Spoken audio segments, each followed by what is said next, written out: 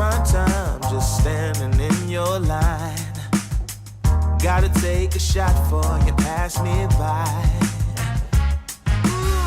So you wanna be alone for a minute? Well, come on, tell me what's on your mind. I wanna know what makes you happy. I wanna know, can I make you mine?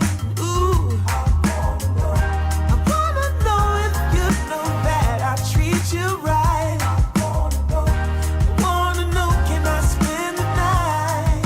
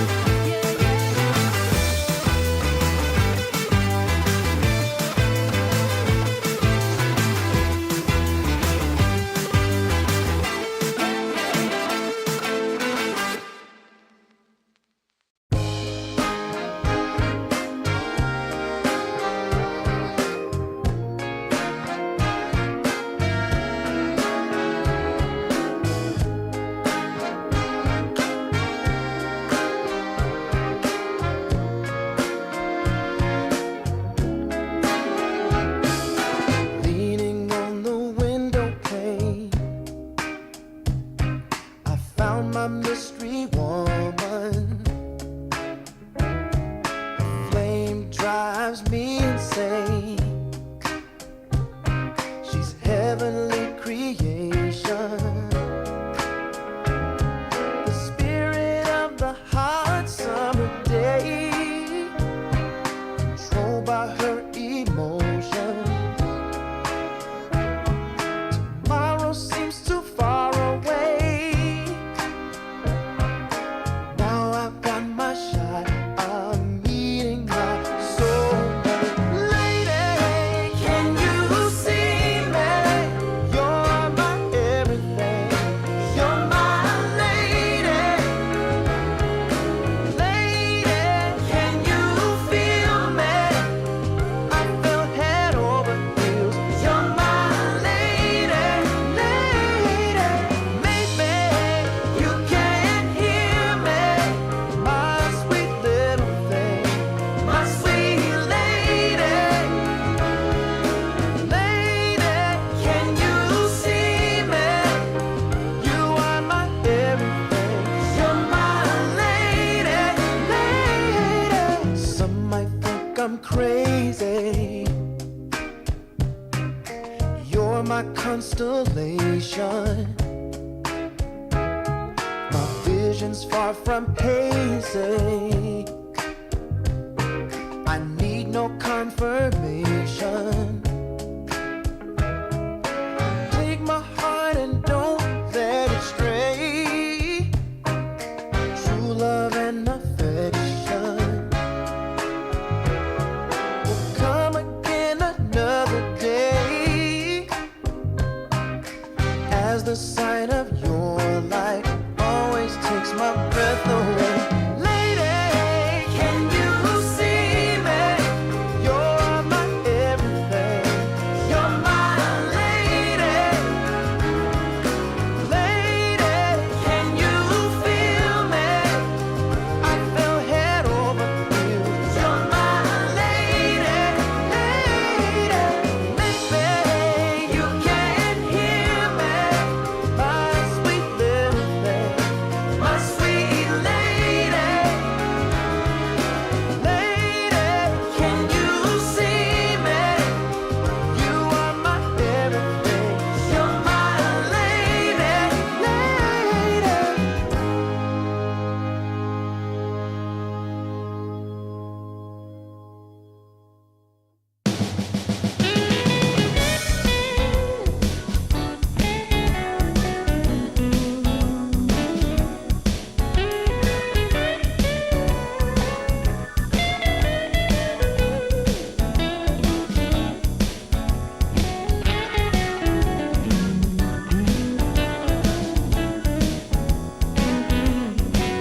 I got the prettiest little girl. She's as pretty as can be. Yeah, yeah. I got the prettiest little girl. She's as pretty as can be. But what I don't understand is what she sees in me. Ooh, I've been drinking too much, staying out all night. I can't remember my left from my right. I'm kinda blurry from my head to my toes. It might seem like nothing, but there's one thing I know. I got the prettiest little girl. She's as pretty as can be. But what I don't understand is what she sees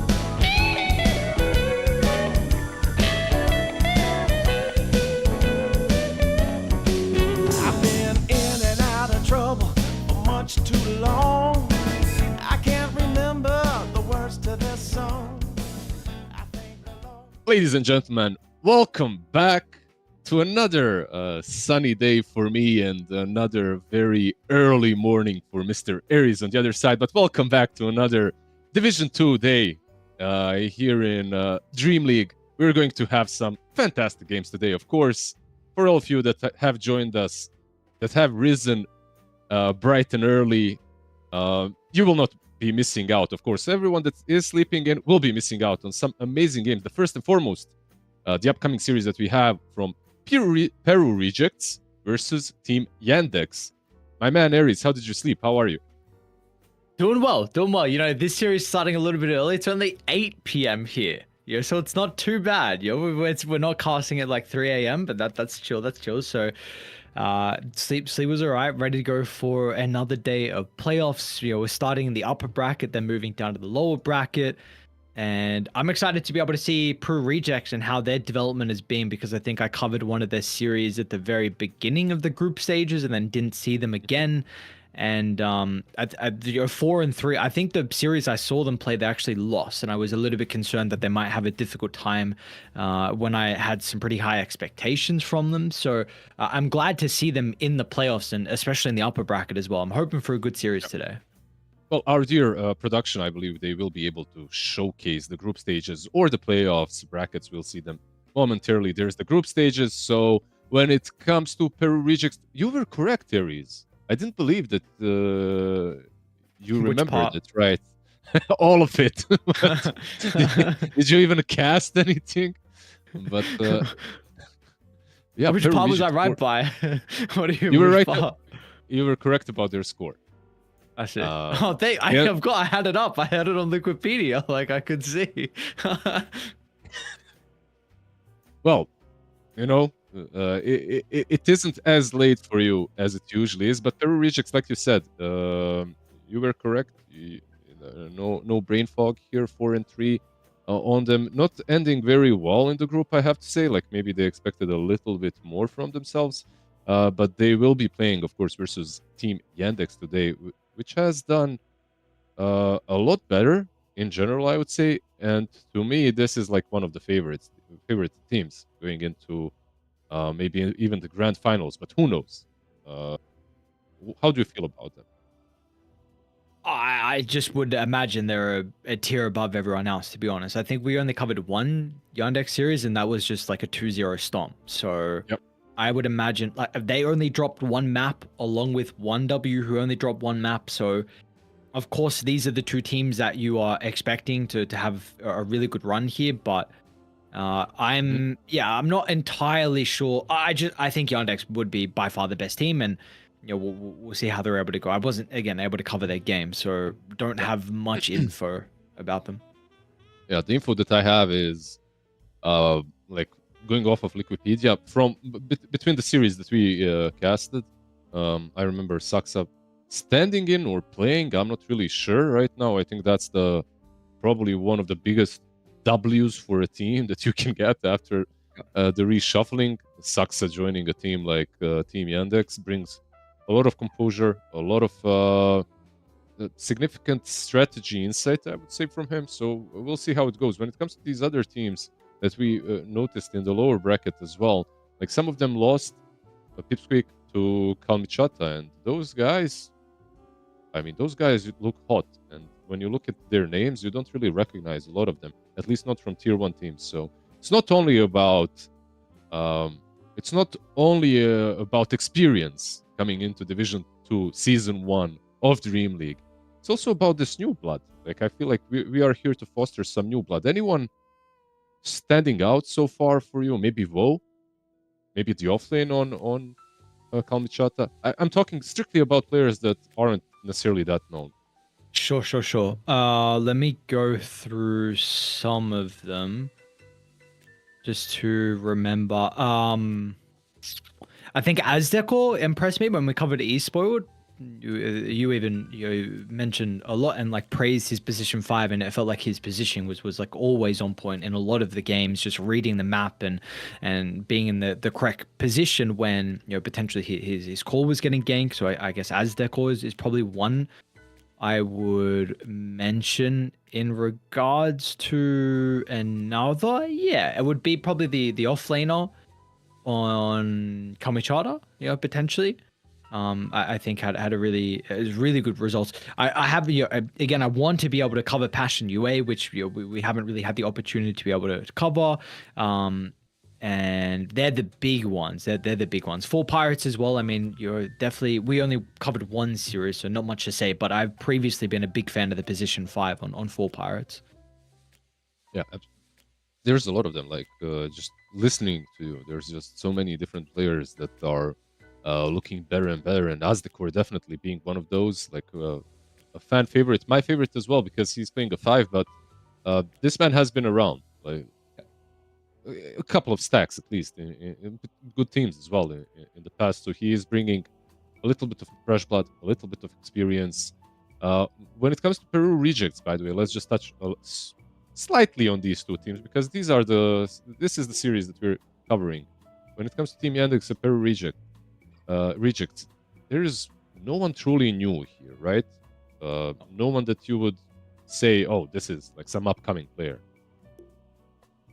No, not at all. I'm honestly trying to think if there's anyone that we could even put on that list. I mean, maybe, like, I'm not sure if they're playing with a stand-in again on Pro Rejects, if it's always been Illich just playing as a 3, but, he's maybe a little bit less experienced, but, we've seen him in and around in South America. I think, he played on Thunder Awaken, had some good results. I don't believe that was the Thunder before we saw them. Like, it's he made it to TI, so he's played at TI.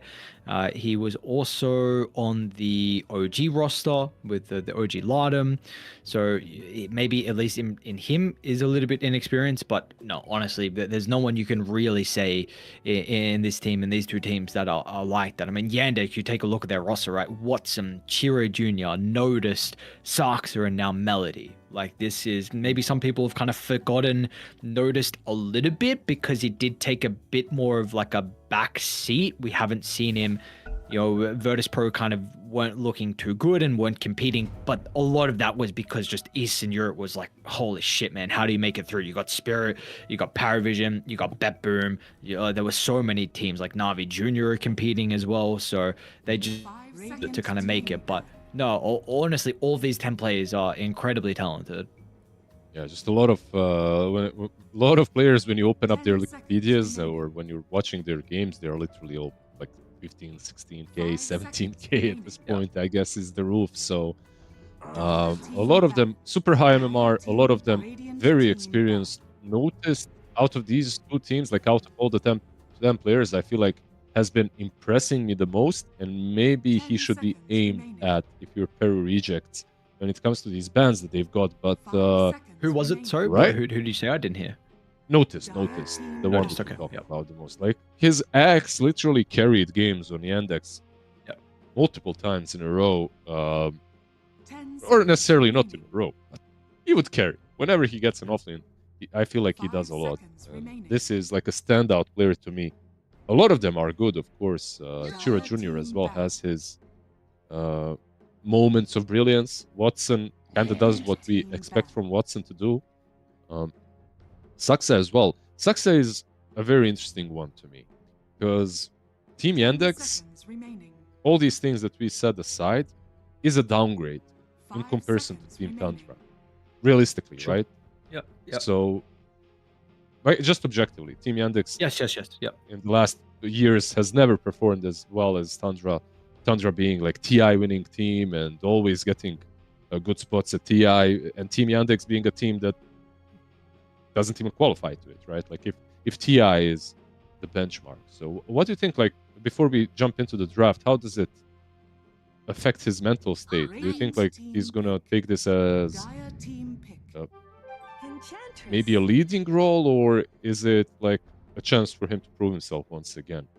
I think somewhere one of the better Reddit, I don't read Reddit much, but one of the better comments that I read was the fact, like, people were speculating, what happened? Saxa kicked you, or what's going on, or all this, crazy talk. But One comment I read was just the fact, like, maybe like Sarksa doesn't actually want to travel. Like, we see you have to travel so much this year, and he could just be completely exhausted. And they may have come to the conclusion as a team that, like, if he doesn't want to travel, then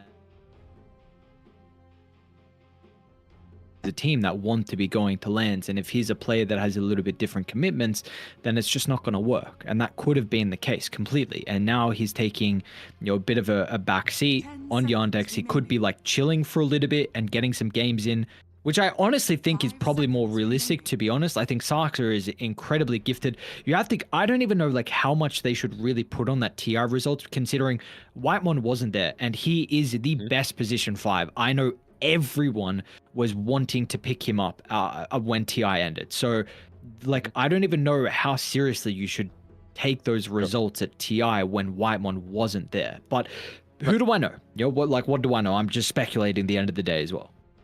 Absolutely. Whitemon and Next Nova for me currently are just absolute beasts. Can't take anything away from Snaking, of course, as well. As it will not be him, but we will be seeing an Enchantress on Peru Rejects on that position 5, but they did give away the Axe on the other side. We'll see how this works. Because we did mention slightly the Axe, played by Noticed. This man is just an incredible beast so far on the hero, and the way that games have went for them, I completely get it why they first faced the Axe. I'm yet to see a team that finds the right solution to the hero, like an absolute solution. Right now, Ench is in the mix for Peru. I think Ursa has to be an option as well. I know that you can dunk Abaddon or Abaddon. How do you pronounce it? But like, you know what the worst part with me is? Like, a minute I'm gonna say Abaddon, the next minute I'm gonna say Abaddon. Like, I just can't decide on these. I need to. I as a kid, it was always like this. It wasn't Aegis or anything like that. It was Aegis. That's Aegis. like a Slavic pronunciation. It wasn't Pugna or anything like that. It was Pugna. Yeah, Pugna. Pugna. That's the way. I mean, you know, Korea. I used to pronounce Korea as Korea. I don't know. I just I don't even as a native English speaker, I was just a bit stupid and would do Korea instead of Korea. So. Just chicken. Or you just say chicken. I say Abaddon. I've always said Abaddon. I'll go with you. I like saying Abaddon more than Abaddon. I feel like I'm voice acting every time I say that. But, you'll forget. You'll forget. At least we don't have Abaddon this game. Maybe we will have a draft and then it'll be. It's like, banned. Okay, maybe. Okay, no, nice sorry. segue. It's banned. Never mind. Thank you. You definitely saw that. You were setting up. I did. What's the other one we mentioned against Axe? Ursa. You mentioned Ursa and incredible soft lizard. Dude, we are so in sync, me and you. Like, Absolutely. You're reading my mind after you see it on the screen, but still, incredible. Yeah, they get themselves the Ursa. I think this is something that Yandex probably expected, picking up the Axe this early up on. You have to expect the Ursa. So you also have to have some solutions to it. You know what? Like, out of all of these position 4 players playing into Ursa, I rarely see a Skyrat. Which isn't a hero that I hate against Ursa, just that built-in silence into him until he gets a BKB, then you're kind of done. But with Axe as well, like some Call, Skyrat ult, like good old combos, you can even burn through Ench. One of these games, I wouldn't mind seeing it. I know that you know what the name of this player is, but I'm struggling to remember. The Skyrat spammer. Antares and Eki? Thank you very much, yeah. We're gonna get a Pudga as well, okay. Is this... What do you think about this Pudga? It's not really like a Saksa hero. And if you're playing this Pudge, you're gonna be playing Pudge Axe into Ursa Enchantress. If that's the lane. Maybe they can put Jakiro on that lane as well, like I believe Liquid did. Like they played the Pudge 5, which I'm still a big fan of. After yesterday, I think I like the Pudge off lane as well, though, I gotta admit. Was that lane into Ursa 2 yesterday? It was, right? And it lost. The lane was lost, realistically. But you had Dismember afterwards, which works very nicely into the Ursa. as long as he doesn't enrage. Like with this matchup in general, I feel like I have a wrong read on, because I played a shit ton of this matchup, right? Like on one side and the other, and I always felt like Pudge, even through hook, you can enrage, you can't get dismembered.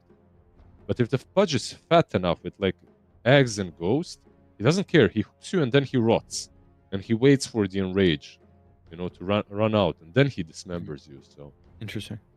it's like, I feel like people are very intelligent when it comes to finding ways of playing a losing matchup in a winning way. Let's put it that way. Like on paper it's losing, but in reality it works out. They get themselves a TA, of course, one of better heroes into the Ursa, into the Shadow Shaman as well. I guess the Shadow Shaman might go for not the big ward, but you know, just a stack of them. I think it works a bit better into the TA, but we'll see. Doesn't work that great into Jakiro because of the double hit. He just farms them. Overall, I wouldn't mind that. And also, Shadow Shaman, dude, what the hell? Yeah, I was gonna that? bring that up. I was gonna ask, like, why the heck's a shaman? Like, I feel like for the group stages, we were mentioning, like, you know, this hero, you can't really pick it, which is why we're seeing, you know, all the pucks and the spirits pretty early in the draft. Exactly. Like, whenever you have a Shadow Shaman, puck is probably not an option. Like, these spirits become increasingly harder to play. But they pick it, like, I won't mind seeing it picked into something like that. But when you pick it this early, Yandex just probably will not pick one of the spirits. You know, they'll play around something a bit tankier. Oh, Huskar as well. really? I didn't know Dark Margo was a Huskar player. I thought he wasn't. But maybe I'm mistaken. I think he is. No? Yeah, I guess so now. So what is... 10 seconds remaining. What do you ban? This is very brave at saying interesting. this. Yeah, well, it's a very, very brave thing to say. Let me just check. No, I sincerely thought he was, like, from his... I'm opening his Dota buff, yeah. profile. Yeah, let's see. Huskar, 12 months ago, 70 games, 57% win rate. That's his, like, pub profile. So yeah. But of course, we don't have insight into heroes being played anymore in pubs. Let's see. Competitively, Huskar also a year ago competitively, the last time he played it. So, but he has a very high rate. This is Dark Margo playing it, right? Like, yeah, okay, they're banning offlaners. So Beastmaster banned, Mars banned as well. You know, what do you make of the Lesh ban? Because this is what I was really intrigued to see. Like, actually, who would they be banning for Pro rejects to protect the Huskar? And the Lesh was not one that I was expecting. You get pure damage from Lesh. Sure, Actually, makes sense. Yeah, it's actually a decent matchup. Yeah. I don't know who else. Like, usually on mid lane, you have like something like a sniper as well. Monkey. Monkey King ban. Interesting. Yeah. It's usually the ranged heroes, right, that can stand against Husk. I'm not even sure what you like playing into him anymore. Everything feels bad. Yeah, because he has two facets, two different ways to play, and it's not gonna be a mid. It is gonna be interesting. Is it I mean, what do you? Huskar? It could be an offlane Ember. Yeah. It could be. It could be anything. But I think it's an. I don't know, honestly. I think it's like we have seen a 4 Huskar, right? We have, but what are your supports? I think it's dude, is Margo not going to play Ember? No. It's Ancient Shadow Shaman, I think, like 99% support. Ursa safe lane. Ursa safe lane 100% into the Axe, if Axe goes there. And I think you play the Huskar on the offlane then. Depending on who gets picked mid. Like, if there is something crazy from Yandex, some great counter to the Ember, then maybe Huskar goes mid. They do have the monkey ban makes more sense, right? Like, because the Ember pick. That's why it makes so much more sense now. Yeah, but keep in mind that if you're Yandex, you have TA. Like, this is a versatile hero as well. She can go mid, she can go safe lane. You don't have to go mid. That's true, but this hero mid, I feel like, is very awkward with them what craft. No, let's see how Yandex responds, because whenever you were given this Huskar hot potato to play with, like you have to figure out and be sometimes a little bit out of your comfort zone. And then if Huskar is offlane, maybe a TA mid, if they think that that is better. I'm not saying it's great, but Yeah. an option if they can find a better. I was hero, gonna right? say sniper. My only hesitation was the Ember Ursa. That's the reason why I didn't say sniper, and because I think you have very good supports at actually ganking mid on the Enchantress and the Shaman. So You're reading my mind, I guess. Or actually, we did call for the sniper, like the moment Huskar got picked, right? I think you Did mentioned we? it, or it was me. I whatever. didn't Yeah, say we it. Did you we say it?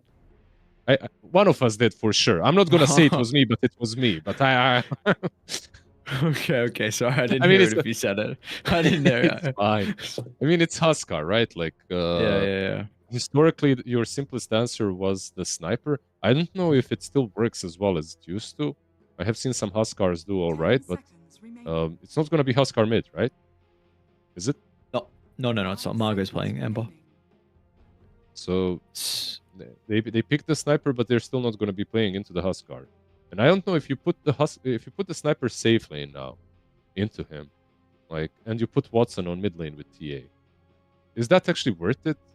Like, because side lane sniper is very different from mid Yeah, lane. it's dicey. That's dicey. I think you're not going to get better matchups than this. Well, surely the sniper versus Ember will farm, right? Into the sniper? Or I'm sure it's like probably 60-40, but is it that bad for the Ember? You're pressured, December. That's Yeah, all. yeah. Like, you're forced to play on lower resources. I feel like we need to start thinking about mid lane as who wins on resources, because very rarely do we see kills anymore. Like, we see them, but I really think like the whole outlook on the mid lane right now should shift. I'm just making this up, by the way, now as we're talking about it. But no, I have given it, of course, a lot of thought before in a lot of games, because I think you need to think about who's going to have an easier time of getting resources and who's going to be lower on resources all the time. Because the hero that's lower on resources all the time will not be able to make plays on the map. Like, he'll be struggling to just sustain himself. And if you're sustaining yourself, you have, let's say, 150 mana just from spamming spells to get last hits.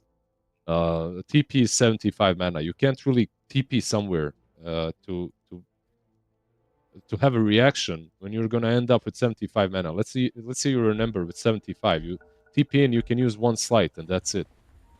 So that kind of thinking as well is maybe important, and that's where Sniper really plays a big part.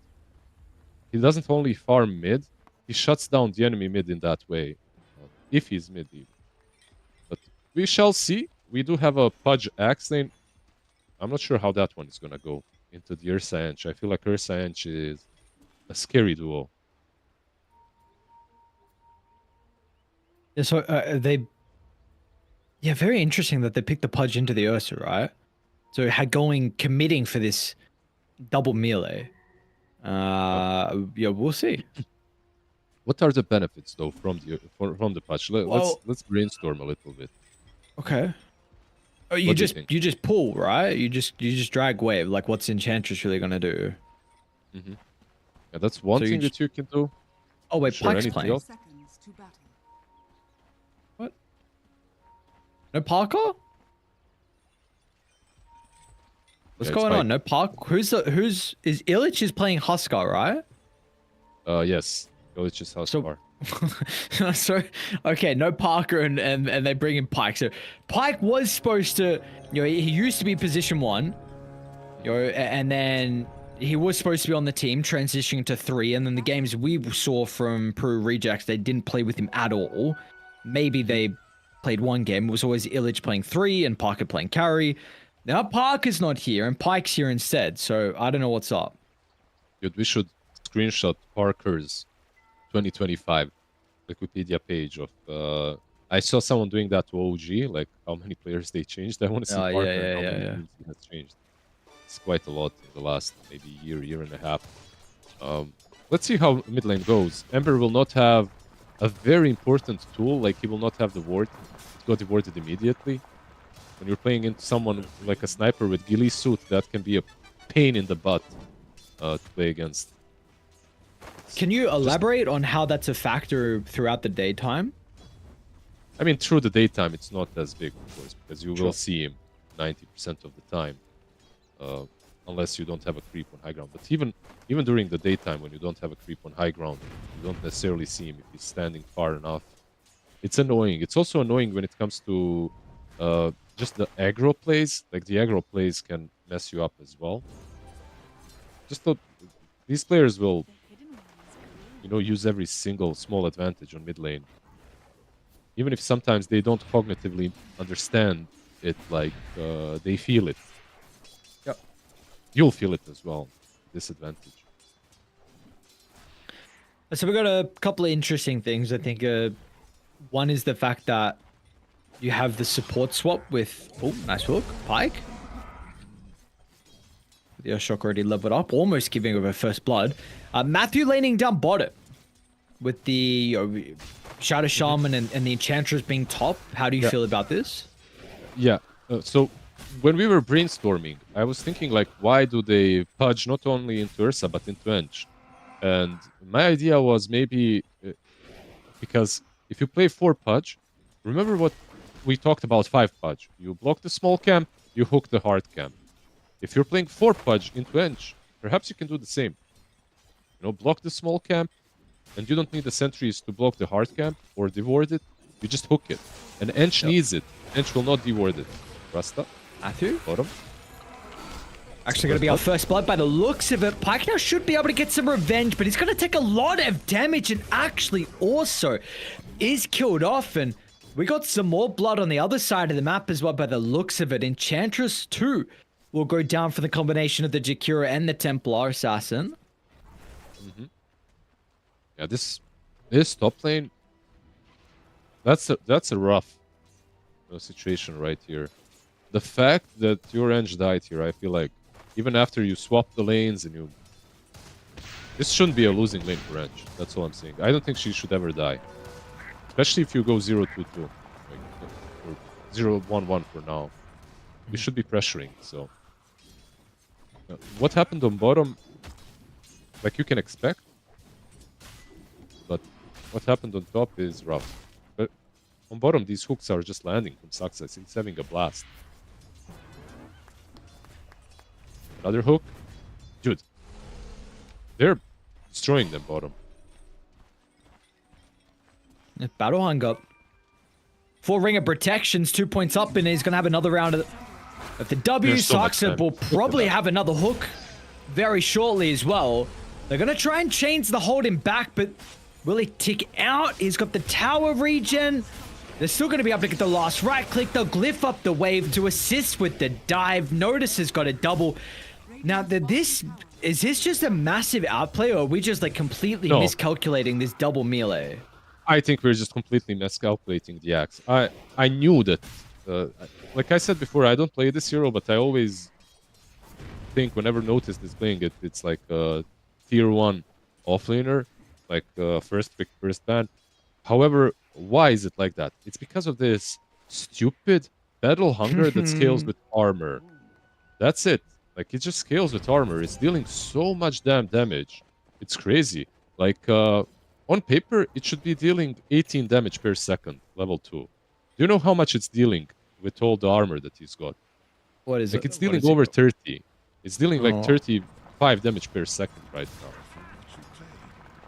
It's like double damage on your battle hunger. And it's only level 2 right now. And plus the armor just works. Oh, Saksa's top, actually. Illich? Well, he didn't want Michael, but his percentage rate on the hooks is still up, and yeah, they will still get Illich. Dude, this is, like, we're getting to the territory where this could be a very early GG with the fact that you've gone for these lanes and you are 3,000 lead. Like, what is the point of a Huskar if this happens? You draft him to try and bully in the lanes and have the advantage versus the TA, and now also your Ember is getting demolished mid too. All 3 lanes are suffering. Maybe once Ember gets 6, there is a chance.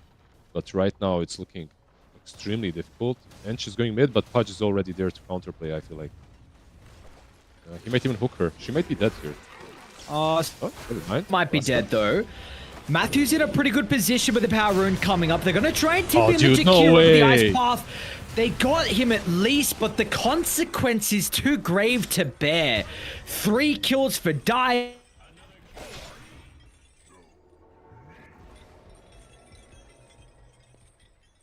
It's just absolutely insane. I don't know, Ares, you might be cutting out a bit to me. Are you here? I'm here, what up? No, you just went full Roboto. I wasn't sure if you were talking, oops. but yeah, just Pudge things as well. Like good rotations from Saksa. Enchantress's creeps don't do as much with the hook. By the way, on mid lane, Ember died before Sniper, so he doesn't even get the X. It's really rough. Can they kill noticed? Surely with Pike here. Nice use of the hook's going to be able to get rid of the shackles, but once Pike is able to continue to walk down with the axe, we're going to kill him. Now, also, Margot did get level 6, so but the damage over timed. Cute use of the slide to miss some of it, but it will not be enough in the end. Another kill onto the Ember. Oh, look at his net worth. What? He's lower than all the supports. Don't Google it, dude. What the hell? You can't do that to Ember like that. Radiant structures are fortified. 2025, there's nothing wrong with being the same net worth as your supports. By the way, the support on the other side, the Jakiro, he went 1-1-3 in his item build, skill build, sorry. So level 3 liquid fire. The towers are about to melt. Yeah. He's got the Twin Terror as well, so a lot of damage. Come of Dominator already completed on Axe. Look at that inventory. Yeah. That's an insane build. Plus 14 armor. So ridiculous. Everyone does this now, by the way. I feel like people have figured it out. Like, we have seen, even noticed going Blade Mail Blink, and then he slowly moved away in the last few days, and he's doing the Dominator all the time. Like, Dominator is so good on Axe. Like, it makes you active. But not only that, it gives you 6 armor, which is 3 rings of protection, which is a lot of damage on Battle Hunger. Yeah. Like, he's playing without Berserker's Call. He doesn't need it. What's the skill? Did he go back to maxing kind of Helix or? It's 0-4-2-1. Wow, 0-4-2. Nice hook from Saksa. They've got the trap laid down. They're actually going to bait the light break in, and now the ice path gets so much value. Okay. Pike will look to rotate. He's going to try and target down Watson. They burnt the refraction, and they're going to get rid of his health shortly afterwards. So even with a good hook and an ice path from Melody, that will not be enough in the end, and Radiant makes some great moves. Yeah, great. You have to respect the Huskar with Cauterize. He doesn't have Incendiary, which makes him a little bit of a weaker laner, but also a much harder hero to kill. So you gotta respect this. It heals quite a lot. You know? Like 5% heal per debuff. Is not too shabby at all. Couple of debuffs this game as well.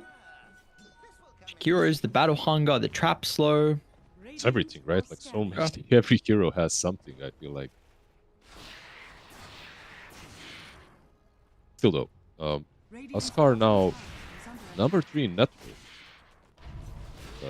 Considering he was dying in the lane here and there. Not bad at all. He's got Armlet completed. This move has to connect. They've got to slow down Noticed. Absolutely. It's like they have a pretty good read. In fact, they're actually going to draw where TA's about to farm. So instead of getting Noticed, they might get Watson. Oh, he's going to see them. He's going to say, oh no. This smoke is a feels bad, man, because they used it on the creep wave. And they didn't, like, they had to... Oh, Axe? Never mind, it's going to work out. How'd he see him? Huh? I think it's the Ursa. Ursa was on the left, and I think they caught a glimpse of him. Oh, I don't... Okay. I don't know, though. I don't know as well. Yeah, I'm not gonna lie. I didn't see the exact moves. I saw the courier was flying to him, and I saw that Ursa was on the left. So it must have been Ursa. I don't know what else could have given it. I didn't see anything else happening. Did they have a courier of their own flying over him? I don't think so. Oh, the car wasn't close enough. It wasn't the shaman that saw him through the trees, right? Like there was a tree. Nah, I don't know, dude. That was I don't think it's the. I don't know. Yeah, I'm not sure. I'm not sure. Well, but that's the past couple of sequences for Radiant. It's and also the fact that that smoke wasn't supposed to connect. I don't know Yep. why he ran that way. Like he could have just ran down and TP'd out, but he ran like it was definitely a weird pathing, nonetheless. From notice, if you were going to get caught, it was like a little bit unlucky. But yeah, again, that smoke wasn't supposed to work. Like your Watson, what a read for him. Instead of farming the camp, he's going to drag the wave and then go back towards the triangle. But he read that something was going on. He avoids the smoke, but then must be a little bit frustrating for him to see his offlaner die like that. I think he dragged the wave because it's a little bit easier for him to farm it and more natural position. Sure. More defensive position. And then Radiant were a bit unlucky with the position of the wave that gave vision during nighttime. So it's like a bit of both, right? Like as it always is in Dota, a little bit of skill, a little bit of luck, but you gotta be skilled to get that luck. You gotta be in the right position at the right time. Sniper, by the way, going for Aghanims. What do you feel about this build in Chira Junior? This is like a position 4 build, Sniper. Honestly, I don't know. To be honest, this Scepter build, I'm not the biggest fan, but I still see a lot more snipers go down this route and then potentially try and scale after. How do you feel? I dislike it. I don't like it. We'll see. There are some benefits to it. Of course, you're playing with an axe, so you have that insta assassinate into the call, which should give you enough damage to almost ult anyone with axe and get those Culling Blade buffs going. But yeah, I mean, I like the axe if it's I like the Aghanim Scepter if it's like a position 4 sniper, but really, I'm not sure. Especially in this game, because I feel like, yes, you're playing into Ursa, but your TA is struggling. You're having a lot of farm on mid lane. Like, I feel like it wouldn't be that bad to have another farming core from the mid lane. Of course, it would be very greedy, but I don't know. Let's see how it goes. So these teams are reinventing Dota on the new map. I feel like there's just so much farm for everyone, and Dax is farming as well. He's going to be like your secondary carry anyway. Yeah, this boy's massive on notice. 3, 2, and 2, top net worth. But Radiant are doing a very good job. I mean, Dire have not tried to make any moves, but they're like, this net worth lead is not growing at all. So they're keeping up in farm. Pike is getting a bunch of net worth as well. They do a really good job just to de-ward that fresh ward that Sark's actually placed down, which maybe, could have caught one of the cores that were farming pretty aggressive down in the bottom side of the map. So I like what I'm seeing from Radiant so far. It's just my concern is like, I've seen so many games when Embers get absolutely bullied in the lane and just their impact in the game is like non-existent. Yeah, especially when they have an offlane that needs some extra damage from his mid. I feel like not that big of an issue maybe this game. Like you have Huskar. This hero, all he needs is time. And he will be the damage dealer. He needs Ursa up front, he needs Ember up front. So maybe the pain can be alleviated that way, but we'll see. They did definitely recover a bit. Saksa on bottom. Does have noticed you to maybe threaten. As we'll chuck out a Battle Hunger, look to try and run forward to deal with the Shackle. It's going to be able to get the kill onto Matthew. Now, Saksa still stuck inside the wards, and Notice is trying to run away, but... Oh, nice Ice Path. Do you want to commit another Remnant now? Because if you do, looks like he's going to go for the Jakiro instead. Can't stop the Twin Gate, though. Yeah, the Absolutely chains not. don't stop it. Yeah. Top Did you lane, call him sniper even Staxa TPing in. on purpose there, by the way? 1 no second, Illich. Michael's going to try and pop the Nature's Attendants and walk on forward, but he puts himself in the firing line now. It's a little bit more gold to get towards the Scepter for Chiro Jr. Yeah, so easy, by the way. A very simple kill onto the Huskar. Radiant's top tower is Maybe under opens up a attack. tier 1 top as well. Dire's At middle least the tower Wisdom is Shrine under should attack. be taken by Matthew. Yeah, cool. So they don't lose the 14-minute mark shrine. But there's an axe now on Sniper. Let's see. See how much this does. Blink on axe as well. Rainier are actually the ones to smoke. Are we looking for Roche? Or do we need to kill leading into the pit? Chiro Jr. up on the higher ground. Smoke's gonna pop. He's got Melody behind him with a bit of an awkward usage for the Ice Path, and these two quick kills are gonna enable the big objective that Radiant will bring them back into this game. They're gonna get Melody, right? He's got another Lotus. I don't know. Pudge is here. Okay, Punch actually hooks aggressively and trying to keeping Melody alive. Now Margot should be fine. Notice was unable to get in range. His Margot actually got remnants. here That's now. going to be the thing of concern. It won't even matter as Notice gets to jump over.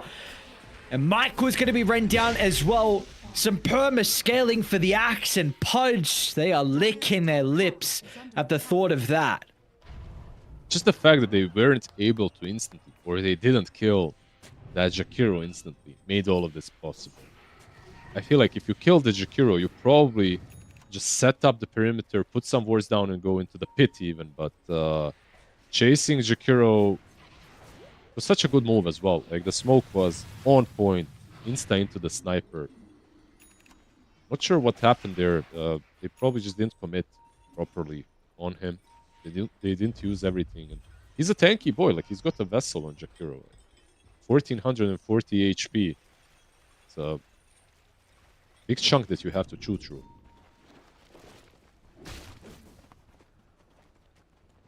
They have Let's some see if blinks for the Dice- Radiant, by the way, as well.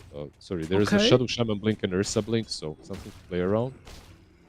Let's pick up. See Pike, they're going to start with the assassin to look to jump in, but Pike, with Matthew standing behind him, gives him an opportunity to use that enrage defensively. Yeah, that's why he's kind of good versus Ursa. Versus Pudge, sorry. This is what we talked about. If you enrage as he is dismembering you, it just lasts half a second. You're good to go. Mr. Ursa, Mr. Axe, sorry, he has a shard as well. So Is under attack. Radiant's middle tower is under a attack. lot of damage from the Battle Hunger. Are still sticking around, however, inside Radiant's side of the map. Look at the D ward. So, Now, Watson really hasn't shown up, though. He's continuing to play around the triangle, even with the 4 other members being quite aggressive. Tower is under attack. I think this is a game where TA wins eventually. Like, it's a winning hero. Like, a win condition for you. Overall, I don't think anyone, Ursa with the Blink Basher, as well as Ember, as well as Huskar, like, she has a Blink Pike. And let's say Daedalus at some point. I just feel that she's stronger, so we'll see. Bot lane. Axe is spot. He is. Might actually be able to get the kill. Is he? Is he Is caught? he out? There's no enrage. Wait, is Pike in trouble? He's without a doubt in trouble. Oh my god, what a frustrating death, bro. So many battle hungers. You got the duck quacking away as well. Dire's Top middle lane. tower is under Bench. attack. I think this is another kill. She's Might even kinda- have to go quickly down to bottom afterwards. It looks like the Husker was trying to jump in. They want to Yeah. try and catch up to the sniper, and the TP out this time will not be successful. Radiant's bottom tower is under attack. So a small counter kill, I would say. Small prize for Peru. They do get the sniper. I mean, losing the Ursa and the Ench. Not the best trade, but it's not terrible how it was going, at least. This Axe hero, I think this hero is all about the battle hunger. No, that's it. Like, this hero has historically always been about Blade Mail, Berserker's Call, double helix, counter helix, you know, like just. But I truly believe battle hunger is like his main tool right now. Dire's middle tower is Are there under talents for it as well? Dire's middle Yeah, he has the 10% battle hunger slow, I see. Okay. and he has the left talent on the movement speed. While the Oh, they're at the random location. Oh, well done. Very good coordination. you have a your level 25 as well is, I mean, 85 Berserker's Call AOE is pretty damn legit. But I know that there was a build with Aghanim's Axe and Aghanim's Shard. I think Aghanim's used to be what the Shard does, right? Like it used to fly better. Potentially. Right? I do think they've changed. I don't particularly remember though. I'm pretty sure it was because there was a build around this level 25. Inch. So, Very cool as well with the scepter setting up from Saxa. Like this is, you know, with the sniper assassinate. You know, we were mentioning about it like as a way to help with damage follow up inside the core, but they're using it. They're using it pretty cool. absolutely, minute 20. Aegis Radiant's top straight tower towards the Tormentor as well. This is not only Aegis for them, it's an Aegis versus the Ursa Huskar. Yeah. Taking that away from them. Huskar is waiting for Huskar? them, by the way. Wow, really, bro? They're all coming in. So they're gonna see two heroes through the portal, but very shortly the rest of Dire heroes are also gonna pop on out. And was this really the fight? Like, Pike is nowhere to be seen. Margot's not there. Ench isn't there as well. And Notice now, this as well. yeah, ooh, I don't know. Yeah, he survives. He TP's base. If this was Incendiary Huskar, he absolutely dies on Axe at least. But it was a very risky play. For sure. If it was maybe one hero going through, maybe you can punish them. Hoping Yeah, that they will be a bit risky because they're in such Yeah. a leading Radiant's bottom position. tower is under attack. Radiant's Such a low probability of that happening, though. For sure. Look at the range. Insane catch potential with these two. Very cool to see how they're just playing across the map now. And notice he's got a ridiculous amount. 24 stacks already in the armor. There's someone that has 24 stacks as well. That's the Pudge. He's got 24 strength gaining from Oh, Flash wow. Sheet. 14 stacks, but 24 Flash Sheet strength given. Radiant's middle tower is So under they have the ultimate scaling team. They just need a silencer now. And perhaps a Slark. Dire's top Is there a fifth? Radiant's Um, is under attack. Radiant's Probably. structures are fortified. Probably there is. Then give me some time. LC with the There we go. damage. Probably the easiest one as well. The first one out of all of them. Yeah, we got Slark. Did you say Slark? Yeah, I did. So you Okay, can make sorry. a 5-man ultimate scaling team. LC, Slark, Pudge, Axe, and Silencer. Let's go. Someone needs to draft this. They're going for a full wraparound smoke, but Pike is not back in the base, and as soon as the point of contact hits, you're gonna need your Ursa for the fight. He's now gonna He has tip a it back BKB. to the fountain, but Michael's already dead. No buyback available, so we'll be a 4v5. I mean, the wraparound has to work. It needs to pay off. They're in. Matthew's gonna get the initiation. They're gonna try and Serpent Ward trap Starks up. That's not gonna work out. They're gonna deal with Illich as well, who's trying to fall low. Illich will have to disengage over to the left side. Meanwhile, Pike wanting to 1v1 Watson, but they are too far ahead. That's just Your what's first happening. BKB usage with the one as soon as this game ends, because it's feeling like it is a mighty over. It definitely feels that way. Ench is back up, but there is absolutely no reason to go back at this point. They're kind of low on HP and everything, but still have that Aegis. The Daedalus is here, by the way, on TA, and you saw how silly the fight with Ursa happened. There's just not a lot that he can do. They need a Huskar somehow as well on this TA to commit. They need everyone, but you cannot because there's an Axe, there's a Sniper. There's just so many problems. They were waiting for the BKB Ursa as well. The moment he got it, he TP's base, but it's already a bit too late. Tier 2 top still standing, so I doubt that they'll just insta-GG out.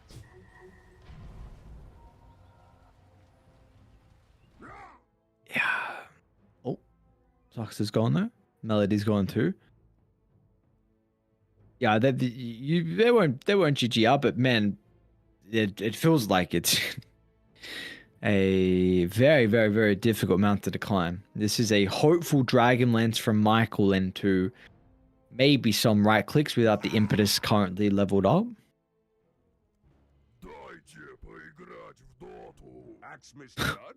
It's a weird voice line. At this point, I mean, it happens sometimes. You're just going all in to sustaining yourself, and this is a really good game for 044 on Ench. It's just that everything else has kind of fallen apart. It's really good because Untouchable is also very good versus the TA, the Sniper. It's good to heal through Jakiro. It's actually a must. Like, you have to go for this build into Jakiro in the lane. But if your team is not doing well, then you do start lacking damage for sure.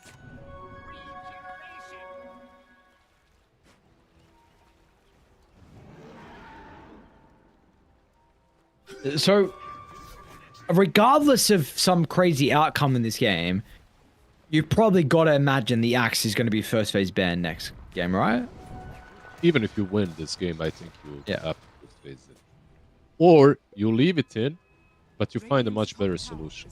The problem is, I think that everyone, me included, has a wrong read.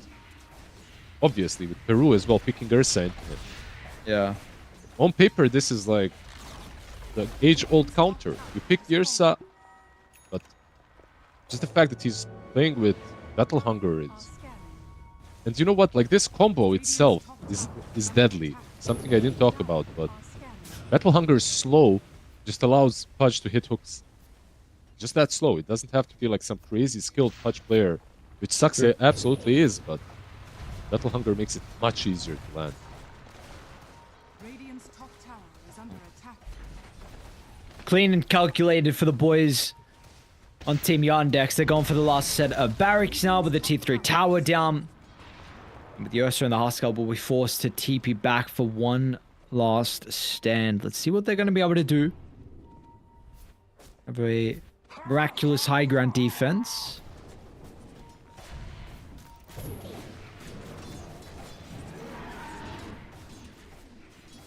You kind of have to go. Yeah, you have to. Or you play versus Megas. I mean, that's an option as well. Huskar doesn't have a BKB yet. Oh. Hook. Alright, they're going to be able to get the hook onto Illich, so they'll force the fight instead, but look at the distance they're playing with the Sniper and the Templar Assassin. Illich, life breaks further into the middle. Notice chops him down. And Matthew is out of the base as well. Secondary dunk. Looking for more. Pike sees Sarksa, but that is your BKB. GG. And G's are dropped. Yeah. Bit too cute. Radiant's top Yeah, they had to drop the G's. The Huskar pick was an interesting idea, but I feel that Peru rejects, they absolutely thought that the lanes are going to go a lot better. That's something that they probably had in mind going into this game number 1 versus Team Yandex, and their lanes, I have to say, failed more or less miserably. Mid lane was a disaster, top lane as well. Bot lane that they probably thought, oh, we have like a nice combo. Ursa plus Ench or the Shadow Shaman should be able to deal with the Pudge and Axe, but that was very far away from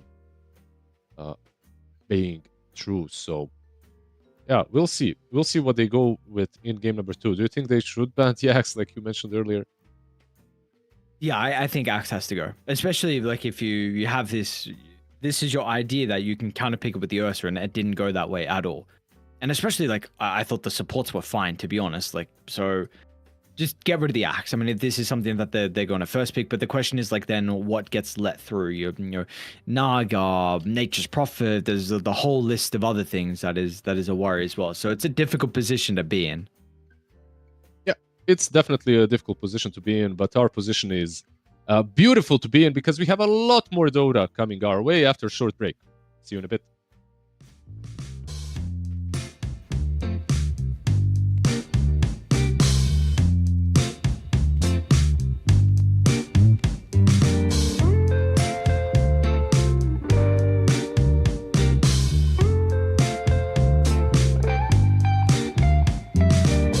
Well, I can tell just by the way that you're smiling that you're still unsure. And I can tell just by the look in your eyes that you've been hurt before. But baby, no one can promise you forever. Right now I only know that we should be together. Because it's now or it's never, so won't you take a chance on me? Well, it's fine if all your previous guys they made you run away.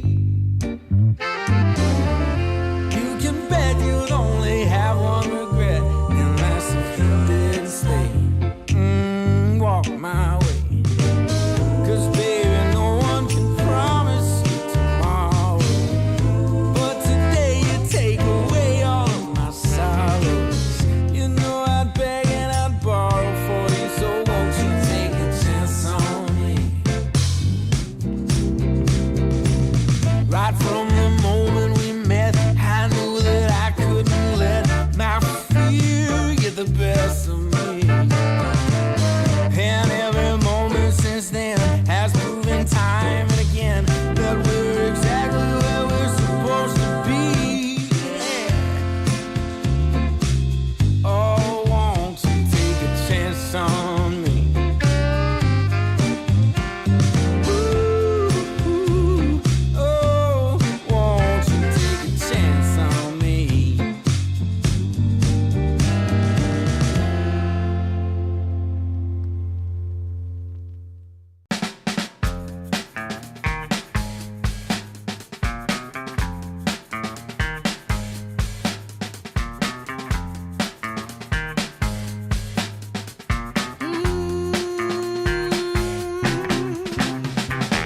How I used to be was so good for me. In my mind all the time, no one I could turn to. Now that I can see your love has set me free. You came along, made me strong. I've waited such a long time, and I just can't believe in this new love I have found.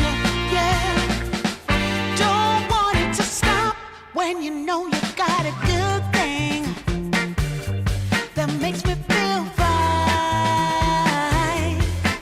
Ooh, wherever it leads me, you know it's all fine. I never thought that this could sweep me off the ground. Oh, I don't want it to stop when it's feeling this good.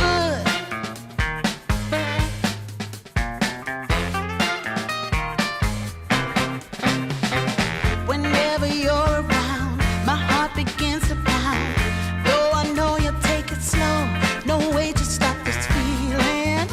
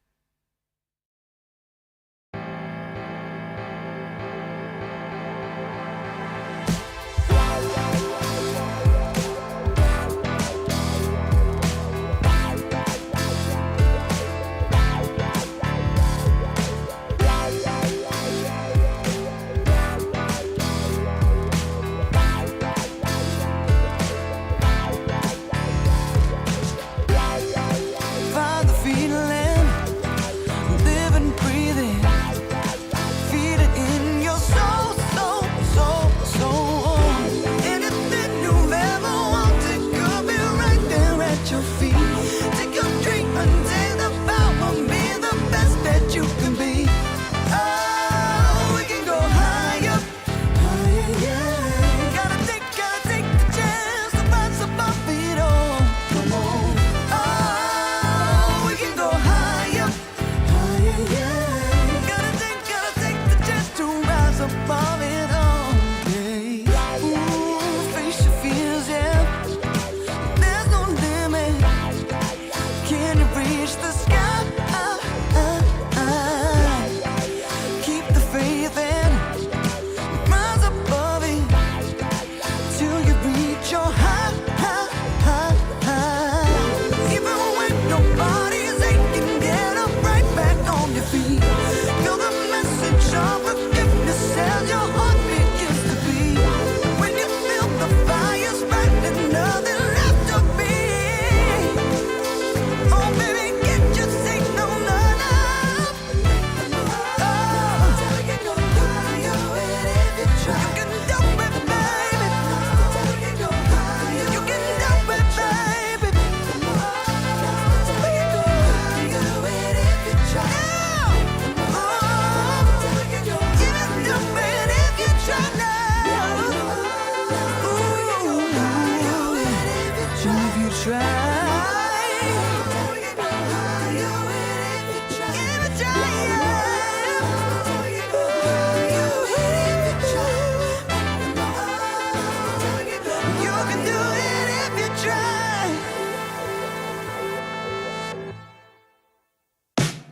Sure gonna be a cold winter, baby, without you loving around.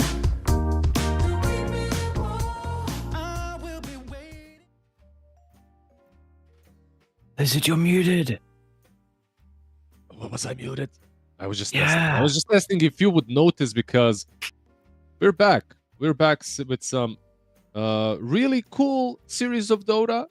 I was checking if you will notice my mute on the microphone. That's how I'm gonna segue this because noticed was absolutely beautiful in that last game with tags.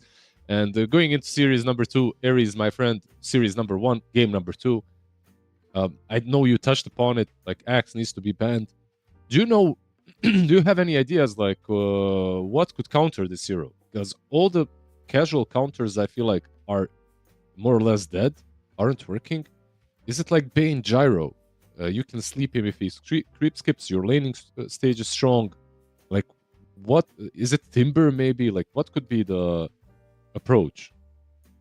I got no idea. If Ursa's not the one to be able to deal with the axe, then you got some problems. You absolutely got some problems. Like maybe, and you know, Shaman is a pretty strong laning support as well with the cluster clock too. Like we don't see this hero as much at the moment, but with that facet, all of a sudden the hero was praised for his ability to lane. So I don't know what to really make of this axe and your traditional counters.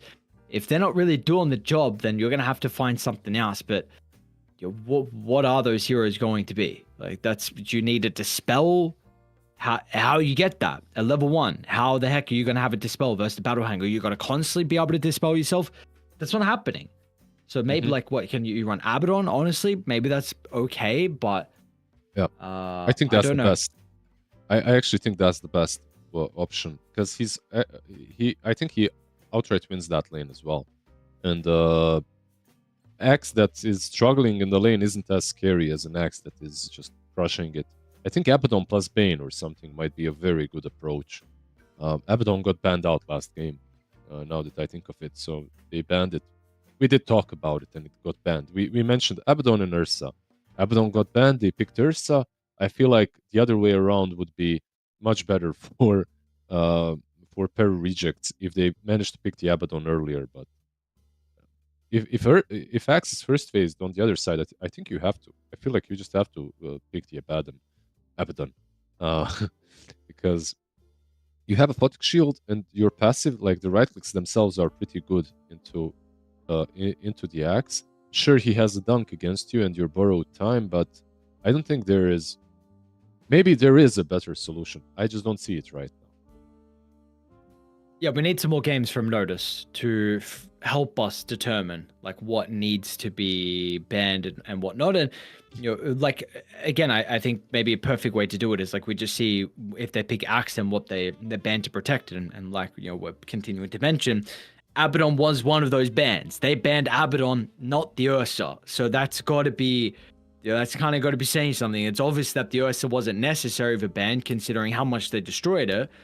So this Abaddon now is something definitely to look at. I mean, that's always I think a good way to be able to identify like what teams think are counters to X matchup, like particular heroes, and it's a little bit easier when you like say at the 18th pick, for example, you pick like a core and then you have 2 bans to protect it, or in the first phase where to close the first phase you have that pick and then you have 1 ban.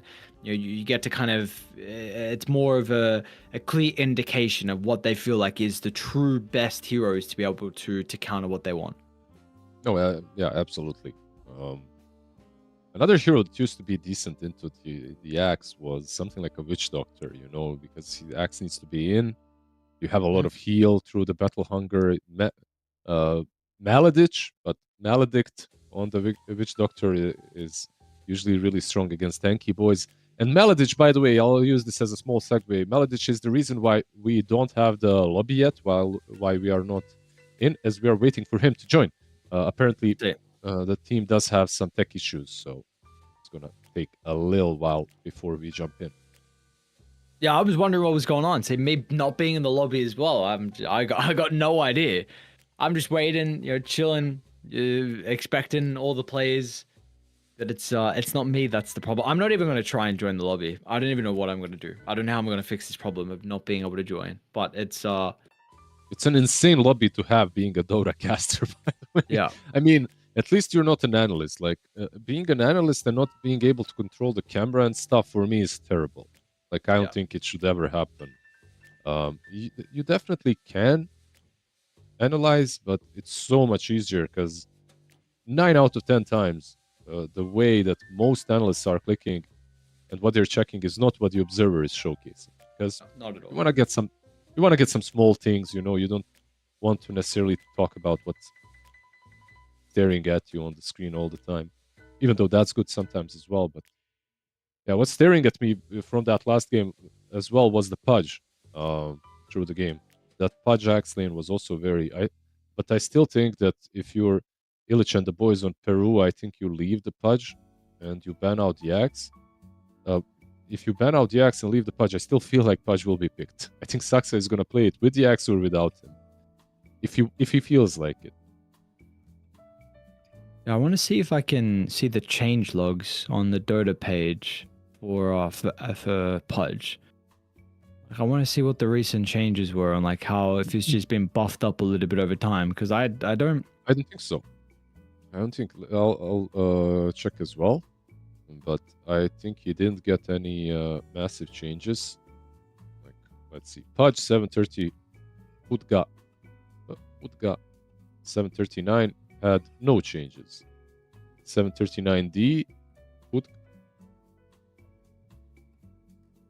Pudge, no changes. 739C, no changes. 739B, no changes. 739. Wow. At 739 patch, Rot Aghanim Scepter, instead of reduced healing, health regen, lifesteal, and spell lifesteal, now reduces health restoration, which was one of those major changes about how the healing worked. So it wasn't like a massive thing for him, like a buff or a nerf. Huh. It's interesting because I'm trying to see what's going on with all these Pudge picks as well. Like, and we're just getting a bunch of Pudges. I think people just figured out that the hero is very useful, no matter what. Like the last big change for Pudge was 738, like the main patch. He lost his shard then, and that's where he got the fresh meat and rotten core. Rotten core, for me at least, when you're playing a support Pudge, is massive. Because it actually, I don't know if you noticed, but in that last game, you did for sure. When they killed Ursa and the Jakiro, and the Rasta, under the tower, if you looked at that fight closely, it looked like the Ursa should get the kill and get away as well. But suddenly he gets damaged way too much, and it's due to the Pudge just dealing some crazy damage with the right clicks. It surprises you. Suddenly a hit is a double hit. So you feel like this is even... Is this a facet you go on core as well? Or is this, you feel like, just the correct facet in every single game that you're seeing so far, the rod and core? To me, I think that it might be good in every game, but I am seeing cores doing the other facet, like the strength one. At first, when I looked at the strength one, to me it looked kind of trash, to be honest. But I think I'm wrong, because the strength gain through Dismember continues. Like, it lingers. It isn't like, okay, the moment you dismember, the strength is gone. It It's lingers only for a 12 bit. seconds. What, at 6 strength? Is that like really that much? It's not. It's. Wait, does he gain 6 strength, or is it What the member? Yeah, you might need to tell me. The numbers are weird on the actual site, so I don't know the numbers. I thought it's. I mean, I never take this facet, but I thought it's actually per second of this member channel. It could You be know? that again. The numbers are super weird on the. What's it say? What's it say in game? I feel like in game is a better way, because I'm looking at the Dota 2 website. Yeah, what you can look at as well is some draft and get our. True. Who cares about annoying Pudga? faces off of the screen. Well, they might care. We'll see. Peru rejects so far. They did not ban it out. They ban out the Chen, the Marcy, the Prophet, and the Naga. They don't care about Pudge. They don't care about Axe, and they still don't have the first pick. So, okay.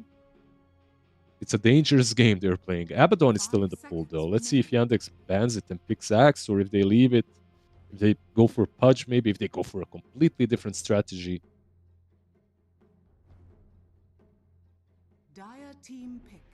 They banned Ursa, actually. Ah.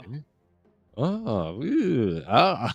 I was kind of really. I thought they were gonna just. I thought they were gonna axe it, but we get a timber. Maybe. So we just draft super broken noticed heroes that they feel is super broken, and the enemy team can't do anything about it. 5 seconds remaining.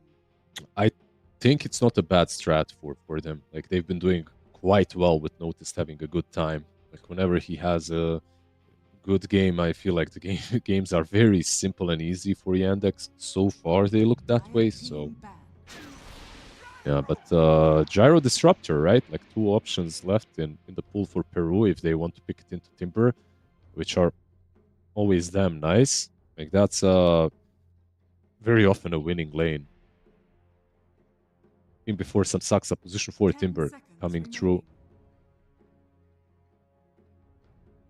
5 seconds remaining. Whether it's Pike or Parker, doesn't matter with the early gyro. Because himself has got a very good gyrocopter. Mm-hmm. What heroes do we really like for Yandex now? I think Jug would be good, right? Like, as a carry. Definitely an option. And look at the bans. Slardar is banned out now. Beast as well, together with the Pugna. Like, all of these 3 bans make for a decent Jug game. I feel like it could be an option, perhaps, for Watson. There are other options, of course, for Gyro. I think we probably will be seeing the supports next. Timber plus Pudge, perhaps not as strong as Pudge plus Axe, but another option that they have. I think this is going to be a weaker lane for Yandex regardless. And damn, they banned the Watson Morphling. Wow. That's how much they respect it. Even though the hero is kind of dead right now. Yeah, that's it. Insane ban, but gotta do it sometimes with the matchup. So let's see. Yeah, I clock. South America's always got a very good clock. 5 seconds. And one of the better supports to play into the Timber. Got an early Void Spirit. Right. I love it when we don't see it at all, but like I'd like to see some very good clock Radiant team hookup. pick. Like that facet to me got buffed quite a bit, and people aren't experimenting with the hookup at all. Uh, Is that the armor It's eating one? What's hookup? it's no. Chainmail is the armor eating one, which is also kind of cool because Clock, just like Axe, gets damage 5 out of his seconds armor remaining. in a different way, but he still gets damage. So eating armor actually makes all of your skills better, stronger. But maybe if you could eat Ring of Protection, maybe that would work. Like Chainmail, I feel Yeah. like is way too damn expensive just to consume. It's a meme at this point, and I think if you're gonna consume chainmail, you need. Someone just has a chuckle in Valve offices right now. They just love the chainmail. You know, it's. I think they just memed on us, but Yeah, no, I agree. Void Spirit and Snap on the other side. Snap, you have Lil Shredder to deal with the cogs. You have a jump out of them as well. Void Spirit does not care about clock at all. Like they already found two nice heroes into it. But why I was talking about hookup is because now it's range based. You don't have to hook your hero, I believe, for the cooldowns and things to trigger. Let me just check once again. I played it recently. Angolier as well, okay. Dire team pick. Yeah, if It's there's like another allied hero within 350 of hookshots hit target, Clockwork, and all allies in the area receive bonus armor, and the cooldown is reduced, and the mana is reduced of the hookshot. So you get refunded the mana, and you can hook again very shortly after. So it's like a really good hero if you have someone else going in, or someone gets gone on, and then you can counter initiate. The problem is Clockwork has always been played as a first initiator, especially when he's position 4. I think maybe, just maybe, if you're playing an offlane Clock and you have like a Tusk or a Tiny or something else that goes in, like a Spirit on mid lane, that can go in first and then you follow up, then this facet might be legit. I'm just, like experimenting here. Yeah. I think you're cooking. It's Like, I think, 25 bonus armor on level 3. Yeah, that's a lot. 25. I don't think there is anything that gives you that much armor in the game. Definitely not, right? Like how much does AC give? 10? Like to Yeah, allies? 10, I think. Yeah, with the aura. Well, for you, it's 10, I think. I don't remember actually. Yeah, that's definitely. Maybe you get one slight buff. Maybe it doesn't need to buff. Maybe the other Clockwork one, the expanded armor choke just needs to be nerfed a little bit, and then we could see. There's the jug you were mentioning though, right? I mean, we got it the 18th, so it's something you called pretty much straight away as soon as you saw the gyrocopter, and now we will have it in the hands of Watson. They do have at least there is going to be some BKB piercing stuff with the hook and probably the basher from the Pangolier. Yeah, they do have some things for sure. This jug for me was obvious because of the 10 bans. seconds remaining. Perhaps on Peru rejects they thought the bans were protecting something else, but I think Pango as well was one of the heroes that they could have picked on Yandex. I mean earlier before the Void Spirit, because of the fact that they had you could consider that was where they were going because of the Pugna ban. So I understand the pick, but I think Jug is probably the most contested position 1 at the moment ever since Crystallis went 16-0 or something on it. 10 So seconds remaining. yeah, definitely a good hero into Gyro as 5 well. seconds remaining. Any hero with a built-in BKB or a hero that can isolate a target and go ham, like we have seen it so many times at TI. I don't know, this Lotus Orb is still triggering me. Yeah. I have seen some people defend it online, and I just don't understand how. Like, do we have a different set of eyes, or what is going on? Because to me, it's still like I am adapting to it right now, but it's still way more difficult to notice than the normal Lotus.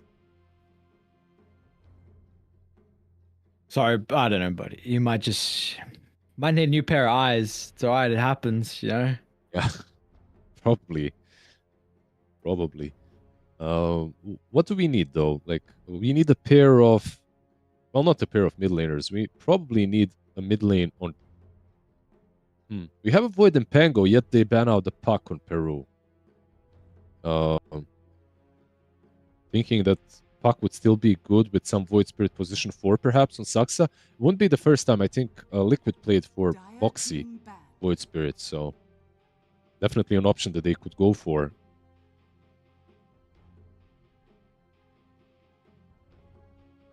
So I'm they trying to ban out think the of other Puck and routes they ban as out well. the Dusk as well. Yeah. What are other fours? I mean, Pudge is still there if you want to play it, but you mentioned that Pudge Timber doesn't probably sound the 10 best. seconds remaining. I wouldn't. Yep. 5 I would By like the a way- hero to be able to make stacks. That's for me. Like I like that a lot with the Dire Timber. team pick. By the way, Radiant's Disruptor team as well, something that we instantly called with the gyro, Ooh. right? If you remember. Yep. Gyro yes, I gyro do. Disruptor into Timber, it just feels like a winning lane no matter what. Or should be on paper. We'll see how much Void Spirit will be able to do. But Peru, I feel like no matter what they pick, 10 seconds remaining. this draft looks better to me than the draft they had in game number 5 1. seconds Well, let's see remaining. what it will be. They need an offlane or a mid, depending on where they want to put the Pango. Illich plays a lot of offlane Pango, if that is what they want, and it looks like it is. Yeah, looks like that's going to be the case. Sark's a Void Spirit, huh? Mhm. Okay. I think this man just has incredible pull right now in Team Yandex. You know, just his presence is too dominant. And then if he says he wants to play Pudge, you give him Pudge. If he says he wants to play Void Spirit, you give him Void Spirit, and you just go along. Void Spirit, we have seen, like I said earlier, we have seen it before. Not a new thing on position 4. Does have multiple, like, they have all of their heroes more or less can deal with the cogs in one way or the other, which is nice. Getting out of them more. But in general, I think this top lane is much harder than the last game one for Team Yandex. Mid lane as well, they had the ultimate last pick, so they get the co-op into DK, which is also not bad. It used to be kind of alright for DK because of the armor and the heals, but I feel like co-op just out-farms you now. And the offlane, all 3 lanes for Peru rejects. On paper, this is an outdraft for me. Just the carry-to-carry matchup is a bit iffy, like the Jug into Gyro. But the laning stage, I feel like they set themselves up for a really good game. How will they execute, though, is a different matter. Yeah. And it's not only just the lanes. I feel like the mid to late game, the team fighting. Just think the synergy between their heroes and you got some big team fight. Multiple heroes to be able to initiate the clockwork, the Pangolier, threat of like a late game, Scepter Static Storm, which can always just win a game by itself if you get there. So, yeah, it's a solid lineup, a very solid lineup for Peru rejects. Absolutely. Hard to creep skip into the Disruptor as well.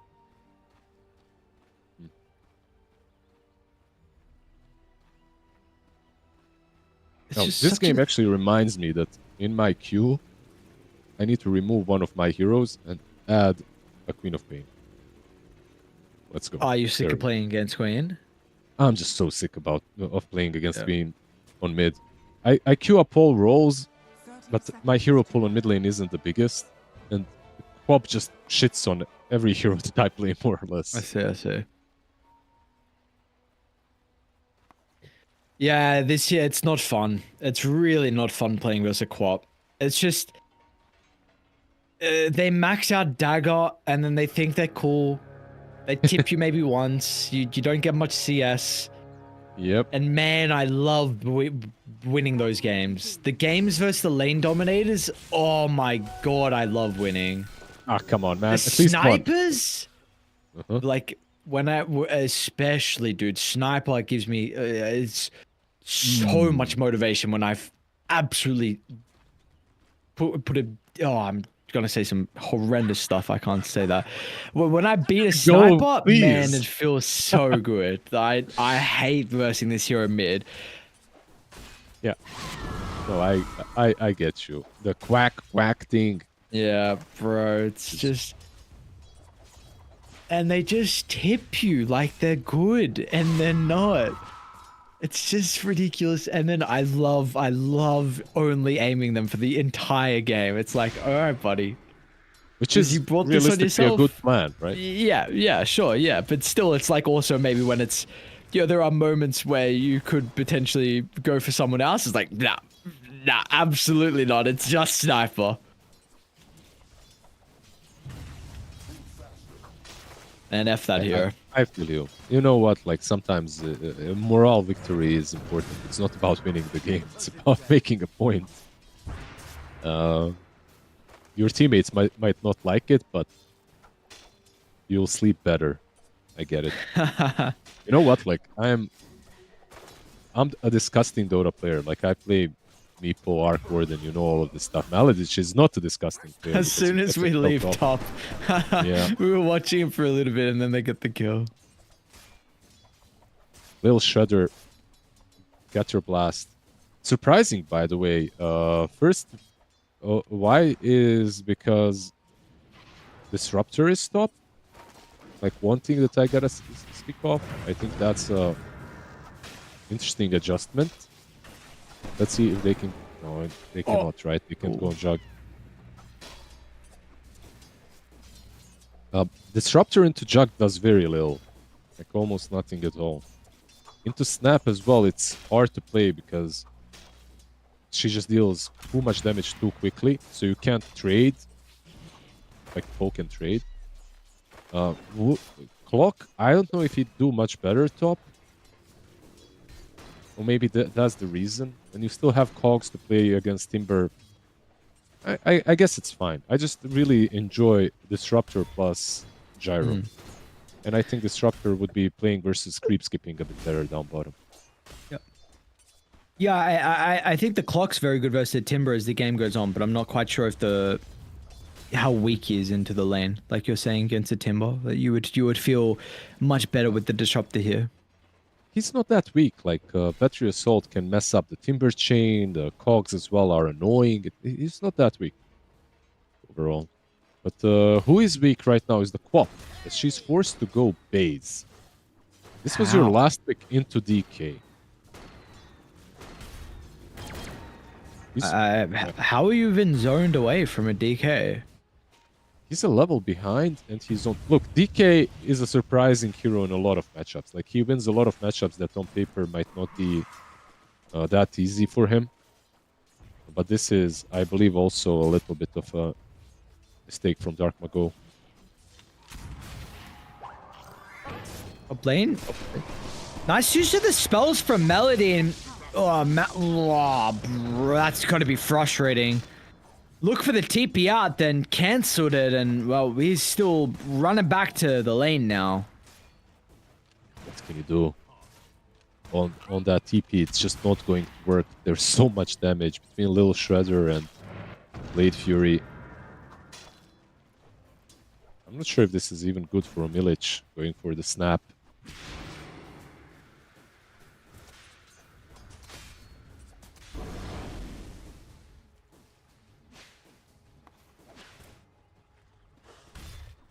What do you feel like is Sark's role in the lanes and the early game here with the Void Spirit? Let's just soak up a little bit of aggression, stack, perhaps creep skip. They're trying to go on Gyro here, but they truly don't have the firepower. Like, they cannot kill him. That's it. I don't think his position as a position for Void Spirit can ever truly threaten the Gyro, unless he's super out of position and gets like pulled under the tower. And let's look at the Triangle. Triangle has a triple stack of Ancients and a double stack of Art Camp. On Radiant as well, they're making some stacks. But yeah, Void Spirit has been doing exactly that. So, creep skip, you know, soak up some damage from Rocket Barrage, prevent the pulls, that's it. You're not necessarily winning this lane into Gyro Clock. Doxa? He might die though, yeah? Yeah, looks like he's going to give a kill over with a dissimulate. Still currently on cooldown. But that's more or less it, right? Like, you're soaking in the aggression. Matthew. Let's die top. Can they get Illich? Definitely not. He's got a healing Lotus and magic wand charges.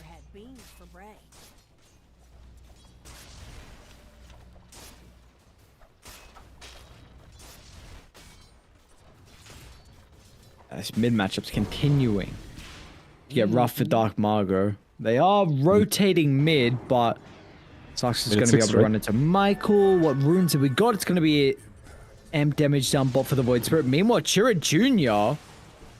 almost kind of killing Dark Margot. Forced to use the glimpse to get him out.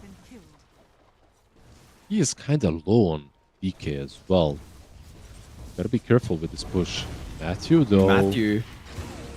Actually missed out of the 8th random, but now Clockwork just runs forward. They got the blood grenade, and Sox is going to be able to run him down. One more right click, and they got him. It's a double kill for the Voids, but I was asking the question of kind of how he plays the early game, and I guess that's the prime way to do it. Don't you think that was like mechanically outplaying them, or perhaps I would even say like a maybe a mechanical fail from Peru? Rejects? Yeah, I would 'Cause the say way they- potentially, yeah. Yeah. It's just the way they moved in. Like, Disruptor, the moment he moves in, he was dead. Gyro will try to contest the Wisdom, by the way, and this is a hard contest to make as well. He might be dead here. He, without a doubt, is dead. Michael's one. dead too. That is a insane. I mean, you gotta go. If you cause sacrificing his life for the wisdom, you absolutely gotta be there to do it yourself as well.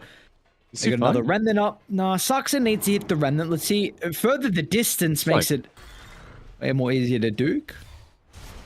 It's the Windlace plus boost on the top lane. Watson got Blade Fury. Illich is gonna swashbuckle away far enough. Gyro is Okay, here though. This Pike's could be a here. good kill.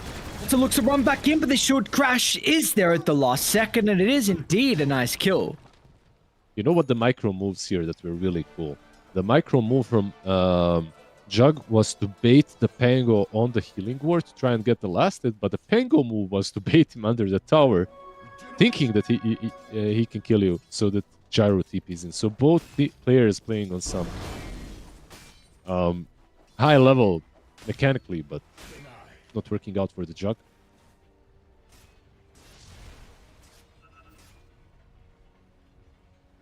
Oh, it's a big kill to be able to slow down Watson's game, though. Top net worth. And Pike getting involved pulls him a little bit closer towards the top. Tread's now online for the Gyro.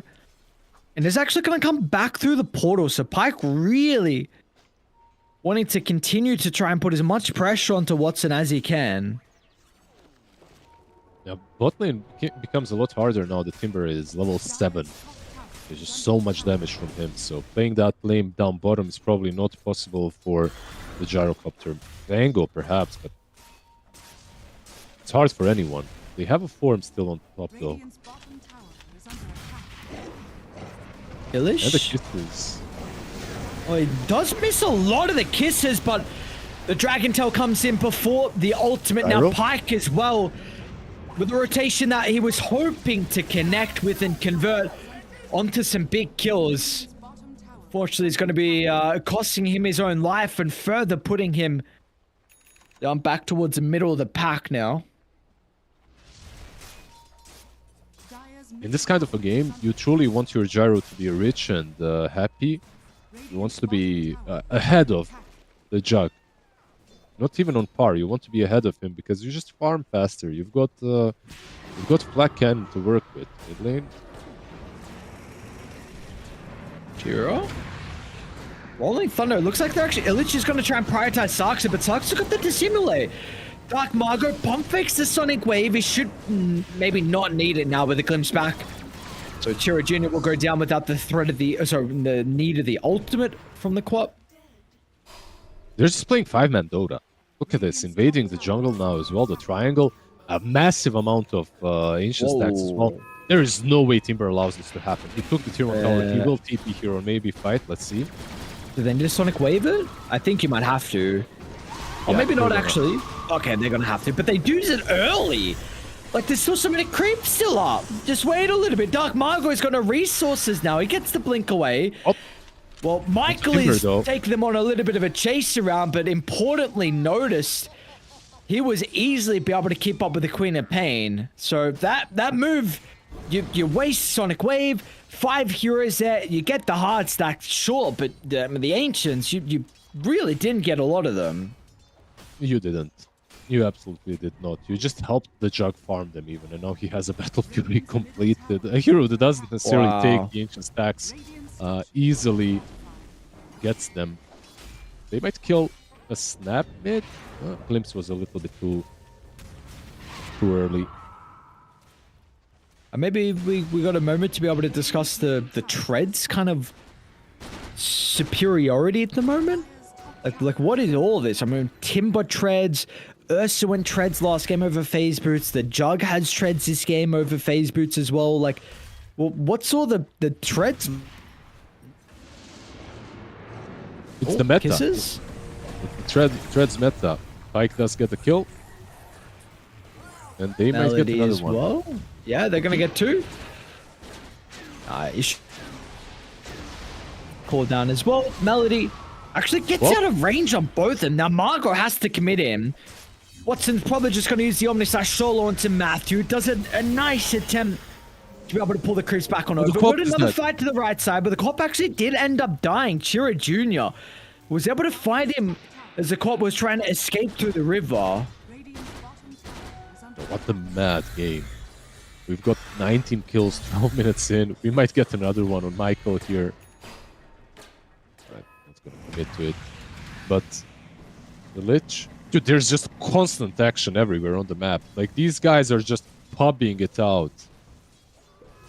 Jug farming the enemy triangle, by the way. Because of the Battle Fury that he completed, he took their stacks. So without committing a lot, he took some massive stacks here. Not massive, not as big as he had in his jungle, but still a decent amount. Let's go back to the treads. What are you making of this? Radiant's They're top just tower is fashionable, I under think, at attack. this point. I see. It's just fashion. Dota players, they have their fashion. Timbersaw with the treads. Jug with the treads. Radiant's top tower has fallen. Everyone with treads.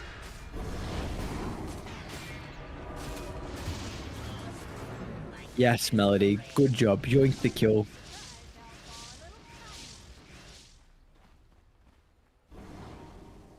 How do you The want last- the current the- mat? Yeah, go, sorry. Sorry, the last change on phases was 733, where they got buffed.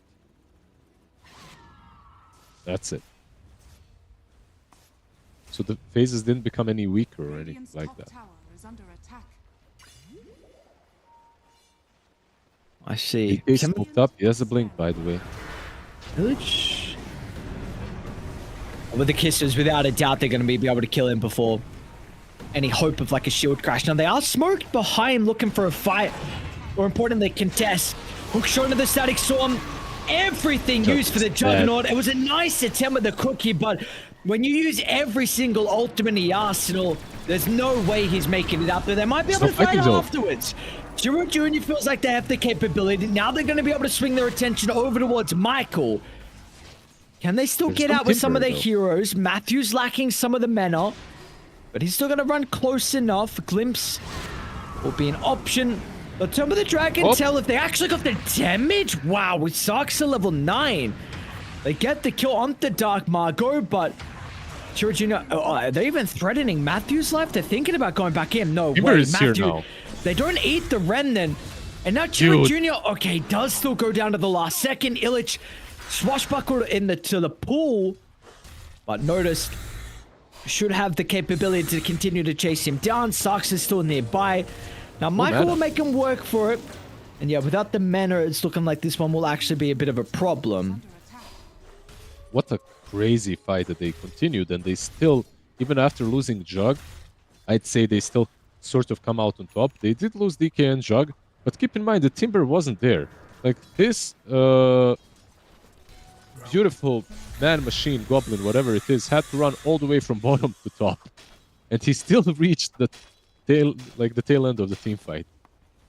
Yeah, didn't have a lot of impact. We'll see how it changes with Timber being up front now.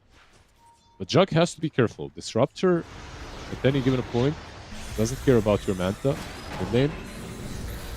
That's hook. Oh! And he get Dragon Gets Tail off because of the hook shot. Well done, Michael. Might still be That able to was get him, fast. and yet Notice does. Right placement there with the Chakram. And now it's going to be a long chase down if he wants to get up to Michael, but it looks like Chira Jr. will do it himself. Meanwhile, Watson with a combination of Melody, the 1 and 5, playing well together, even be able to get Matthew on the other side. So, I mean, we're up to a 10,000 net worth lead at 16 minutes in. Yeah, this looks like one of those games where, unfortunate for Peru Reject, but the team that they're playing against feels in game number 1 and in game number 2 just on a half of a tier or maybe even a full tier above. At least in these games it looks that way. And they're just playing the game like they would be playing a pub. They're finding kills everywhere, like literally. Solo pickoffs, 2-man pickoffs, top lane now as well, going for Illich. Just the 2 supports for now. Oh, he's dead without a doubt. His ability to be able to farm, which you kind of have to do from Pango, but unfortunately, when heroes were surrounding you, that was maybe the only way to make it a little bit more dicey. Matthew. Oh, we're just bleeding kills. Now Pike is getting rent out from Notice. Notice is an arcane rune. So but the Timber can do whatever he wants. Now he gets a freebie, can turn his attention over towards Dark Margot, who blinks away from the base. A Sonic Wave used defensively as well, but Chira Jr. is there. 14k net worth lead. Oh, yikes. Just one kill after another everywhere on the map. They still have every single tier 1 on the map. So it's very easy for them to connect to these skills. DK TP stop, blinks on Quap. There is nowhere to run, and you can't play your own side of the map. Like if you play down bottom without Disruptor, I feel like Jugs just solos anyone. You need Disruptor to Static Storm him before he spins. They might be able to Static Storm him now. They're going to try and stop with the hook shot. And they might bounce him out there. They're going to be careful. Oh, what's it got the Blade Fury off? Healing Ward's going to be laid down with the reinforcements are starting to run it over. Watson will be glimpsed back to the middle, but he's got the Omni Slash to kind of kite himself. He gets unlucky with the bounces. All of them over to Illich. I mean, how frustrating that must be for Watson, but at least the team will clean up. Notice comes flying over the top. Matthews is good as dead. Sarks is going to be able to get... But no, he doesn't actually get Pango. Pango will be able to TP out. And Disruptor also makes it too. Not terrible. You still did trade your carry for carry. And the Jug on the other side is having a much better game. So maybe on paper you get more gold, which you do for killing Watson. But this hurts the Gyro more. Because he needs this... let's look at Gyro's item build. What he has queued up. Oh, do I even want to know? I don't know. I mean, our friend has a Falcon Blade and Axe, and he has queued up BKB into Rapier. Oh, he needs this. Boy. I mean, he needs it. Like, this is the sort of a game that he's in. Nothing else is going to make the comeback. I feel like it's a crazy build, but you need to be crazy at this stage of the game. It's kind of based. I respect it. Absolutely. Well, unfortunately, this Aegis just might enable the high ground. Meanwhile, they did also get a scan on someone.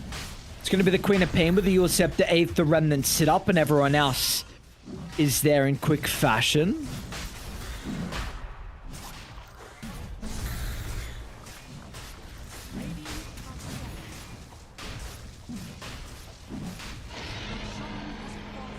Aegis in the hands of Watson. And they can start looking to try and walk down some of the lanes. They got a pretty good Observe Ward inside Radiant's jungle, which should be dewarded, I imagine. They got a sentry down there. Just hit a drop a field up there. In a 20 Tormy feels this game even easier than the last time. Yeah. They just have a higher advantage anyway. By the way, cool from Timber to buy the pipe. he could have greeded out and got himself like a BKB early. And they get killed on bottom again, the same way, more or less.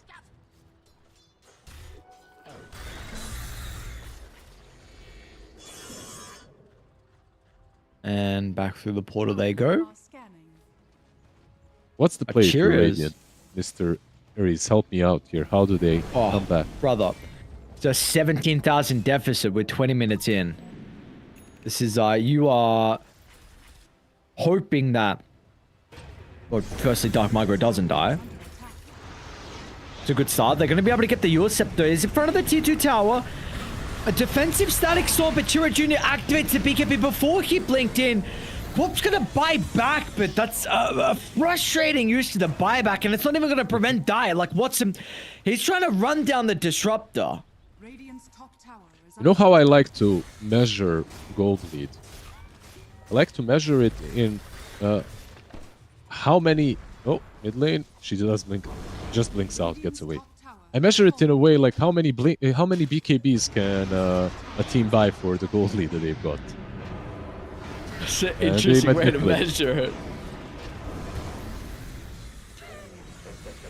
I mean, most of the time it's the most impactful item that you can purchase in the game. In this game for Dire, Radiant's middle tower this is an outlier of a game because offlane doesn't truly need it. Jug has it built in. tower has fallen. But yeah, 4,000 gold for a BKB, 20k advantage, that's 5 BKBs and that's a GG Yeah. as well. That's 2 Gs. Dire's bottom tower is under GG is cold. dire victory. I think they just didn't play the lanes very well. Like, that's it. I think the heroes that they have picked this time around should have done way better in the laning stage. The safe lane should have went better. The offlane should have went better. The switch between Clock and Disruptor, I kind of understand it. At the same time, Disruptor that maxes out Thunderstrike and Glimpse together with Gyro can maybe even threaten a kill or two on the Timbersaw, which just didn't happen. But I feel like this game was lost, or at least it was kind of in a really bad spot when they moved Disruptor and Clock mid and Quop, and all three of them died under the tower with the first form of DK. It just propelled him into a Blink Dagger much earlier. I don't even know if there's like much more for me to say besides the fact that you're probably versing the best team in DreamLeague in Div 2. I want to see Yandex play versus 1W. Like, that'll be a good test to see their true power. But you're also playing on what could be 150/200 ping. Let's be real. This is a massive factor as well. Like, okay, you cannot not take this into consideration. So I don't want to put it all down to that, but Yandex definitely just do look like a tier above. I don't even know what's going on with the roster as a whole from Pro Reject. So again, for the games I saw and was checking Dota buff, they were always playing with Illich, and Parker was there as the carry. Now Illich is, he's still there, but then Parker's, I don't know where he's gone. Pike's now here. Who knows? No idea.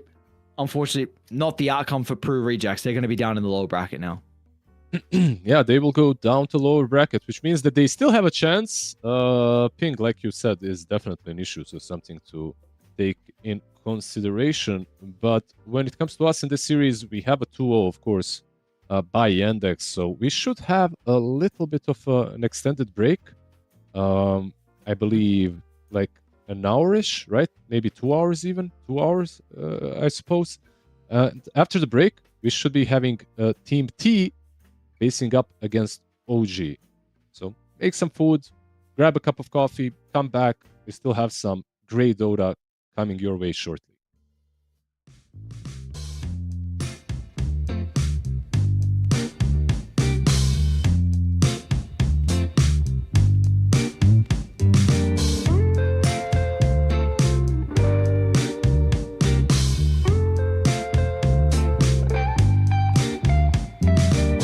Well, I can tell just by the way that you're smiling that you're still unsure.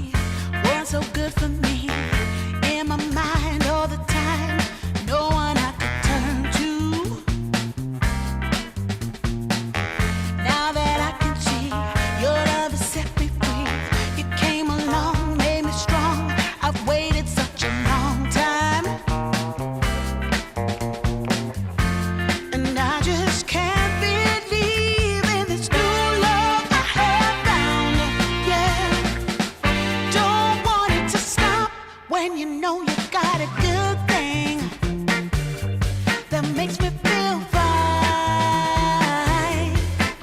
Ooh, wherever it leads me, you know it's all fine. I never thought that this could sweep me off the ground. Oh, I don't want it to stop when it's feeling this good.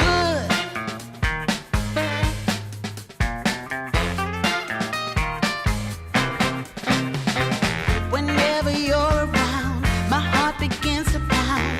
Though I know you'll take it slow, no way to stop this feeling. For every single day, whenever you're away, in this place there's a space where I'll be waiting for you. And I just can't believe in this new love I have found. Yeah, I don't want it to stop when you know you got a good thing that makes me feel fine. Ooh, wherever it leads me, you know it's all fine. I never thought that this could sweep me off the ground. I don't want it to stop. No, I don't want it to stop. I don't want it to stop.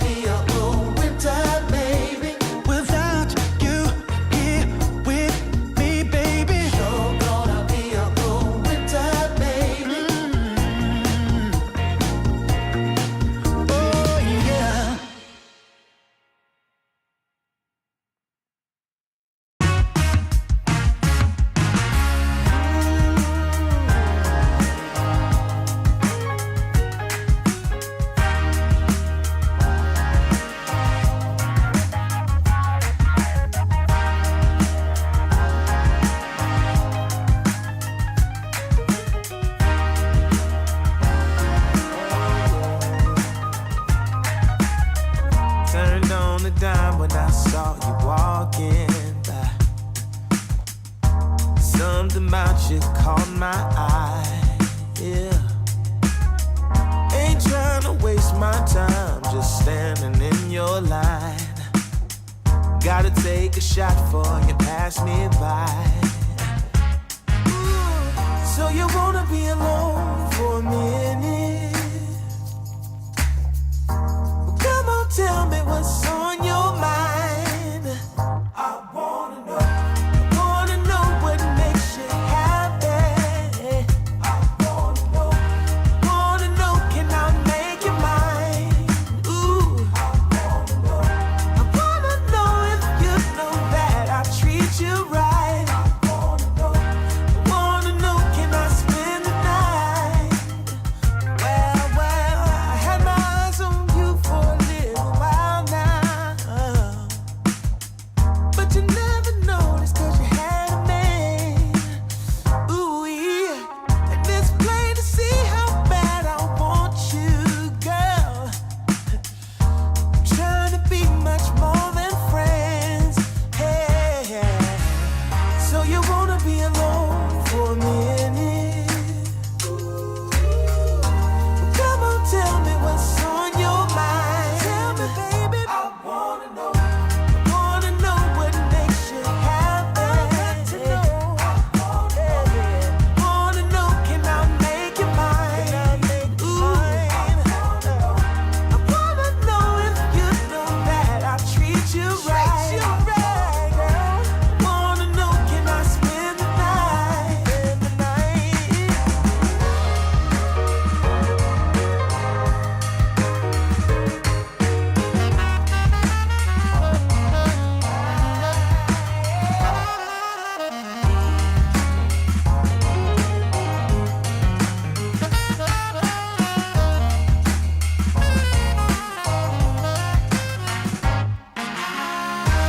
Wanna know what makes you happy. Wanna know, can I make you mine? I wanna know if you know that I treat you right. Wanna know, can I spend the night?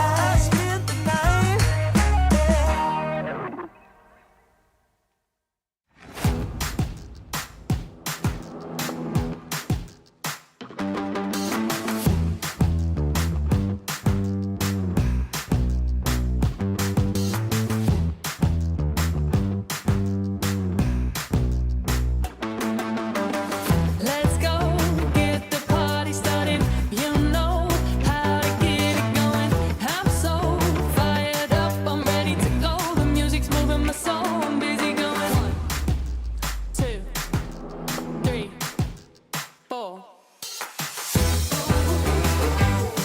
I really feel like dynamite.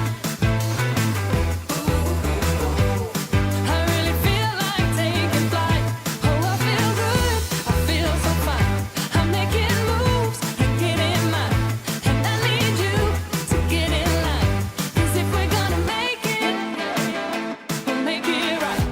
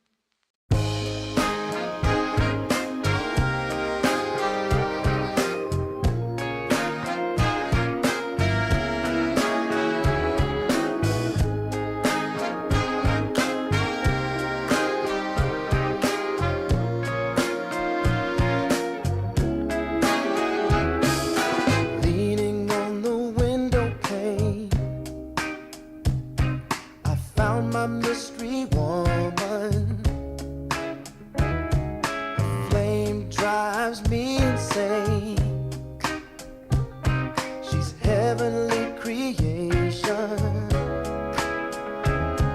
The spirit of the hot summer day, controlled by her emotion. Tomorrow seems too far away. Now I've got my shot. I'm meeting my soulmate. Lady, can you see me? You're my everything. You're my lady. Lady, can you feel me? I feel head over heels. You're my lady, lady.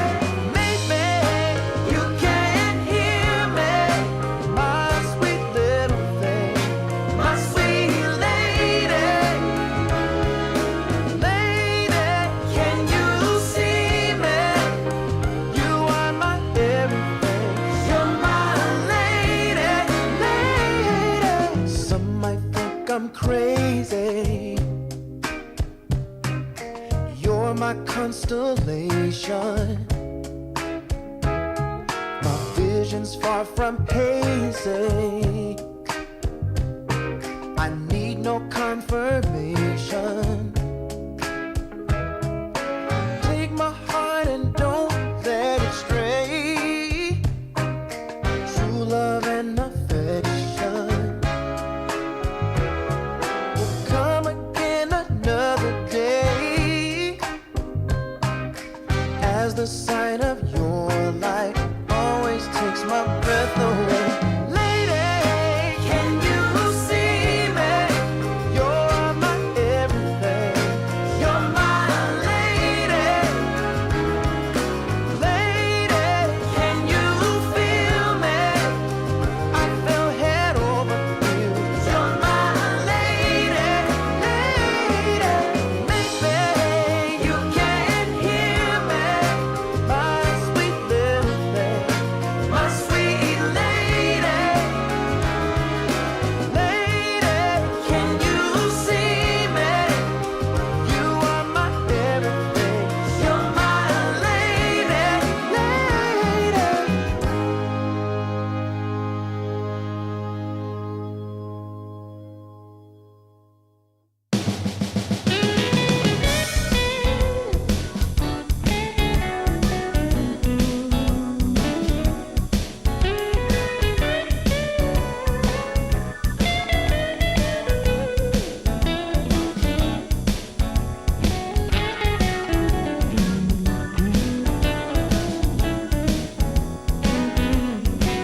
I got the prettiest little girl.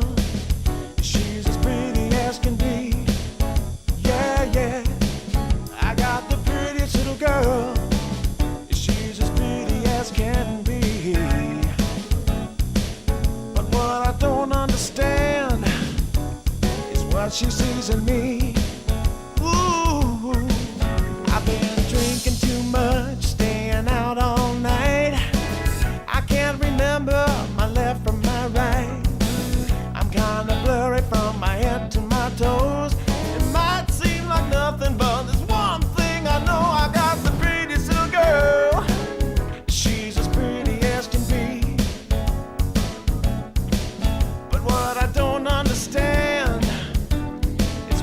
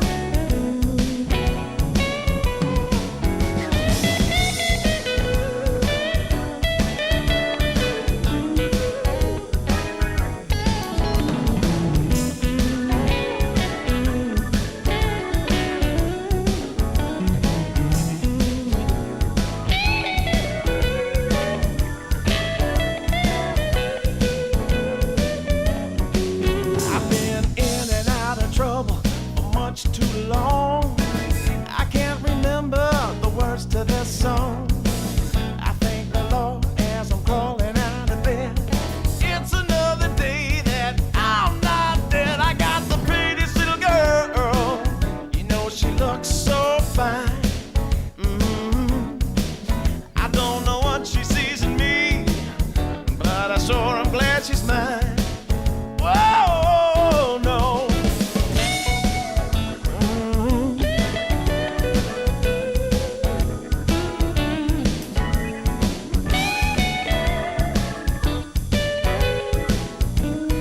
Oh, yeah.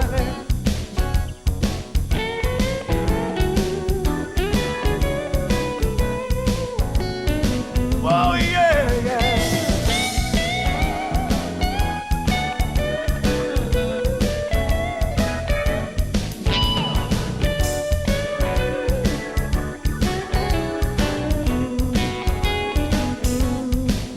I got the prettiest little girl, so I'm glad she's mine.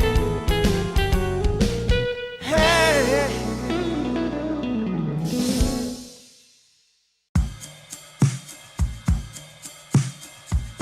I took a walk down Pico, heard someone shout from a crowd of fed up people, getting told they should calm down.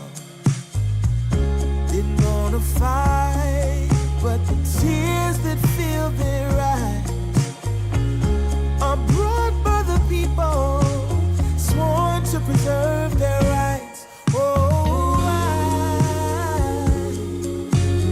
how could you not see it all coming?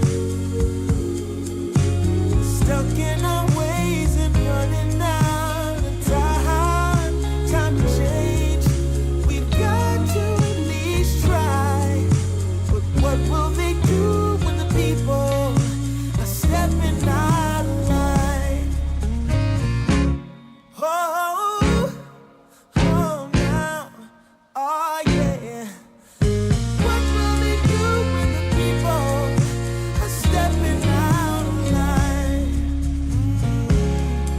By the ocean where we hit the ground, when just one block away shops were burning down. No surprise, the peaceful pay. We can't kick our feet out till justice takes its place. Oh, how could you not see it all coming?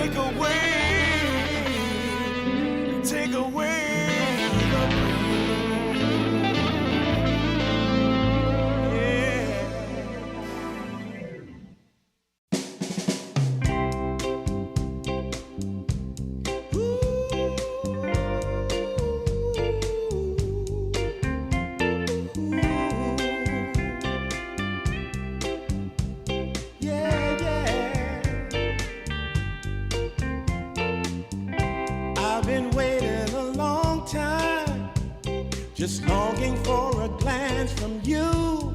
Yeah, a chance to look in those big brown eyes. No telling what my heart would do. Hey, when we met, I sure knew it felt as good as it could be. In that moment, though it felt so good, I wondered why you noticed me. If you gave me just a little time, it would sure ease my troubled mind. Don't tell me that you don't feel the same inside. Don't tell me who. These are feelings that I ought to hide. I don't care where you came from, just tell me where you wanna go. If there's a chance to be together, that's all I really need to know. Is it real or make believe that keeps me thinking of you? If you've got time to walk with me, I'll show you how my heart is true. And here I stand, waiting for you. Tell me, baby, what I gotta do. Don't tell me that you don't feel the same inside. Don't tell me who. These are feelings that I ought to hide. Don't tell me that you don't feel the same inside. Don't tell me who. These are feelings that I ought to hide.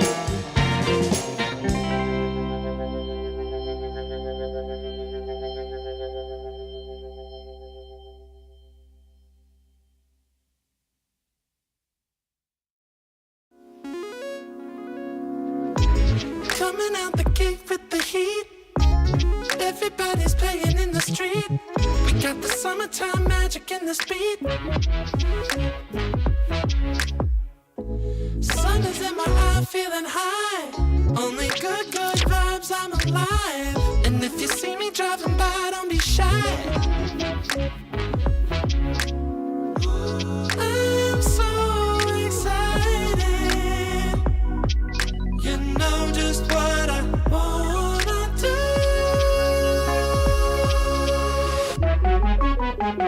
I'm glowing on up, I'm glowing on up, I'm glowing on up. I'm glowing on up, I'm glowing on up, I'm glowing on up. Don't it feel like summer? I'm glowing on up, I'm glowing on up, I'm glowing on up.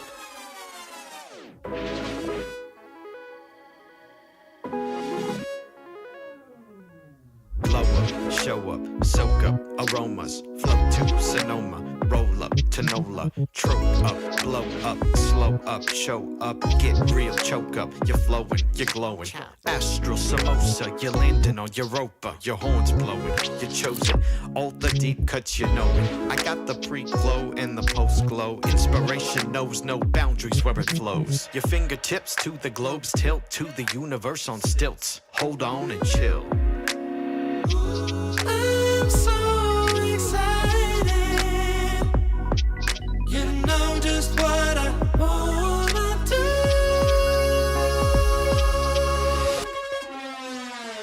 I'm glowing on up, I'm glowing on up, I'm glowing on up. I'm glowing on up, I'm glowing on up, I'm glowing on up. Don't it feel like summer?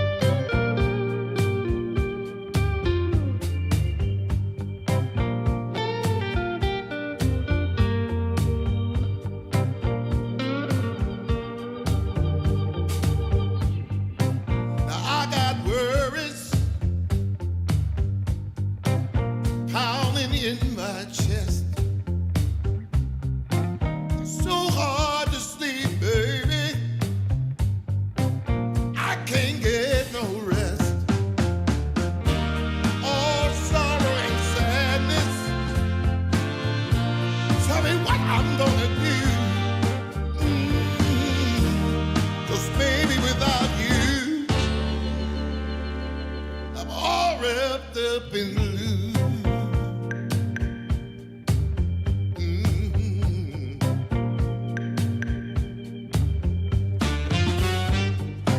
I thought it would be easy to make it on my own. But baby, now I know what it means to be alone. Lost in the shadows. Tell me what can I do? 'Cause baby, without you, I'm all wrapped up in blue. Wrapped up in blue. Wrapped up in blue. Wrapped up in blue.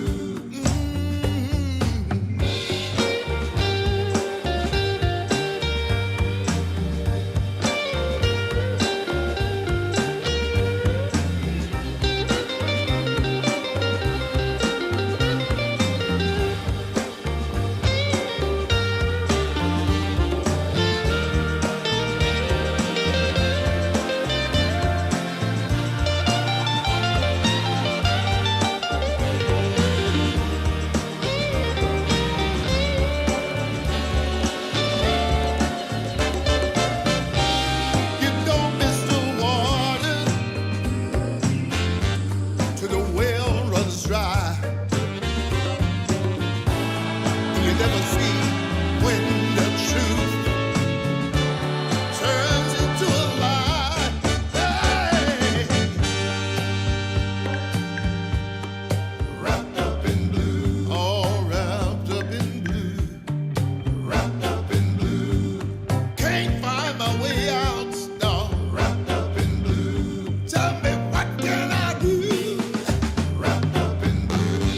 All wrapped up in blue. Wrapped up in blue. Somebody help me now.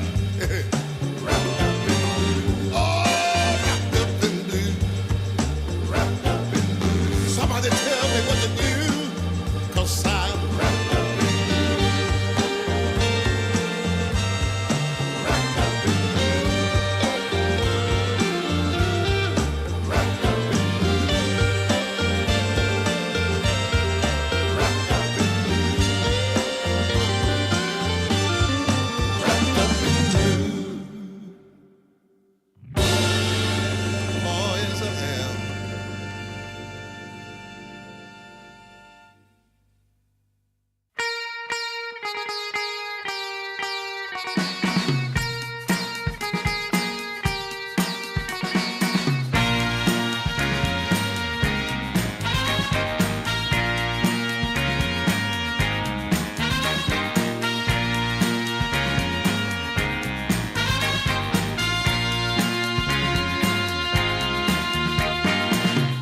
What you need is love and understanding.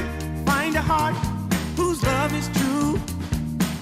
Deep down, there's only one companion who's there for you when you need him to be. Your heart was broken in 1,000 pieces. So much pain that you've been through.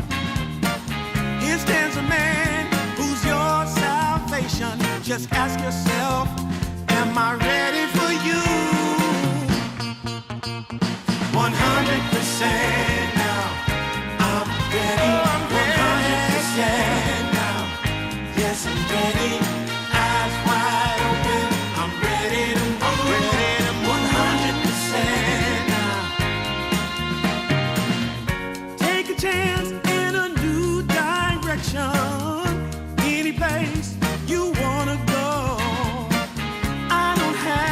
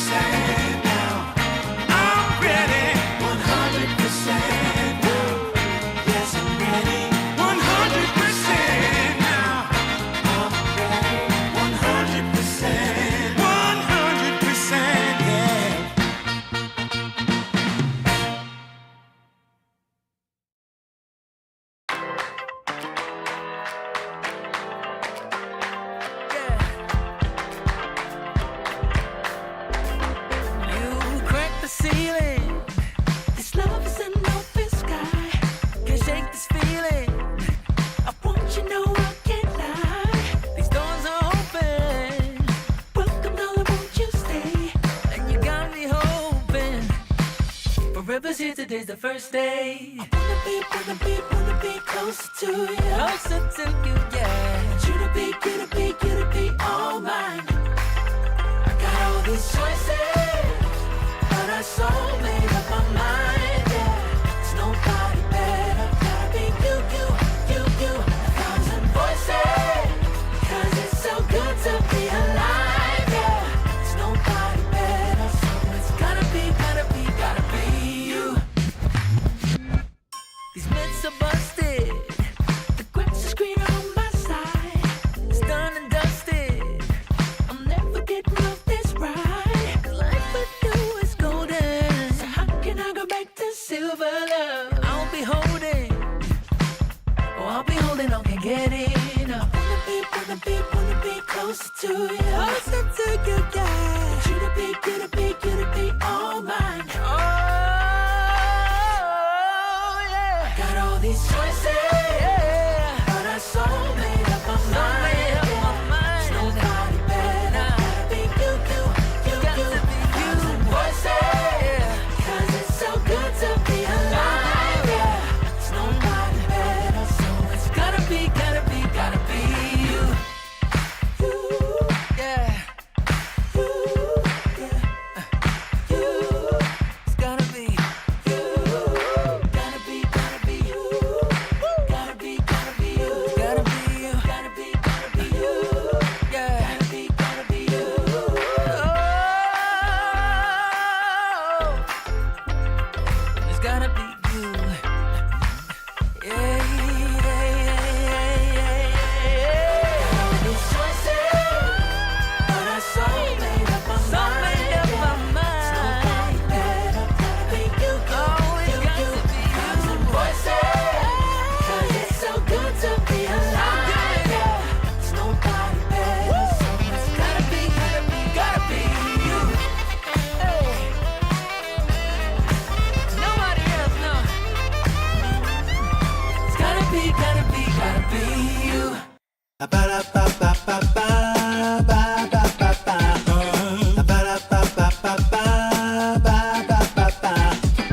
If you wanna get with me, all you gotta do, call me when you need me. I'll be waiting for you. I know exactly what you want. Satisfy your need. We can have a good time. Don't you worry about a thing. If you want it here, or if you want it there, you got it. Have yourself a good time. You got it. Act like you don't care. You got it. Get that motivation. You got it. I got just what you need. You got it. I got just what you need. You got it. I got just what you need.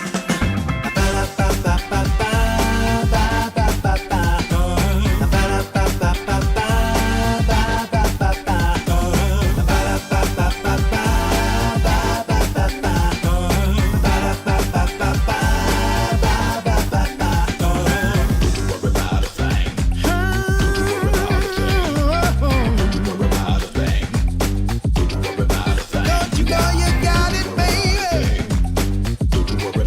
Don't you know you got it, baby? If you want it here, or if you want it there, you got it. Have yourself a good time. Act like you don't care. You got it. Get that motivation. You got it. I got just what you need. You got it. I got just what you need. You got it. I got just what you need.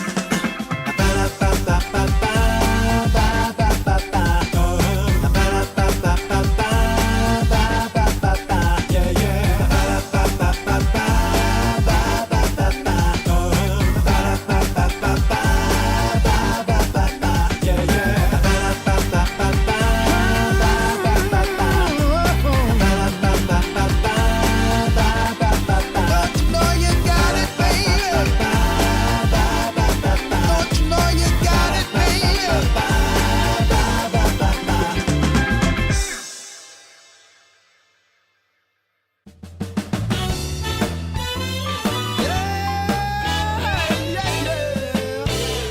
Oh, yeah. Take away my bag of bud, my camels and jack.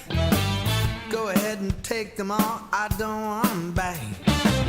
Those nasty things mean really nothing to me. 'Cause lately it's so plain to see.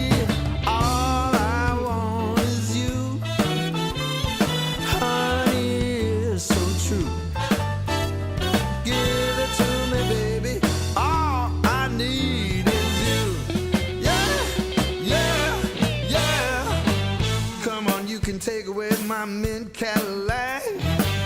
Take my Harley too, I don't need them back. I got an engine, Lord, it runs so right. As long as I get your loving each night. All I want is you. Honey, is so true. Give it to me, baby. All I need is you. Yeah, yeah, yeah, yeah, yeah. In the morning, well, early in the morning, late in the evening. Round around noontime, round about noontime, baby. 24/7. Give it to me, baby. All I need is you. Yeah, yeah, yeah.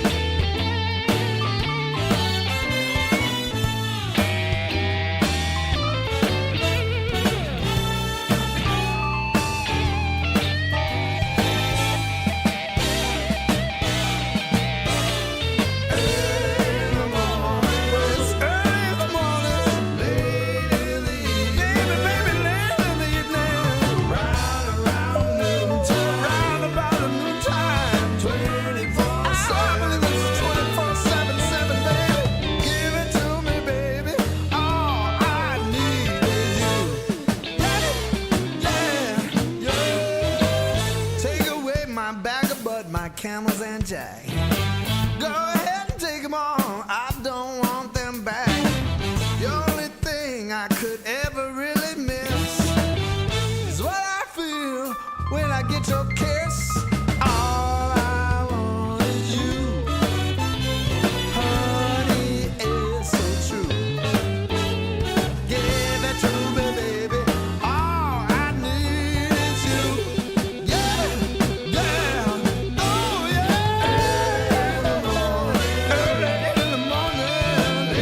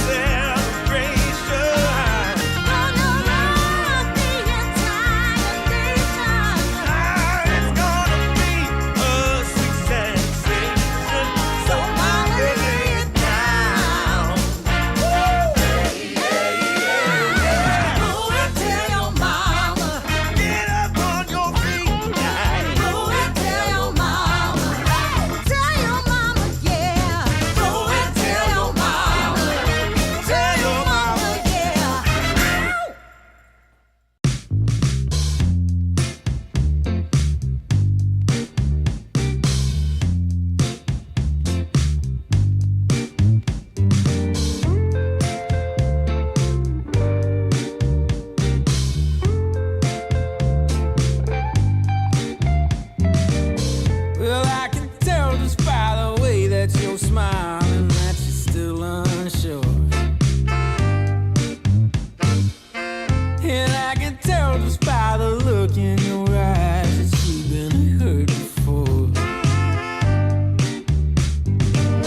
But baby, no one can promise you forever. Right now I only know that we should be together. Because it's now or it's never, so won't you take a chance on me? Well, it's fine if all your previous guys they made you run away. You can bet you'd only have one regret, and that's if you didn't stay. Walk my way. 'Cause baby, no one can promise you tomorrow. But today you take away all of my sorrows. You know I'd beg and I'd borrow for you, so won't you take a chance on me? Right from the moment we met, I knew that I couldn't let my fear get the best of me. And every moment since then has proven time and again that we're exactly where we're supposed to be. Yeah. Oh, won't you take a chance on me? Ooh, oh,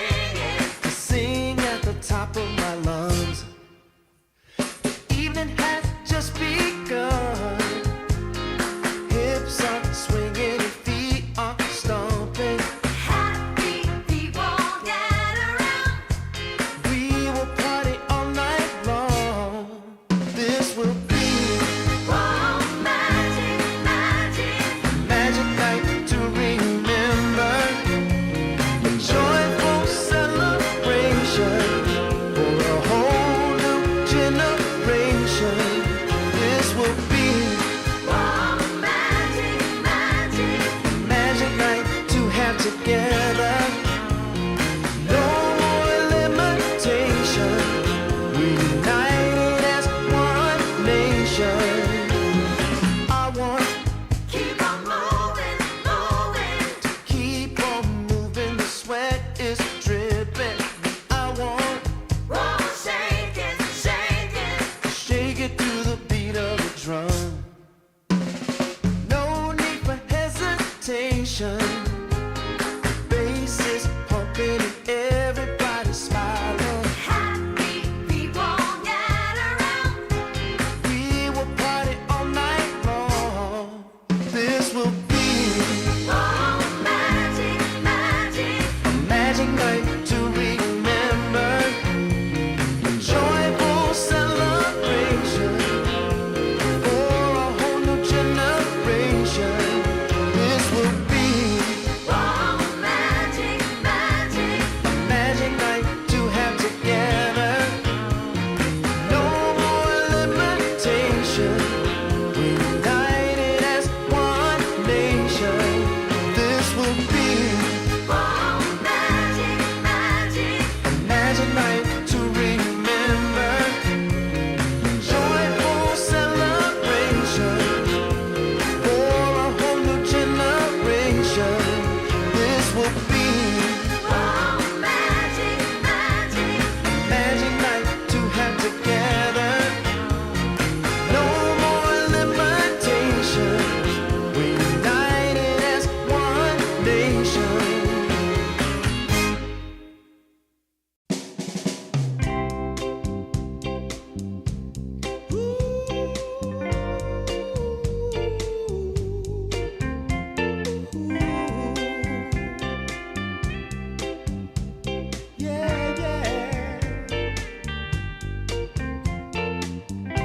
I've been waiting a long time, just longing for a glance from you. Yeah, a chance to look in those big brown eyes. No telling what my heart would do. Hey, when we met, I sure knew it felt as good as it could be. In that moment, though it felt so good, I wondered why you noticed me. If you gave me just a little time, it would sure ease my troubled mind. Don't tell me that you don't feel the same inside. Don't tell me. These are feelings that I ought to hide. I don't care where you came from. Just tell me where you wanna go. If there's a chance to be together, that's all I really need to know. Is it real or make believe that keeps me thinking of you? If you've got time to walk with me, I'll show you how my heart is true. And here I stand waiting for you. Tell me, baby, what I gotta do. Don't tell me that you don't feel the same inside. Don't tell me. These are feelings that I ought to hide. Don't tell me that you don't feel the same inside. Don't tell me. These are feelings that I ought to hide.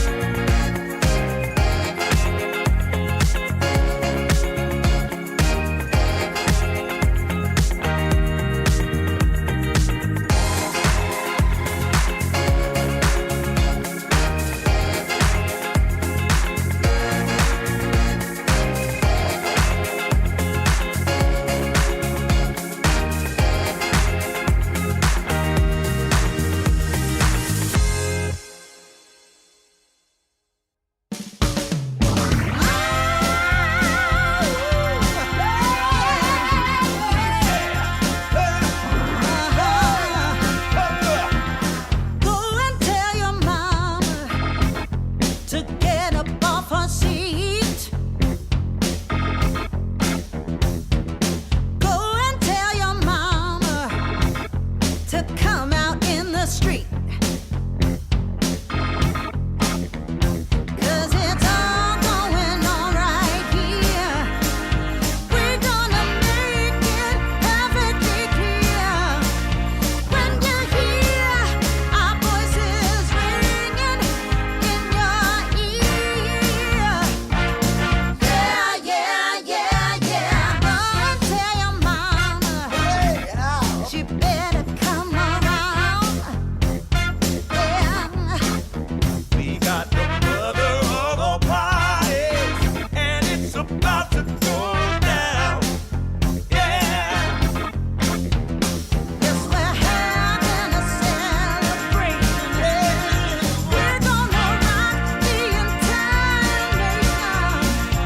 It's a win-win situation, so come and lay it down.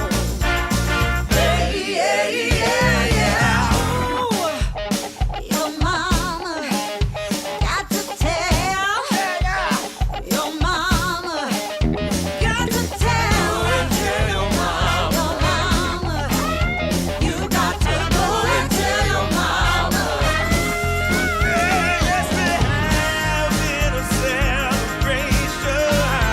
Gonna rock the entire nation. It's gonna be a sweet sensation, so I'll lay it down. Go and tell your mama. Get up on your feet, guys. Go and tell your mama. Tell your mama, yeah. Go and tell your mama. Tell your mama, yeah.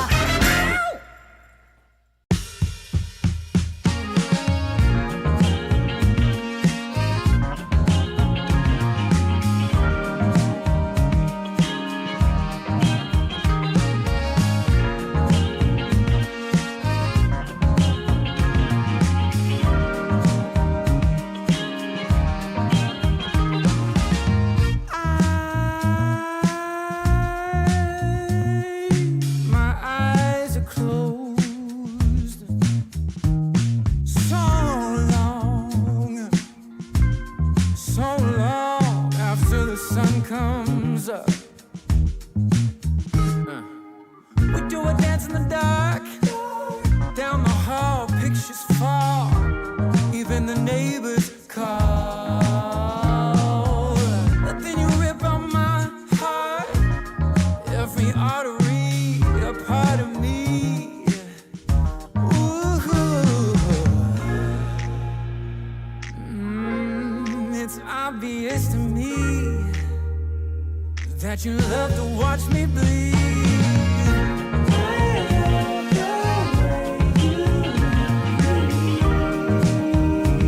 But not half as much as I love when you leave.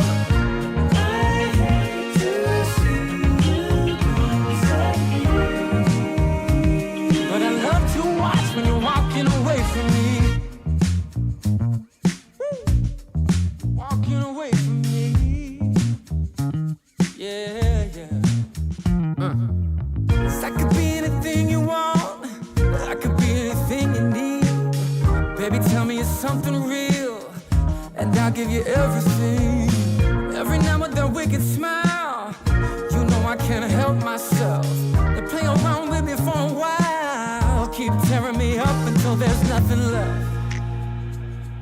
Ooh, it's obvious to me. Yeah, you love to watch me bleed.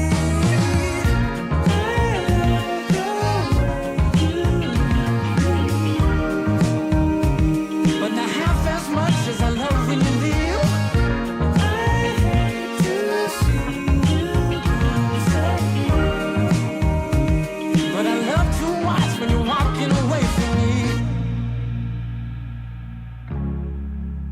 Yeah, yeah.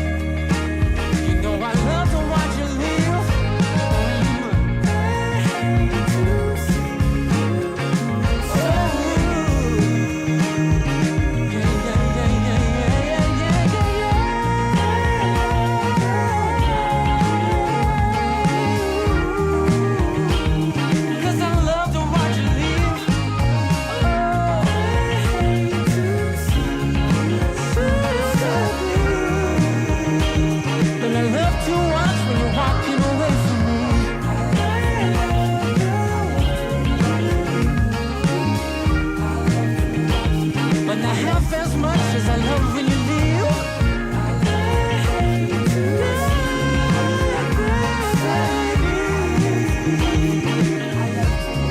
You walk away from me.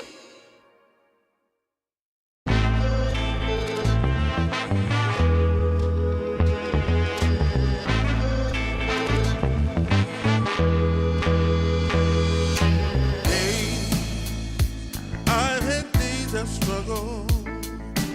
Nothing quite as rough as today. Held, I've been held up.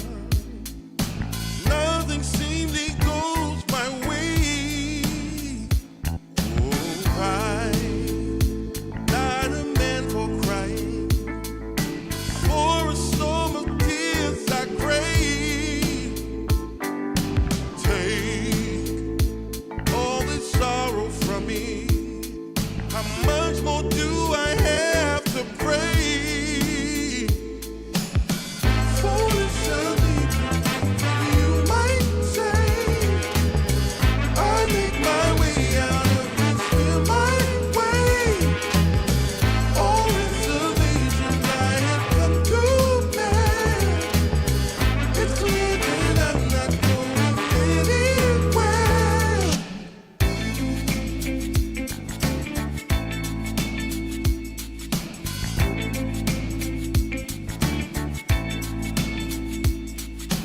Hey, I've had days of struggle. Nothing quite as rough as today. Held, I've been held up. Nothing seemingly goes my way. Oh, I not a man for crying. For a storm of tears I crave. Take all this sorrow from me.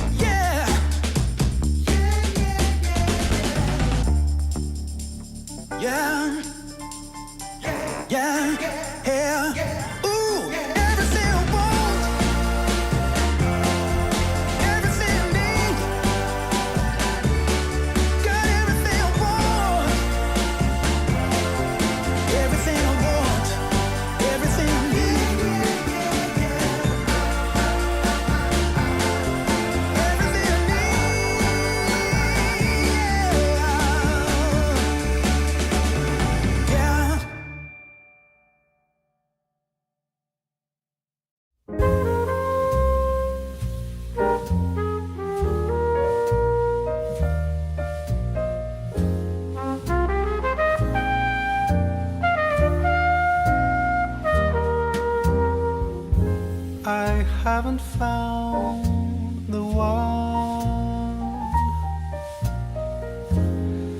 I never knew what others do.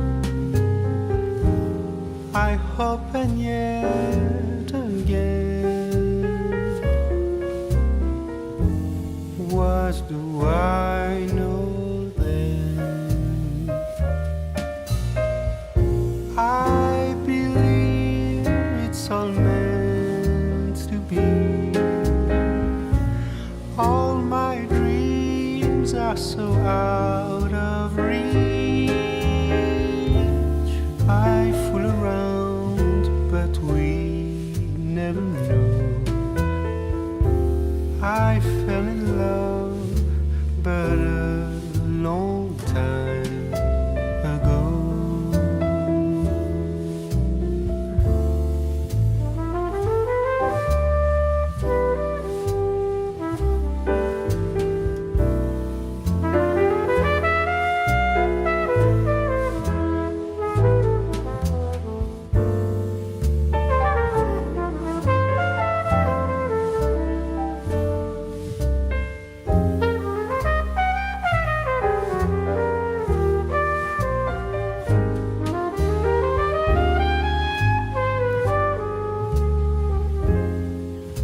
I sing the same old song, been going on for far too long. I hope and yet again, what do I know then? I believe we're all meant to be. All my dreams are so out of reach. I fool around, but we never know. I fell in love, but a long time ago.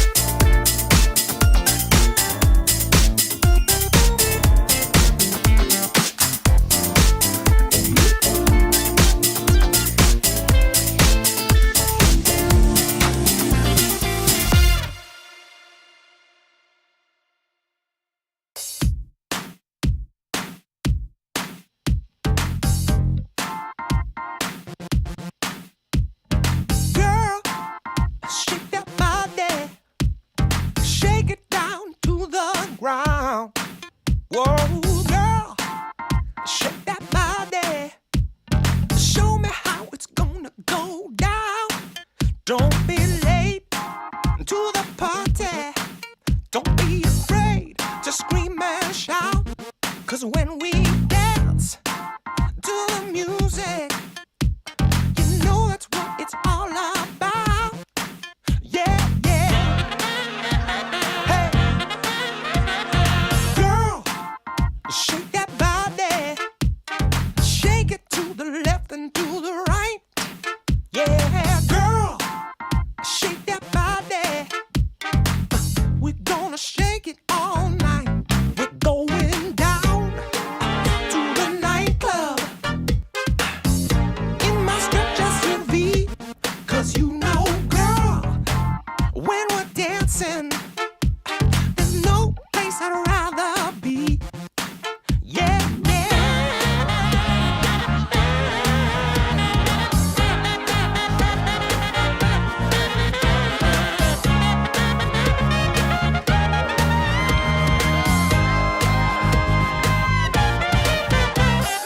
Girl, shake that body. Ooh, girl, shake that body. Yeah.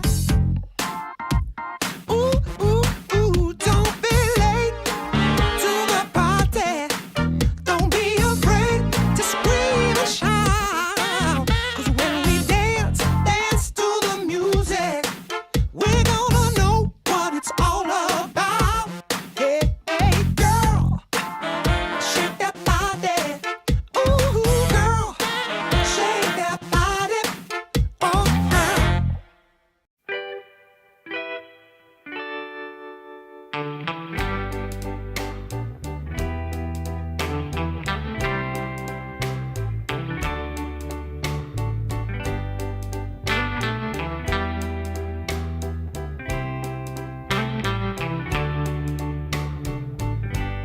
Sometimes I'll be foolish. Sometimes I know I get mad. Sometimes I'll say the wrong thing to you that makes you feel sad. But one thing is true in all that we've been through. You've never stopped loving me, no matter what I do. So let me say, yeah, that every day I try to find the words from my heart to say thank you. 'Cause you take me as I am.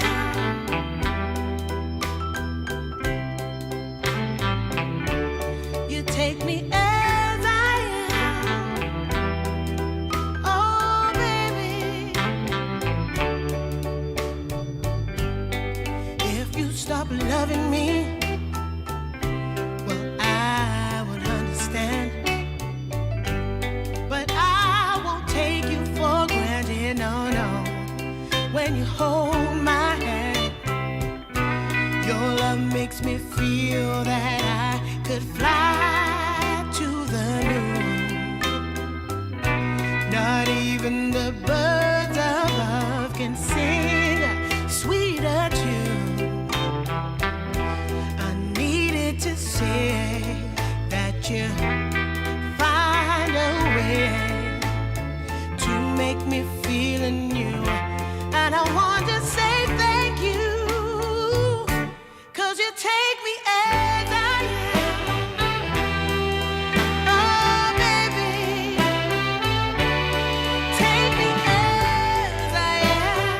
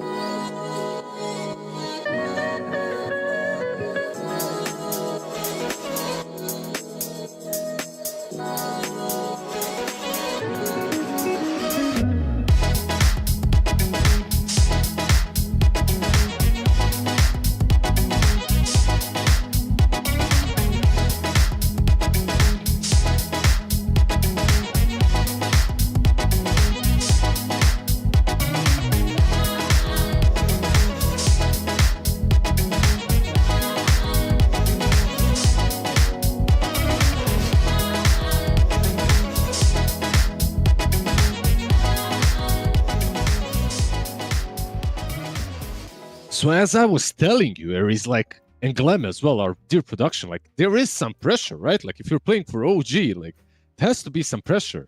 Like, no matter if it's a full new stack of 5 different players, such a big organization, like 2 TIs, you go in there and you're like, damn, I gotta play well. Oh, hello everyone, welcome back. We do have OG versus Team T coming through. I was just pretending to rant with Aries here, but on that note, do you think that that's maybe the reason why they aren't able to qualify to big tournaments? Like, it could be a part, right? It definitely could be a part, but I feel like I don't know. Going to the days of OG and competing, performing well. I don't know. Is it pressure? Like, yeah, they're 2 TI winners, but like, I don't know. Let's be real. Like, you know, it's been a while. Like, It's been a while. Yeah. I don't fucking kill me. Like, don't come after me. I'm just saying it's been a while, and I think for some of these players, like, no, I think it's chill. Like, it's completely new roster where, you know, they've been cycling players left, right, and center. So, no, yeah, of course. Let's be real. There is definitely a little bit of pressure playing under the OG organization, especially all the fans as well who are super diehard fans. But I think at the end of the day, you know, they're just boys trying to come together and try and play some Dota, and I think it doesn't really matter what the org is. Yeah, absolutely. I mean, you're just being honest. There is nothing wrong with that, right? Like, they haven't really performed, like you said, for the longest times. Will they be able to in the future? I don't know, but wouldn't it be like an insane storyline if Notail continued playing for them? Like, if he comes out of his flower house, you know, out of his flower pot, he gets the dirt aside and he starts actually getting another stack, another team into a tier 1 scene. Because I gotta say, the last couple of games series that we've been casting OG, they didn't look bad at all. Like, and do you agree with me that they didn't look bad because of the ideas that they had in the game? It's not like individually they're strong, but it's like tri-laning safe lane, moving across the map in a certain fashion, fighting all the time. I don't want to... This is far from being a good team right now, from being a tier 1 team that is far in a way that they don't have anything behind them. But if they could continue playing like that, maybe there's something to it. Maybe something can grow out of this. I think the backbone is really Daze though on the position 4. Like, I think this guy having like a melee playmaking pos 4 is super important. Like, we saw, I don't know if we covered 2 of their series and then 1 didn't look good, and then the next series when Daze was like playing 4, it was different, or if it was just like game 1. I think it was, we only did 1 series, and game 1 Daze, like, you know, didn't get his hero, and then game 2 they gave him the Tusk, and then game 3 he had the Tiny. So those are like the heroes I'm looking for in particular for Daze. And for me as well, I think coming into the tournament, you were even mentioning about Stoikov just in this roster. The games that we've covered, Stoikov has looked incredible. So let's see what they can do for this guy to enable him, because he's really been the shining star so far in the games that at least I've seen from OG. Absolutely. Stoikov for me, Mixa and Shad, this Tricore, I truly believe they have a lot of potential. Yeah. Like, I think these 3 players can actually... like, they're strong. Out of these 3 cores on OG, it's only, I would say, Shad that kind of has a lot of experience. The other 2 are upcomers, so a lot of potential to grow. And yeah, we'll see if they manage to do it, but not to be completely biased towards one side or biased at all towards one side. We need to, of course, introduce Team T as well. Soneko, Vorik, Shigetsu, Desire, and Cloud. These guys started the tournament in a really bad way, but they kind of gathered their strengths. They came back into it. They're looking better and better. I feel like they're also a fearsome team to beat. Not easy at all. It will be Mixa Timber so immediately. So Team T, they need to find out and figure out a way of dealing with this first phase pick. And look at some of the mid laners that have been banned out from Team T as well, which heavily enable a Timber. Puck gone, Storm Spirit gone. So I know this is kind of the different, like a different mindset and strategy about getting rid of these heroes, but it really does enable the timber even more for OG. Now we will see the gyrocopter already for Team T, which again, what we saw in the previous series, right? The timber is the first pick, then the response with the gyro. 5 seconds remaining. Absolutely. Just a mixed damage. You get some magic, you get some right click, you get a lot of that glass cannonish type of a hero in the lane. So that's pretty damn good for the gyrocopter into the timber. But of course, OG instantly ban out the disruptor, something that we called for in the last series as 10 well. seconds The other remaining. hero that did kind of alright was Clock. I 5 won't mind it on seconds one side remaining. or the other. I don't value the hero as highly though. Dire team ban. So we'll see. I think Woodwing per se is just a better ban or pick in general. For OG, Tusk is the melee that you talked about, right? For days. So an option maybe down the line. It's actually not that bad into Gyro in the lane. 10 Even with seconds Timber.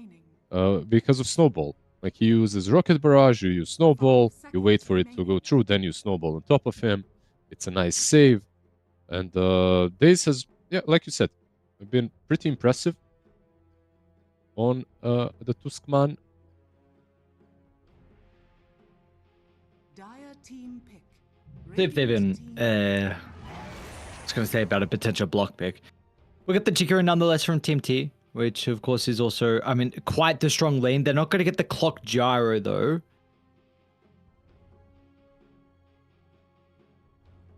Also a hero that we've seen a decent amount from No Tail so far. remaining. We have also seen him starting to pull out the Enchantress a little bit more frequently. I won't mind that at all, as Chen is banned out. Ench or Jakiro. There is one thing, of course, playing into Jakiro and Gyro as Ench. Already there's a lot of damage, but Radiant's team you can rotate. Like you can play the map, it wouldn't be that terrible. They go with the Shadow Demon instead. Okay, kind of a similar attitude, right? Like you have disruption into the Gyro. We'll see who plays it. Is it a 4 or a 5?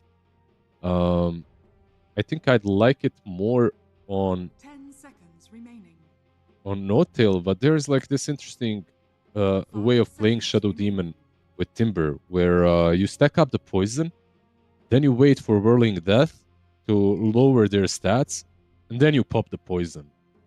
So you dish out even more damage. So you can stack it up and still wait around. You don't have to insta use it. And they go with SD Lashak. You know what I would like for days now. With the Lash being picked up. Yeah, absolutely. Look at the tiny and well, nothing really changes though, honestly, with what you're saying. Like we were still kind of looking for these heroes with days anyway, 10 but seconds remaining. Mhm. it is the task, it is the tiny. How can you punish the Lesh that is drafted in a position where it can be answered? Perhaps an SF in this game.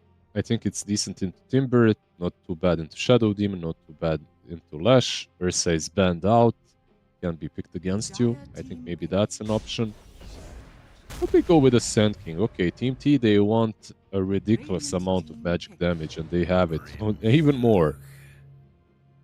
Okay, they have their own idea of how this game should be played. You get the Inkswell jump with the Sand King, you get the Jakiro, you get the Grimstroke. Like, this is just inviting a Jug, right? 10 seconds remaining. Or Shad. Jug or a Life Stealer, I think. Anti-Mage as well is an interesting option into Sand King, but Sand King will be mid most likely. Yeah, it definitely is an anti-mage enjoy, but I agree. I think Sand King's mid. Yeah, a lot of these heroes that I called for are kind of bad when Grim gets Ags, which is a problem and can be a big problem, but I wouldn't mind seeing them.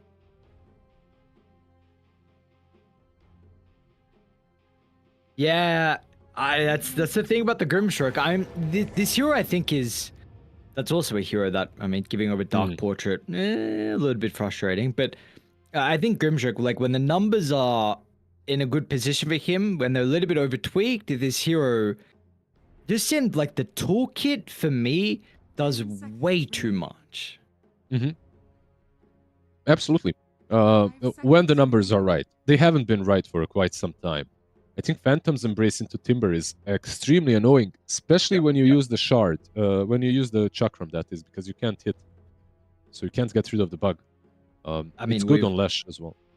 we've seen like a Margo, like Mantis on Timber to try and deal with the Grimstroke. Like any way for him not to go BKB, he will. So you're looking at potential. Honestly, BKB this game could be a necessity for them. He might even pipe. Let's be real with the Timber, with the lineup that they have. Team ban. Absolutely, both Pipe and the BKB are extremely good, and they will be necessary on all of their on all of their cores, even on Abaddon down the line. You need to. They banned out the Tiny and the Nyx. Tusk 10 into seconds sending into remaining. Jakiro is a bit scary. Doesn't necessarily do as much because of obvious many reasons. You are basically setting up your team for some big combos, and there are some big combos on Team T. And you, by the way, mentioned Dark Portrait into Abaddon. I think that Dark Portrait is actually insane this game. Eventually, I want to see a Grim Axe. Like, that illusion kicks Abaddon's ass. It's so strong against him, and it gets a Radiance, which Abaddon almost always buys. I truly want to see it quite a lot. So. He needs a good lane. He needs a good game. Yes, that's the thing. You need to start off well and transition with the rest of your team as well. Then if you can thread him with the Scepter, you got some problems if you're OG.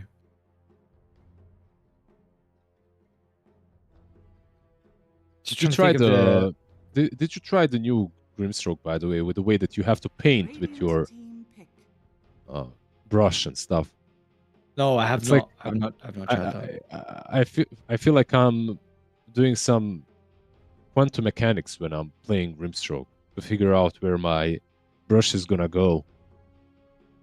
Like, 10 seconds. or remaining. maybe not that far, but you definitely are doing some functions 5 right there, seconds remaining. trying to solve for X and Y. But Abaddon and Grimstroke, let's see what the last two picks are. Dire There's team also a pick. possibility of Flash being never mind, it's just Ench. It's the SD4 Ench safe lane with the Abaddon. She's not tied into Grim. Mhm. Sure. They got Zero no stuns, stuns that's though. Yeah. Yeah. Choose your hero. Absolutely. And on the other side, you've got too many. Everyone has something. Icebat and Inkswell being the least reliable. The Rocket from Gyro, Sand King stun, Centaur stun. You have plentiful of ways of getting on top of Flash. You have a pipe builder in the Centaur. All of these heroes are susceptible to a Timbersaw if he gets like a good time, if he finds items fast enough. But Stampede is also one of the best ways of dealing with Shadow Demon. If the Purge does not purge Stampede, nothing does. So you can just Stampede out of it. Eventually, the cart is really good for Gyro as well. I don't know. Out of these two drafts, I do believe that Team T's draft is easier to execute. I gotta say that. And I think that eventually this Grimstroke becomes... Actually, let me just check something. I think I might be right here. Unless that got changed.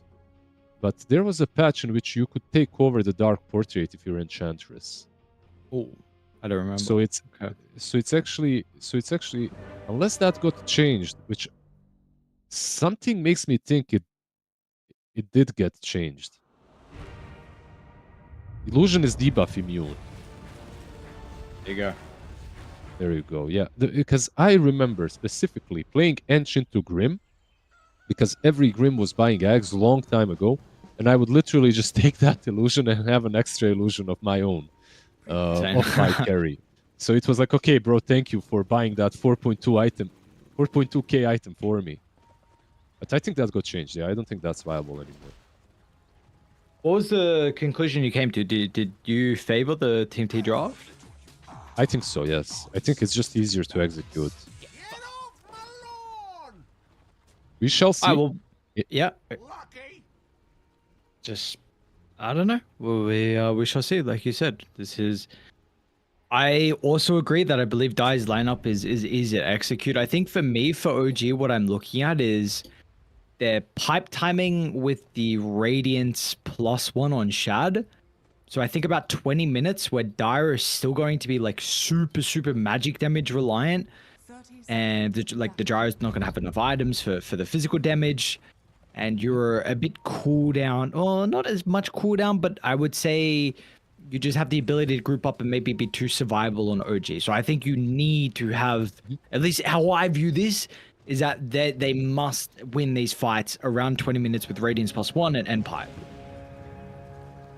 Yep, there's definitely a chance. They have a decent draft. They have their own strengths. The battle Absolutely. I just think that it's easier to play the Dire's draft, that's all. I'm not putting too much thought into it. Besides that, 3 bounty runes for Dire, by the way, as well.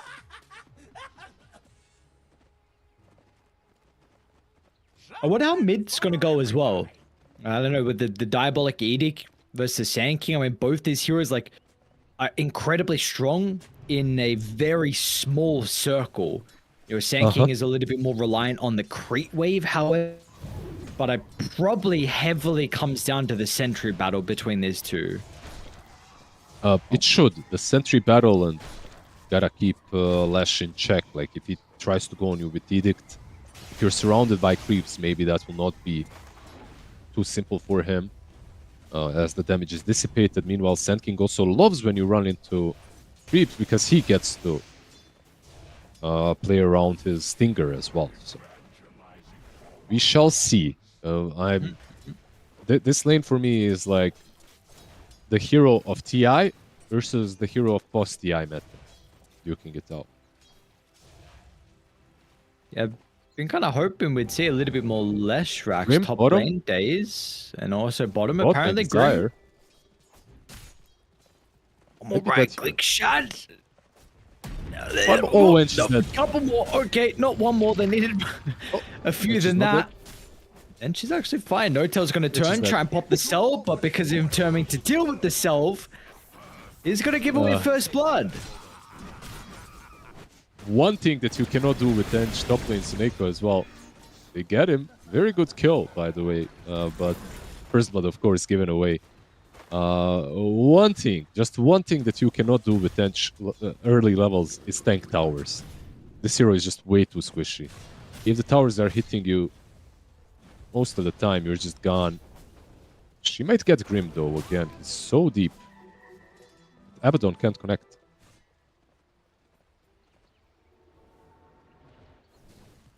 You saw there was an opening there potentially with the level 2 that was just picked up from Dire, so No-Tail just is able to potentially get away from that threat. A quick pause.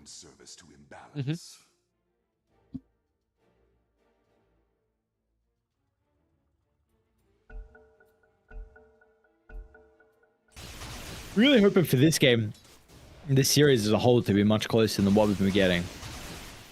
There have been some very quick 2-0s. Yes, we did get 3 games. That is true. I can't forget that. We did get 3 games with, Pipsqueak versus Kamwi Charter.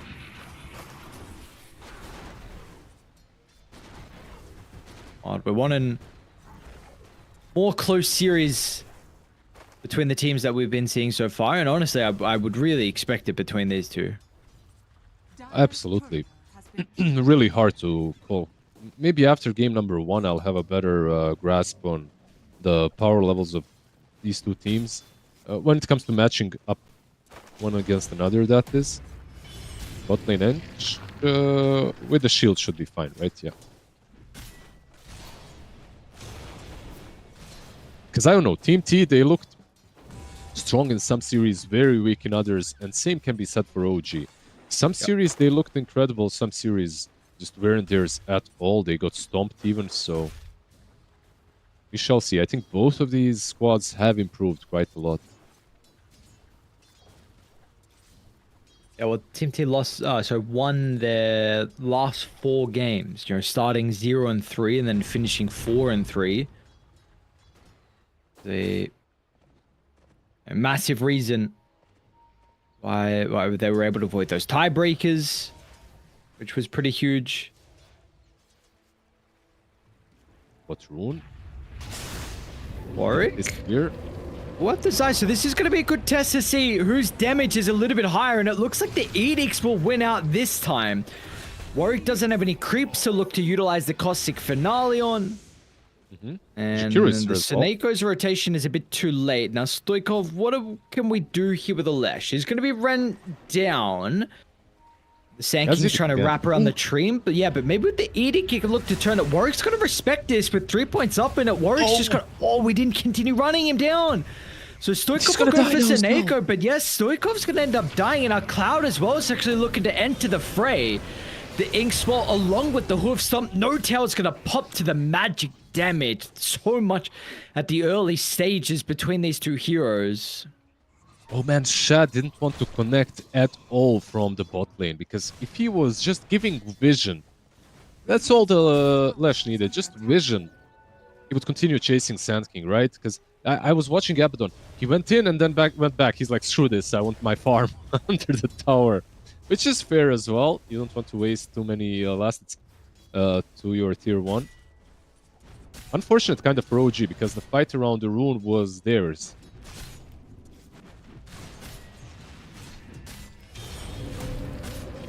Bottom lane, Cloud. An attempt onto the life of Shad. They're going to try and give him a Lotus, but man, just the nuke potential. And honestly, I'm a little bit surprised that he went 3 points retaliate. And already, like, even with this, we're seeing how much damage they're actually doing with these two heroes. Absolutely, he's very rich on the Centaur, considering the last state. Radiant structures He's got are fortified. a Dominator almost completed. Of course, Enchanters cannot take it. It's a hero creep, so a pretty good Dominator game on the Centaur as well.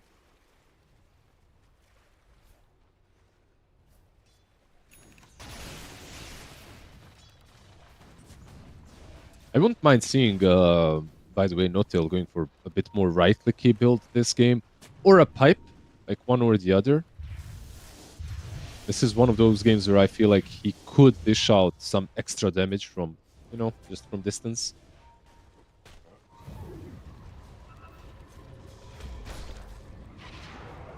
I think the question is, like, what's going on mid? We got every support still here, guys. There's no power runes. I think for me the question is, like, how far Notail is actually gonna get. Like, if this will be too late of a timing. Shigetsu. Stoikov actually looking for the solo kill. A little bit of an awkward timing with the creep wave actually connecting, but it's really not gonna matter. And they actually stampede as well to try and hold the life of the carry. Wouldn't see Cloud not going to be able to assist enough globally. Stampede, maybe if it came out a little bit earlier, Gyro would live. Tower is under He doesn't have a home missile as well, so doesn't have that tool in his disposal to maybe stop Alesh as he's running him down. Are fortified. They have strong presence right now. Shadow is the one on OG that's just constantly being shut down. Warwick? Arshak actually they're down to the low ground, but where are you going to be able to escape to afterwards, especially with the timber flying into the river? Yeah, the four of them are having a good game on OG. Under attack. But on the other side, Centaur is just having an absolute blast. Cloud is living life to the fullest. Blade Mail next for the Centaur tier 1 already done. Bottom tower has fallen.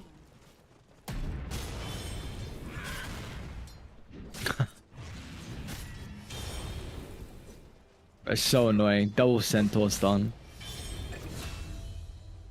Oops. Seneko solo kill from Mixo, who will be run Maybe another down. one. No mana Shigetsu's on- gonna get some revenge. Gets body blocked by the creeps. Guess is wrong. Mixer Good out to job, the Kirko. left. And now Daze is in. What do we got And going Edge on? is There's covered. also no tails here. Shigetsu's still... he's praying for some assistance. Stampede is actually already back up. Another Stampede actually gets him out of danger, and now we can also reevaluate if this was a potential fight for him to take. And yeah, well, he chooses other ways. Oh, that was a good Stampede this time around. On time, saving him and getting himself a kill on Gyro. A cool move. Sand King, of course, meanwhile, in the triangle, farming his first item, probably going to be a Blink Dagger. I mean, almost certainly. Radiant's top tower is under attack. Scepter by it looks like for work. Like you were saying. So, Roshan, no tail. Actually, considering about the epicenter. Around wanting to try and help secure the kill. It's going to put Warwick second in net worth. And this lead already up to 3k now for Team T. Pretty good. All three of their lanes, all three of their cores having a good game. I mean, Sand King perhaps didn't have the easiest lane, but he did get some kills, and now he's got stacks all over the jungle that he's taking. I feel like Radiant, they really want to utilize the Ench creep to take towers, but it looks like Timber will be the one who does that instead. Radiant's top tower is under attack. This is my Treads Timber sieging. Did he go it again? Here comes the Centaur to defend, I guess. Can he, though? Let's see. Oh no, he used the Hurricane on himself instead of Sineko. He was fine. Happens. And now they're actually going to try and run down. Oh, he gets a double stun with the Burrow Strike as well. OG just stepped a little bit too far forward, and they were super quick to pull the trigger. They see Mixer in the tree line. He's going to try and leap over the top. It's a pretty good placement out of the cooldown. Shad's even here. What? Radiant's middle tower. I mean, this Abaddon has had a rough game, and he feels like it's necessary for him to even show up to some of the fights with these two deaths. Look at his build, by the way. Like yesterday, we were casting Abaddon that lost the lane almost as hard as Shad, maybe even harder, and went Midas. Shad is the opposite direction. He's like, I'm not even gonna rush Radiance, I'm gonna join my team and buy Blade Mail and just play around them. We'll see what the Atos, adaptation's going to do this game in particular. Yeah, already in Atos. Shigetsu's got a decent position on the high ground. What? Oh, that's a good FP. Oh my god, Warwick, you couldn't have asked for a better Blink reveal. Are you serious? Oh, that's... Oh, that sets the tone for him this game. Absolutely. This Sand King is 100% back from the dead. Epi was beautiful. Not only does it kill all of them, it also saves the Gyro. Because Shigetsu was about to die to Mixa. The Timber Chain got interrupted with the Burrow Strike. Beautiful play.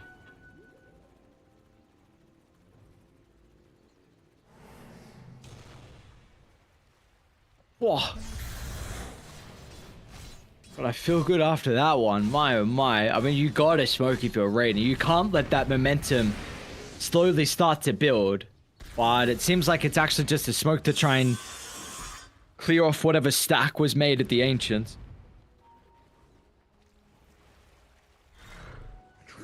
Those defensive tools that we talked about earlier are not gonna happen on Radiant, it feels like. Not anytime soon, at least. Like, there's a Kaya being built on Timber. Oh, Gyro TP stop. Sand King is connecting. But he is in. Sand King, it's also the Grimstroke to enable the Sand King. They will Stampede for no tail. This is seeming like a pretty difficult kill, though. They're actually not going.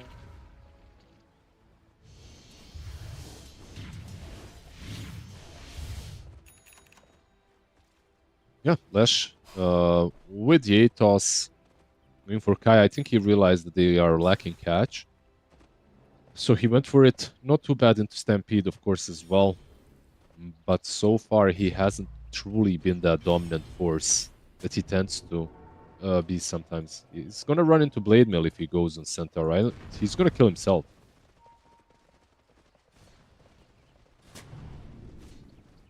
He doesn't run into that man. Run into the Conquer now. Looks like he should be able to get the Helm Dome creep.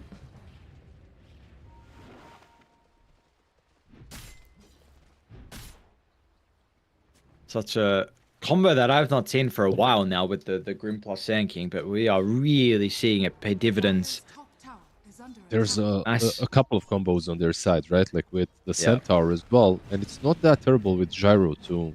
Just have that thing spell on top of him sometimes. Bench. His attention kill is actually not going to happen. Now, Dire will also bring in the Sand King. Was necessary. And Someone should really buy a pipe on Radiant. Ench is maybe not killable easily, but everyone else truly is. Look at them jump mid. oh, another double Burrow Strike. Doesn't even need to use the epicenter this time because look at all the follow-up they have with any initiation. Ice Path, Macropie, you're gonna have the Hoof Stomp as well with the double edge, the Gyro AoE. Like, yeah, I mean, you just brought up the pipe again. Like, we need to see it. Tower is under This game, it has to be bought, but No-Tail is not farmed enough, which is a problem. And our Stoikov's going to be run down as well with a great use of the Atos. They will slip out of harm's way. I mean, narrowly avoiding what could have been an extra couple of kills to blow this lead further open. That Atos saved his life. It baited out the Stampede as well, so that's very well played. But yeah, speaking of pipe, Timber is buying it. But if they continue getting caught on both supports, it will not matter. Like, they need a pipe, but they also need a bit of a better positioning into Sand King, as they do have some saves against him. It is getting rough. Like, they need that. They also need, I feel like, a BKB on Lesh. He's going for Kaya Blink, which is also necessary. SK mid. I think it's fine if he burrows up. Yeah, even with the haste, Lesh didn't want to go and chase for that. Radiant's top tower is under attack. How's Shad doing? Haven't seen him for a little bit of time. Not great, but he's not been dying at all after the laning stage as well, so he's still 0-2.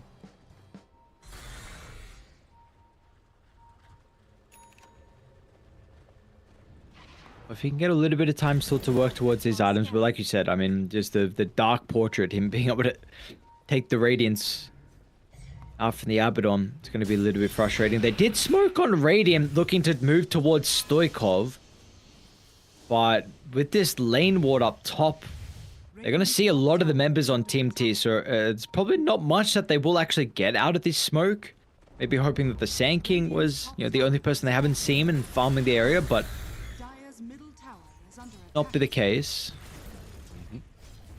He might show himself here because they are rotating down bottom as well with sports ready to maybe take over the area again. Aghanims, I believe, is completed on Gyro or just flying out to him, so he's got crit tags. Not in that BKB stage where he's completely ready to fight, but he can join fights already. Dire's middle tower is under attack. Radiant's Macropyre bot Abaddon. lane. under attack. Yeah, they're starting to try and tip it down, threatening the life of Shad. But it's just a bit of poking at the moment from Team Shadow T. They don't Demon? have the Centaur currently, or Grimstroke's really out of position. Same with the supports. First time there's an opportunity to deal with some of the backliners. They'll be able to get one. And now Shad's going to push them further away as well, just to waste the soulbind time. And now they can think twice on how they want to take this. But no fight will continue to break out.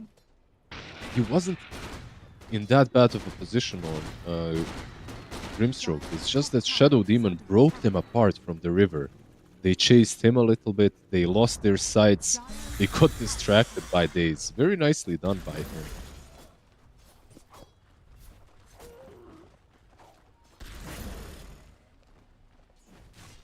How close to pipe are we? Is this pipe done on Timber?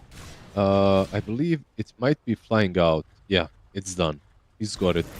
He's also the only one in front of any of the cores on the dire side. 9k net worth just above the Sand King.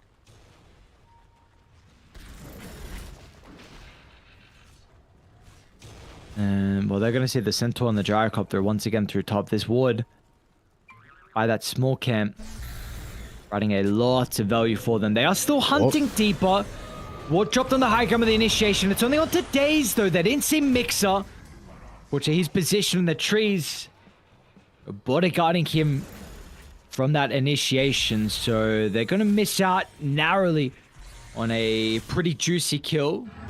I think they saw him as well. Maybe not, but in any case, you need to jump the Shadow Demon in that sort of a situation.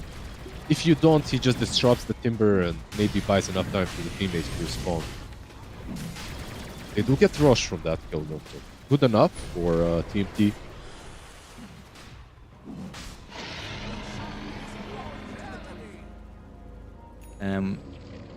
We see this so often that Roshan before the 20 minutes, you just go straight to top.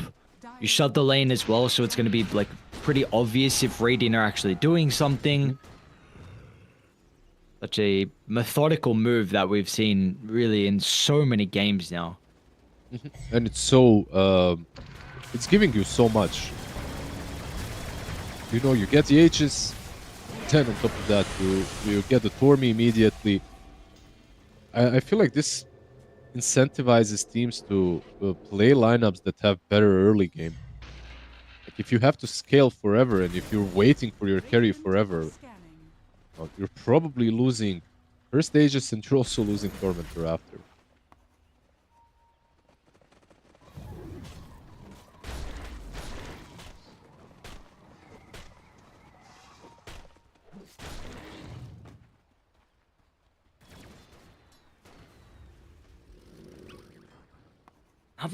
How many smokes have they got? I feel like Radiant's top tower every All the game time. I just see smoke after smoke, and there's... Flash. Stoikov? This is the first time, which makes it a little bit more difficult for the Ice Path, but Seneko is up to the top. Yeah, one problem that he's got is his item build. Like they don't have catch, so he buys Atos, but now he doesn't have Blink. And I truly believe that Blink is a must-have on this guy. Not only to initiate on targets that you want to, but also to disengage from a fight you don't want to be a part of. So Radiant structures are fortified. he had it queued up, by the way, the Blink Dagger. He just cancelled it for Kaya. Radiant's bottom tower is under attack.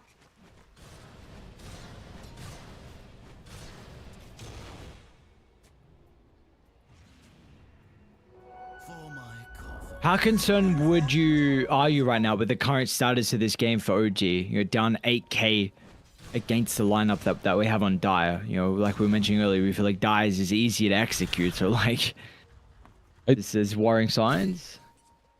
Definitely. It's not a good position if you're playing for OG right now to be in. They are getting some items, like you have the Blade Mail and Radiance on a bad Abaddon, like that's not bad. The Timber Saw with Pipe, sure, but we still haven't seen these items connect because of the Aegis on the other side. We cannot fight into it. Now Gyro has a BKB on top, so another defensive tool to play with. Radiant's middle tower has fallen. Okay. Radiant's middle tower. We're just high ground walking now, are we? Dire's structures Ench bottom, they're actually trying to get him. Not gonna get him. Wow, yeah, a bit more of a difficult kill. Crazy tanky and edgy boots, by the way, power treads. What happened there? Timber. Okay, Timber doing Timber things. is under attack. We're gonna try poke the borrowed time, but it seemed like Sand King was a little bit hesitant to initiate. Didn't want to use the epicenter as well. So they bring everyone back. You get the kill on the Enchantress. 9,000 net worth lead. The map's in a very good position at the moment from Dire. So get all the camps they want on the disengage.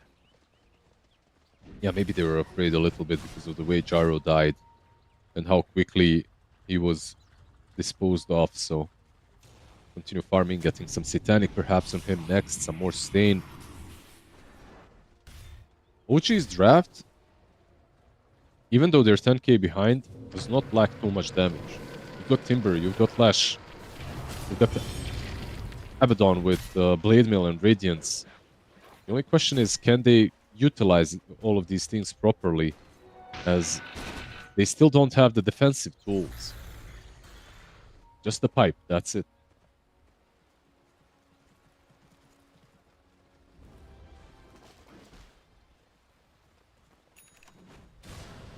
Shad. Who's he got behind him? Because he's going to need a lot of heroes to try and keep him alive. They'll burn the borrowed time. Have they got anything more in the arsenal for the second round? Warwick's still in. But all that was required was the epicenter, but it means that Mixer should have a free team fight, and we're seeing that prove to be the case with one support down. And he's looking for the Tikira next as well. Daisy's going to be able to protect him momentarily with the banishment. Mixer once again was continuing to hunt Seneko, but Cloud is doing a great job. He will finally be able to get the kill and look to walk it off over to the east. Also do stopping the blink from Cloud, so Mixer is out. I mean, he's pulling some heavy weight this game on the Timber. He's playing great. Absolutely. 2 for 2, which does benefit, of course, Dire, as they did take down the carry. They're thinking about going on Jaro. He's got the BKB, though. Maybe just baiting the BKB out? Yeah, it seems like that might be the case. I think without Epi, Mixer is not touchable. There's your BKB, and yeah, No they're Epi going to yet. have to try and TP out.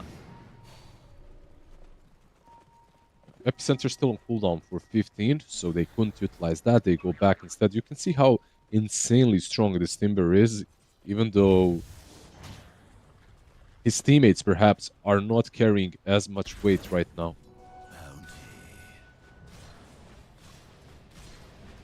Mjolnir on Abaddon, by the way. That's the next item.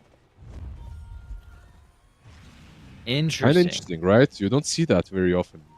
His I item don't build is know very different. who did this. I saw someone recently, but I don't know if they.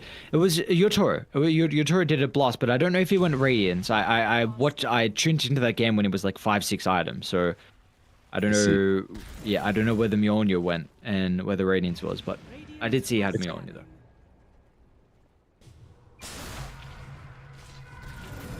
Warwick tries to get away, but the first time we've really seen OG be on the prowl. And they're going to be rewarded for it. Warwick tries to charge up the epicenter, but he just eats some blade mail reflection. Yeah, suddenly a 10k lead on the other side. Like, this is the power of OG's draft. You're 10k behind, but your damage is just insane naturally from the heroes that you've got.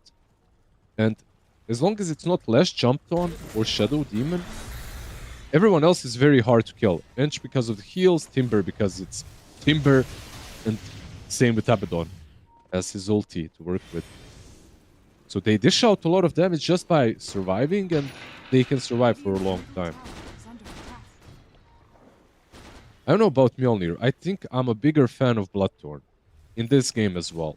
He doesn't have Mantouch, sure, but I am a big endurer of Bloodthorn. Mjolnir is kinda good because of the True Strike proc that you have versus Sand King. That's good, right? Like in the Sandstorm, you'll still be able to do a decent chunk of damage.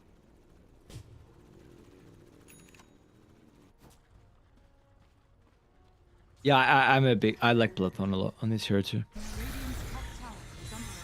It's we got Wisdom up pretty shortly. Warwick's actually going to miss with the Burrow Strike and now has to use the BKB along with the Stampede.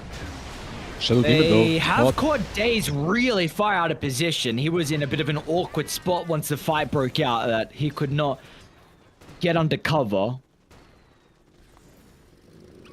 Grim will be left on the cliff for a little while, but yeah, rejoins with a blink. I think SD cleanse this game is also not that terrible. Getting the shard, maybe from the Tormentor. I also think Timber saw Aghanims if he doesn't want to buy BKB is pretty solid. Lesh will be queuing it up, by the way. He is the one going for BKB. I think this is full necessity, as he's got just a defensive cloak. That's it. He just bought like a poor man's defensive item, I guess.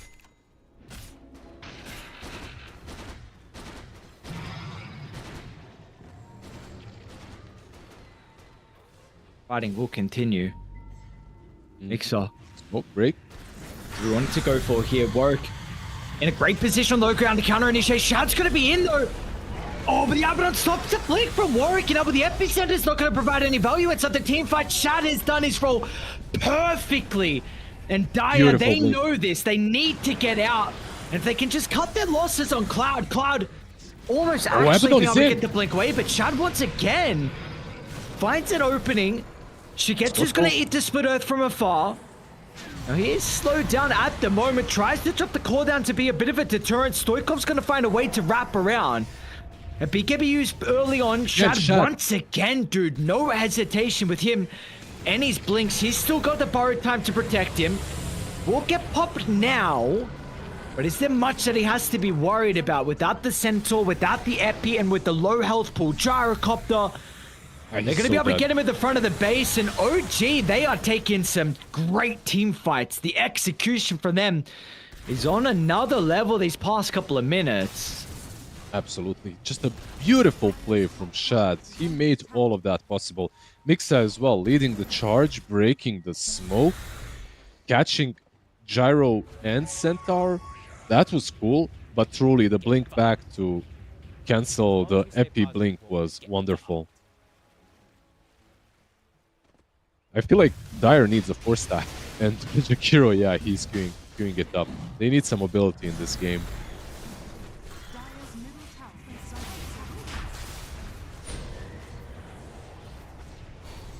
attack. And I don't know, Liz, it looks like we've got an even game finally. Like so many of our games have been super one-sided, super stompy, but yeah, we're chilling. Yeah, that 10k advantage is now only 5. And how do you feel about Radiant and their scaling? Dire's middle tower is under It's not weaker than Dire's for sure. No, but I still feel like Dire's just their ability to execute is easier. So therefore I think their scaling is also better. That's a fair point. It's just like, Dire's bottom tower is under attack. yeah, I think Radiant have really outplayed them these past couple of fights. It's just been like a lot of small things working out perfectly. I mean, your perfect example is like the timing of the Abaddon blinking as soon as Epi was used, so we couldn't, so we canceled the blink with Radiance. Like, this is just the minor things. They're tipping top. SD is in. That he is, and SD's gonna feel the pain. And he's out. Yep. That is a lot of hate for days. Radiant's top tower has fallen. I was just about to commend him, by the way, for the playstyle of SD. Connecting to your ease of execution thing for Dire, I think it is kinda easy as long as SD is controlled. If Daze on his Shadow Demon can do whatever he wants to, then it's a different story. I feel like the Shadow Demon is just a massive way to counter-initiate any aggression. Especially if he gets another few items. Like, he's buying a BKB on Shadow Demon, by the way. Chad. That's his next... that's a Chad right there, yeah. Based. Dire's top tower is under attack. I like it. Man's cooking. What do we got? OG, what do you actually want to see them get done with the Aegis, considering still they haven't really been too aggressive into Team T's territory? I think they were just waiting to push out the lanes. Top was creep skipped mid lane as well on the Centaur. Dire did a really good job at buying themselves some time. It's not that OG did not want to necessarily be aggressive, it's that they couldn't be. And now when the lanes are fixed, they are smoking up. They don't have Abaddon, so maybe go through the Tormentor and through the Twin Gate, sorry, and connect with him top.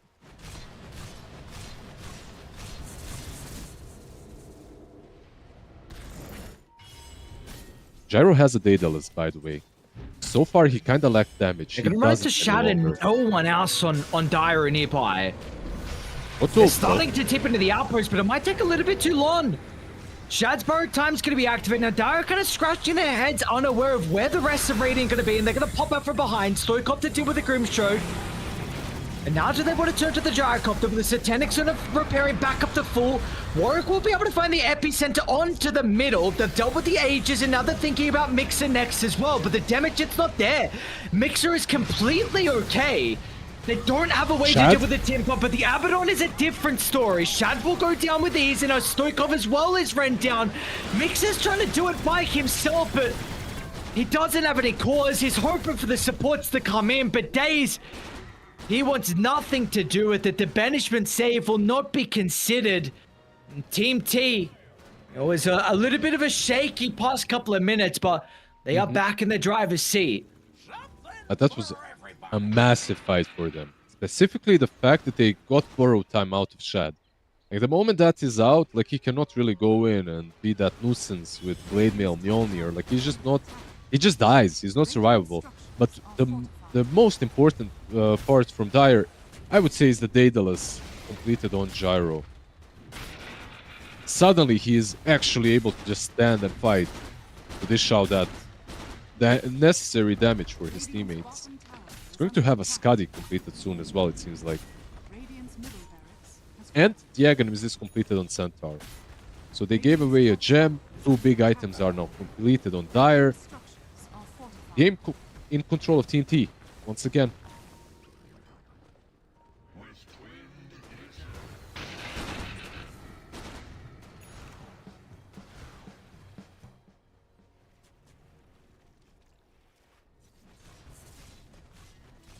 That it is. Team T firm grasp of this game, and Skadi online for the Gyrocopter. It's a bit of a later Skadi than what we've been seeing. This item has also kind of fallen off a bit. Interesting. Not really what you see a lot from from the Gyro. Yeah, I was gonna say the same. Not very often. There are some nice heroes to use the Skadi against. All 3 of the cores on the Radiant side do not enjoy being slowed. Do not enjoy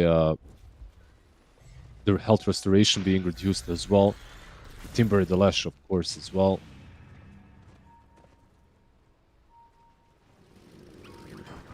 I think there is perhaps an Axe needed on Timber, but he is going for Blink BKB next.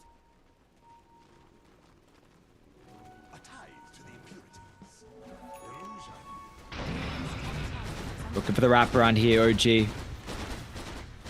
Oh, the illusion bait. See if they're going to be able to find that angle and how they can start the fight. Dave's actually going to just walk on forward. Get some illusions if she gets to. Oh, they hurt. Those illusions actually hurt, forcing out the card as well. Is this a re-up on the smoke on OG? I'm not sure if it is. It is, it is. We back? Cloud? No tail? Okay. Just giving some information because the rest of the team trying to find the angle of the backline. Look at Desire blinking all the way into the trees on the west. Warwick finds the burrow to the 2, has the opportunity to pop the peak in with the epicenter as well. And Warwick's damage is going to be a concern. He still needs to respect the blade mail. Does get some separation thanks to the forward stuff, and they're fine. But meanwhile, Mixer is not okay. Back inside the base, but Cloud is on top of him. Stoikov is gone next, and everyone else will join them buried under the ground. Radiant's top barracks has fallen. The Rex as well. Rubble eventually.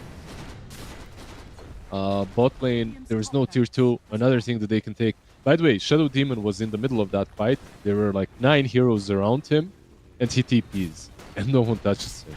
Warwick had a fantastic catch as well, that whole engagement, because he double Burrow Strike Flash. and Abaddon. So caught both of them. We're just gonna call it. There is nothing more to be played Yeah. for. Even though Abaddon is alive, he cannot hold on his own.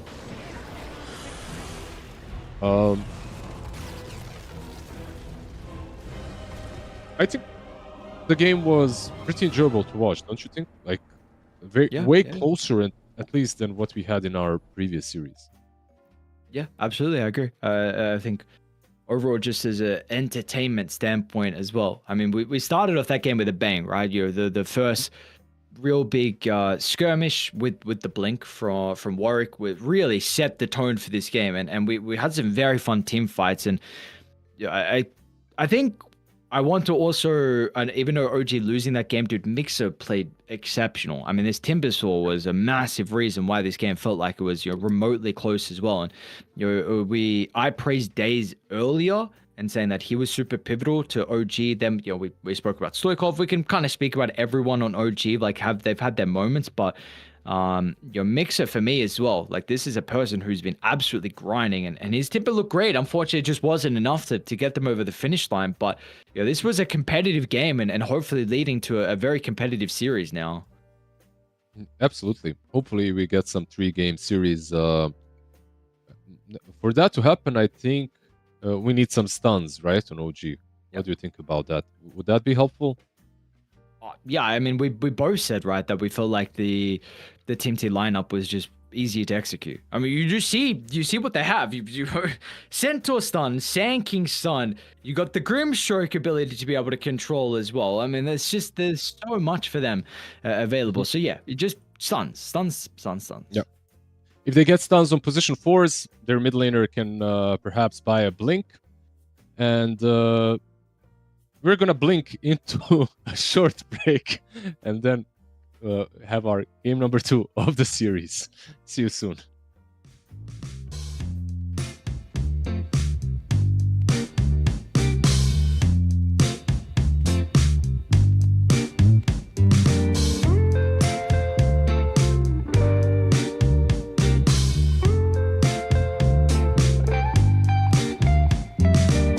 Well, I can tell just by the way that you're smiling that you're still unsure. And I can tell just by the look in your eyes that you've been hurt before. But baby, no one can promise you forever. Right now I only know that we should be together. Because it's now or it's never, so won't you take a chance on me? Well, it's fine if all your previous guys, they made you run away. You can bet you'd only have one regret, and that's if you didn't stay. Walk my way. 'Cause baby, no one can promise you tomorrow. But today you take away all of my sorrows. You know I'd beg and I'd borrow for you, so won't you take a chance on me? Right from the moment we met, I knew that I couldn't let my fear get the best of me. And every moment since then has proven time and again that we're exactly where we're supposed to be. Yeah. Oh, won't you take a chance on me? Ooh, oh, won't you take a chance on me?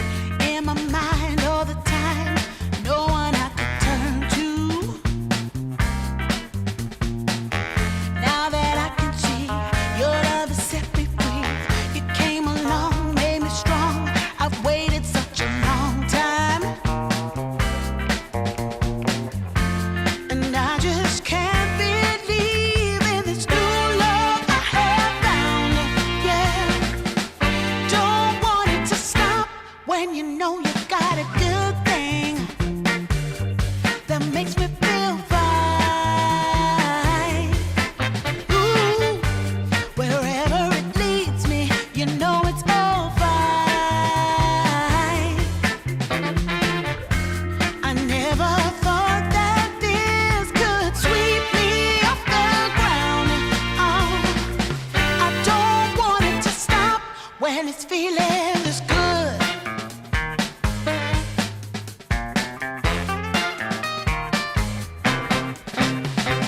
Whenever you're around, my heart begins to pound. Though I know you'll take it slow, no way to stop this feeling. For every single day, whenever you're away, in this place there's a space where I'll be waiting for you. And I just can't believe in this new love I have found. Yeah, I don't want it to stop when you know you got a good thing that makes me feel fine. Ooh, wherever it leads me, you know it's all fine. I never thought that this could sweep me off the ground. I don't want it to stop. No, I don't want it to stop. I don't want it to stop when it's feeling this good. Feeling this good. Feeling this good. Ooh, feeling this good.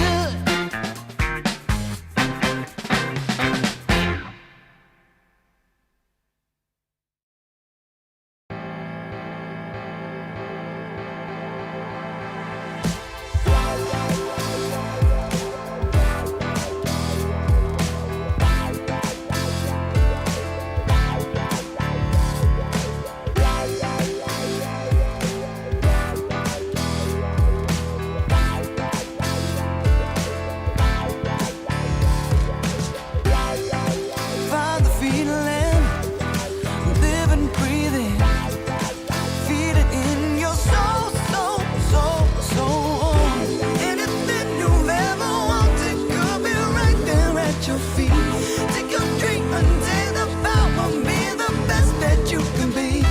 Oh, we can go higher, higher, yeah. Gotta take the chance to rise above it all. Come on. Oh, we can go higher, higher, yeah. Gotta take the chance to rise above it all. Yeah. Ooh, face your fears, yeah. There's no limit. Can you reach the sky? Keep the faith and rise above it. Ladies and gentlemen, welcome back to Dream League Season 1, Division 2. His name is... Wait, let me check. It's not his. His name is Aries. My name is Lizard. We have a draft for you. Game 2, OG versus Team T. We will be jumping in immediately. No more cameras on us, Aries. Eh? You're not holding people hostage anymore. Damn it. No, sir. No, I am not. No hostage situation over here, brother. To go. These two teams, Green by the light. way, green light, green light, green light. They just wanted to hop into the match. Not messing around, just instantly opening up with the draft. Let's see, the bands Pugna, Beast, Ember, Hoodwink on one side, Pop picked up. On the other, Storm and Puck, once again by Team T. They don't want to play into Stoikov. On those two heroes, they get themselves the Void Spirit. The difference, of course, in this particular game is the Queen, right? No Timber Saw this time around in the opening stage at least. A bit interesting. What are the other options that they would have had versus the Quad? Not really many, right? There's really not a lot of options that they would have had with the first phase bands. I'm just trying to think because I don't know. I've really not been impressed with the Void Spirit games we've been seeing so far. Yeah, I heard that like a couple of times from you on position 4 on mid lane as well. Yeah, I don't know. I think the hero is all right. I feel like Void Spirit has a lot of impact in his games. Very similar to what an Ember does, more or less. Like he brings you a little bit of catch, a little bit of damage in the early stages, then the damage scales, then the control scales with diagrams as well. You can itemize in an abundance of ways. The Vessel is a really good one. Rushing the Ags as well isn't that bad with one item like an urn, if the game is good for it. And also, Void Spirit, even though I do think it will be mid, teams have been flexing it, like we have seen Saxa play it on a 4. It just could be an option for Team T to do that as well. Yeah, I mean, I suppose so, but doesn't really strike me like something that Desire would do. But I also, I don't particularly, I haven't seen as many games as Desire as maybe Saxo. Like Saxo, I'm like, yeah, okay, I can see him playing the Void Spirit, but I'm not sure about Desire. Fair enough. They get themselves some follow-up with the Remnant, right? Always nice to have some sort of follow-up stun. And Ice Bat is pretty damn good. Like these two heroes complement each other through the game because of the pull 10 into seconds remaining. Macropyre, into Ice Bat. But Jakiro overall, 5 seconds you could remaining. pick it almost with anything on mid, as long as you believe in the strength. And Suneko had a pretty good Jakiro game, game number 1. I feel like a lot of his Ice Bats were on point, Macropyres as well. Nothing crazy, just a good old solid performance from him. Didn't die too many times that we see from a lot of Jakiros. Happen not so rarely, where they're out of position being caught.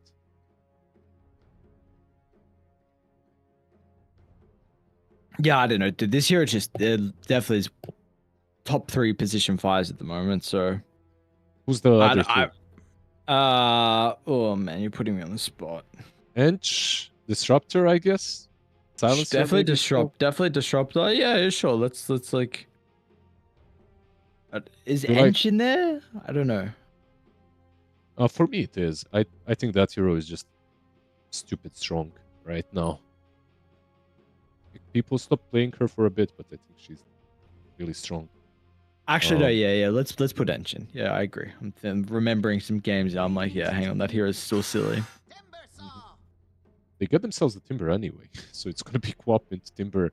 I think the Vessel on Void Spirit just rose even higher in value. Good versus Quap, good against Timber. 10 I think you seconds buy remaining. Ags after it, and you already have such an easy path 5 for seconds itemizing on remaining. the mid lane.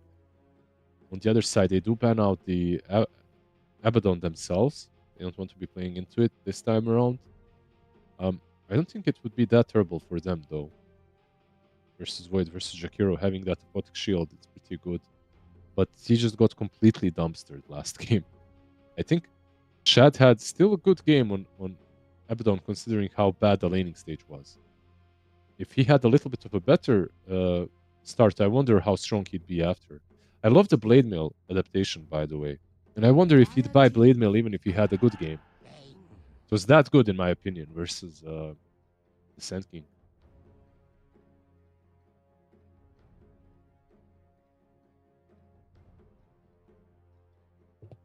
I think I like the Bane pickup. It was 10 seconds. like no tail the game that we did cover as well with one of the other OG series. I feel like he had an exceptional Bane performance. I mean, definitely one of his comfort.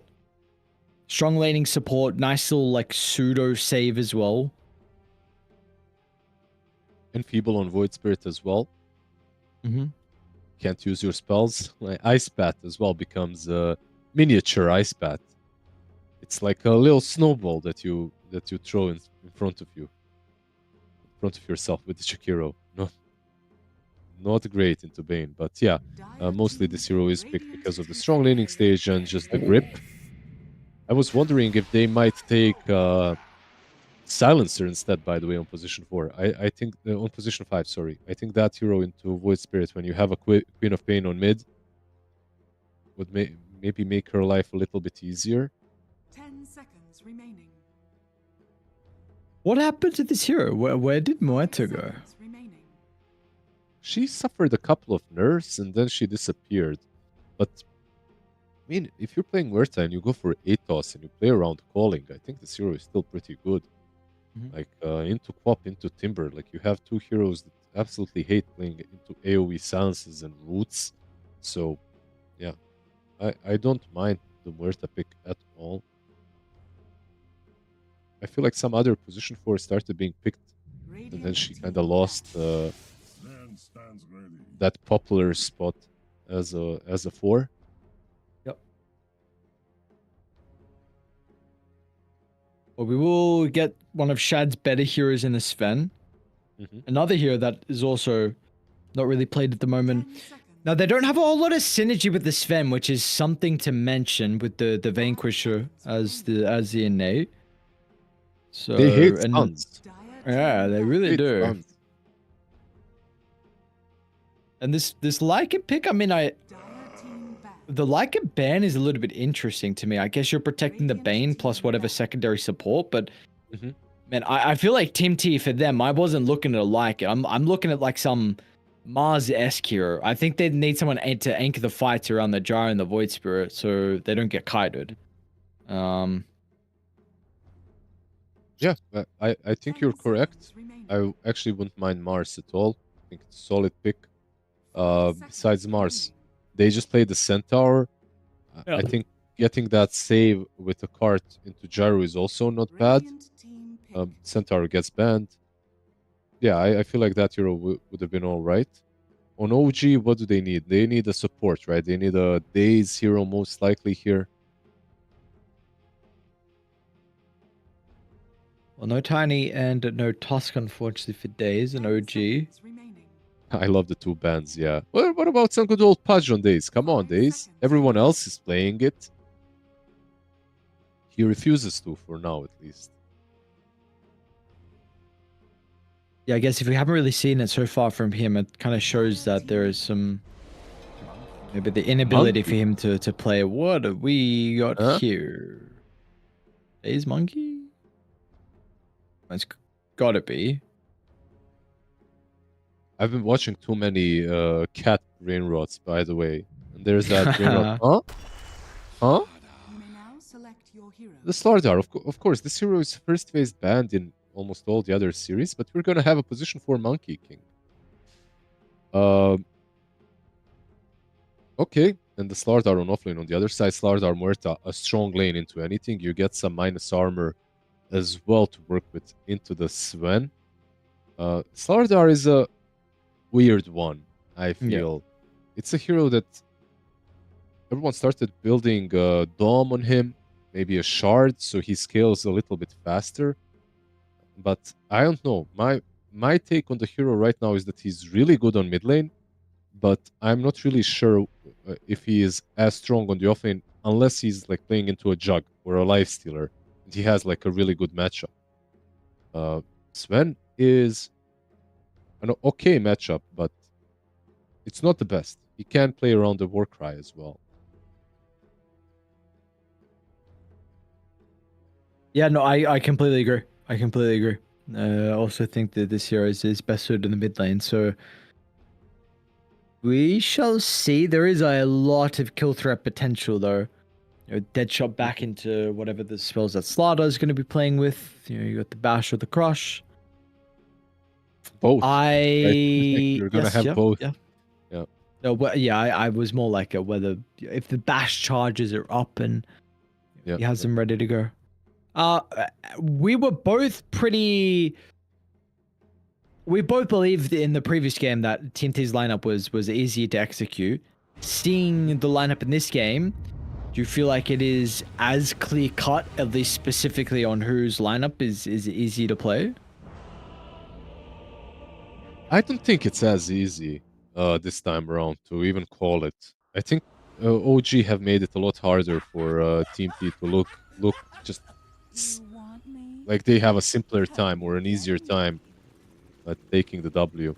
Last game, I feel like it felt like OG needed to be real creative. This time around, no creativity is required. Like you have a grip, you have a Sven with a stun. My only real question mark is the Monkey King. Like I don't know, just this is not a hero that's being played on position 4 a lot. We'll see how much Days will be able to do. Yeah, that's my only real question mark. Let's see. I also feel that Days, like being a position 5 before, on position 4, it doesn't really have like a massive hero pool.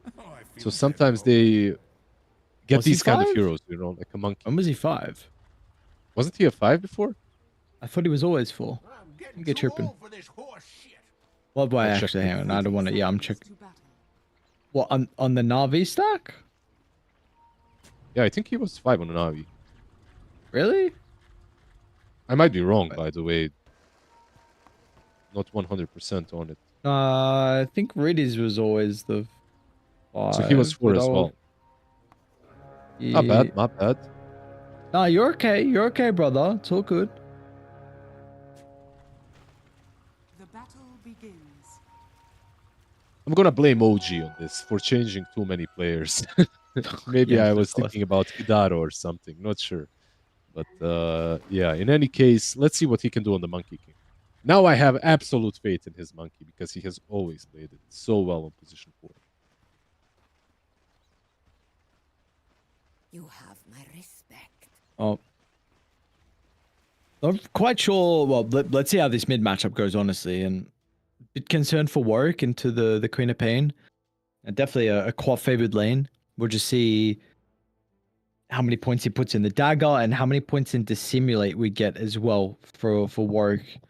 It never really trades out equally enough where the cooldowns kind of match each other perfectly. So you will, if it is the dagger route, you will always be kind of harassed out.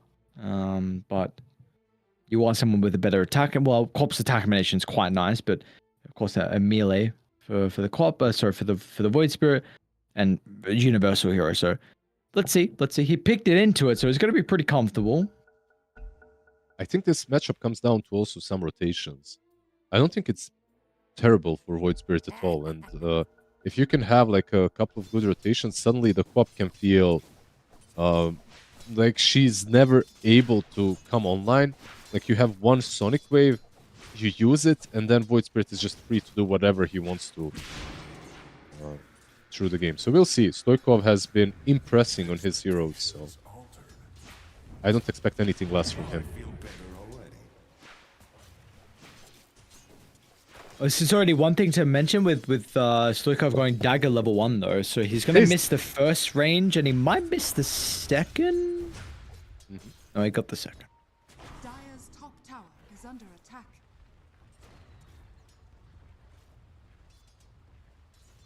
He's almost died top, by the way, but he did start with boots, so trying to creep skip into a Jakiro, even with boots, and this is how you are coming out on the other side with 10% HP. It's a really difficult lane to lane into as Monkey and Timber. And that creep skip failing is a big deal. They can't get the equilibrium properly. They are pushing in though, needs to be said. I guess one of the very minor, you don't have many downsides on the Timber. But your constant flat cannon spam pushing the lane in is potentially one of them. And also sometimes it can be great because you just shove the wave and then drag it back with the small camp. Or the hard camp as well, most of the time, right? Like you can do that maybe even now. Let's see on top. Not gonna happen, but I was worried for Timber. He still got only 3 last hits, but at least he's getting experience under the tower. This is a difficult lane for him.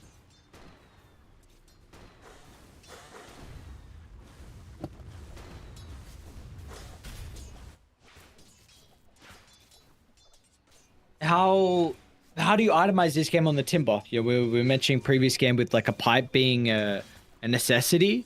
Do you see that being the case this game as well? It's not as good of a pipe game, I gotta say. It's decent, but it's not as good as last game. We're still playing into a lot of magic damage, like from the Gyro, from the Jakiro, from Void Spirit as well. So it wouldn't be bad, but you're not rushing it, of course. You're getting Kaya first, maybe Kaya Sanj completed. We'll see.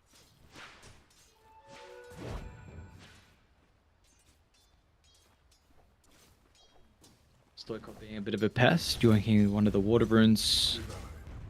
Warwick's face. 12-4 compared to the 14-4 at the moment. Timber is really the biggest loser though in regards to the last hits.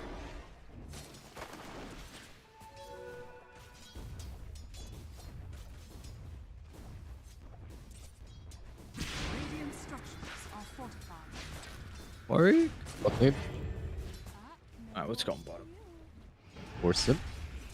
Or Notail. Horson. Might Or go Dota. down. Selved up. Popped instantly.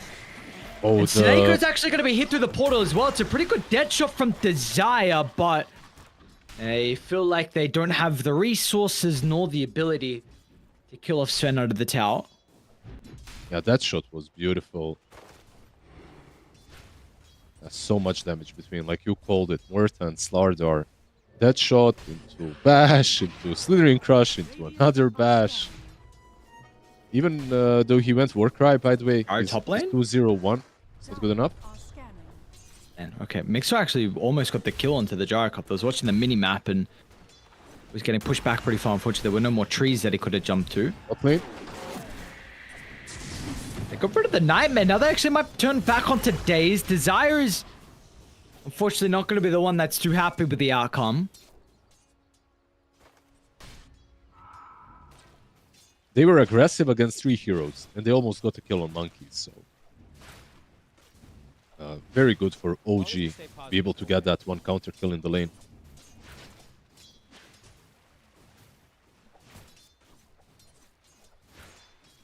Anything crazy so far? I feel like the lanes have went more or less how we expected them to.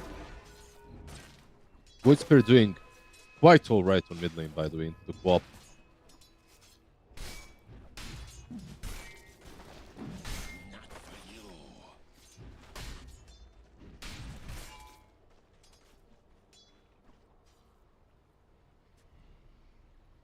Minute 6 rune coming up. Monkey King rotating around the dire jungle. And this is what I'm looking for. Basically, bot lane. Oh, Shad. All right. Another good rotations. I mean, Seneco's movement through the portals so far been impressive this game. And this is one of the strengths that the Gyro gives you. I mean, we were just speaking before about, you know, the lane shoving can be a weakness, but it can also be a strength. And, well, you're always really finding a lot of lanes where you can just get free farm and not need as much assistance depending on the matchups. Stoikov gets an arcane room, by the way, so even though he's not 6 yet, at least he didn't give the arcane to Void Spirit. I think that's massive. But speaking of top, it definitely comes down to Gyro pushing out, but it also comes down to Gyro having a good start, while Timbersaw having an abysmal start. And because of that, you're able to leave the Gyro and rotate with Jakiro, so it all kind of trickles down. Exile. He's They in. changed the face of Shigetsu. They're going to be able to avoid the Primal Spring. But Shigetsu with the low resources was a bit more hesitant. Void And you Spirit got to though. respect that, especially Warwick. It's a pretty good 8th of Remnant. Days as well. I mean, oh, dude, there's so many heroes here. Even Desire is actually going to make his own move. Stoikov wanting to try and utilize the Arcane Rune won't be able to get any value out of it. They will get both the Wisdoms, though. That's a pretty big win, considering that their supports are kind of low in levels. Especially when you have this monkey that's literally just jumping around the trees. Bot lane. Such a hard kill. They have sleep Cloud as should well, be fine. but it's such a hard kill to get. Like, he's got power treads and double bracer. You're just not killing him. Not with these. You need Quap. Speaking of Quap, Stoikov's just going to solo kill Seneko. What is Seneko? Did he think he's going to get Stoikov? I'm just insane. The way he's been playing the last game as well was literally like that. And top lane Shigetsu is alone now, no Seneko. Yeah, finally they're going to be able to hit back here.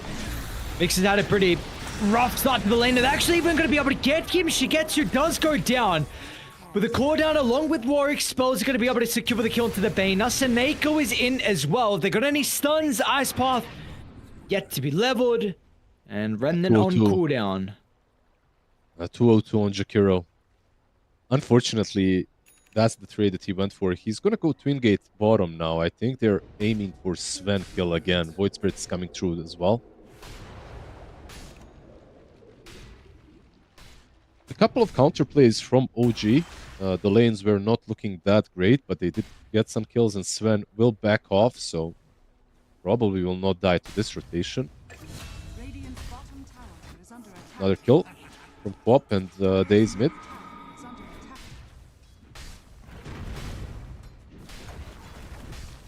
Are they? How many stacks have they got inside Radiant's triangle? Just trying to see if they can. Not too many. Nothing, basically. This is the first stack that No-Tail just made. Double on the Asians, double on the hard camp. Basically nothing right now. Yeah, you got to try and find a way to get the timber into the game. It's a 1500, 1600 advantage from the gyro. Radiant's bottom tower is Luckily for the side of OG, under attack. Timber, he definitely benefits. Of course he does from net worth, but this early in the game, Bottom tower the is hero under still attack. works. Even if he's had a bad lane, as long as he's having levels. No, what the hell? That's just a bait. Dire's top tower is under attack. So it goes actually Desire? going to run into Desire. And they're making a lot of space to make the time a little bit easier for the Timber to farm this lane and also put some pressure into the T1 tower.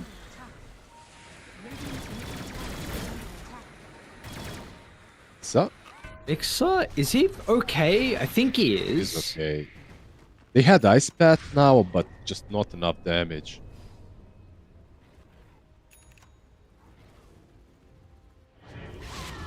And well, Slaughter is giga farmed. 5,000 net worth? What has he actually got on the Slaughter? Okay, bunch of stats into the bleak. Where is his gold? All Look these at his items really... inventory. I They guess are. so. He's got 1400 as well, but he's got the Soul Ring, Double Bracer, Power Threads, Magic Wand.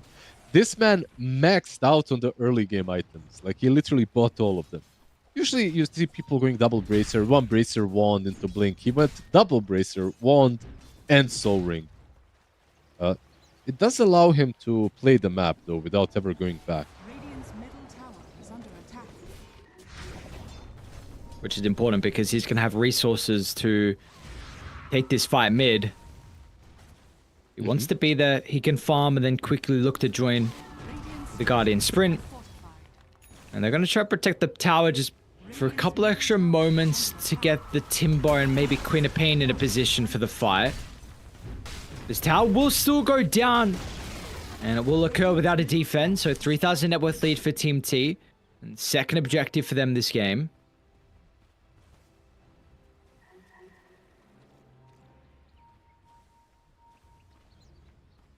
Radiant's middle tower is under attack. Nice path. Actually get Daze at top of the tree line. Alright, Seneko really quick fingers with the ice path. As soon as he heard the cast being used there with the primal spring, he guessed correctly. That's cool. He's been very good with the Jakiro game number 1 and game number 2. They have a vessel completed now on Void Spirit. I think this is a pretty big power spike when you get it at like minute 12. Allows you to take down all the beefy boys, Timber included, which is why they TP top. It's got haste as well. This is maybe a chase. It's gonna be a difficult chase though. Oh, not a bad timing of the Remnant, but Radiant's top tower. not enough. I thought he got stuck on the high ground. I love the voice line, by the way, after getting away from the gank. But yeah, like you said, the Remnant, if it connected, maybe they would kill him. It's still not enough. Like they, the control is kind of there, but level 1 Ice Path. Wow, so tanky. Attack. It's got a blink, by the way. Radiant's top tower is under attack. Dire's middle tower is under attack. Okay, 13 minutes in with the blink. This is a very big Slardar. And by the way, if he goes for Shard next, that amplifies his farming speed. It's not only utility for getting kills. Just being able to one-shot the wave as well with Slithering Crush is pretty damn good. Once you Dire's get that turret shard. has been killed. It's a hell of an item for the starter. Fixes a lot of the problems that he had. God strength as well utilized. And so much committed. But they Everything, recognize it is, yeah, it's an absolute must considering Cloud's game. Radiant are scanning. They just used God Strength, Sonic Wave, Grip, and they still... I mean, they do kill him, but it was not easy.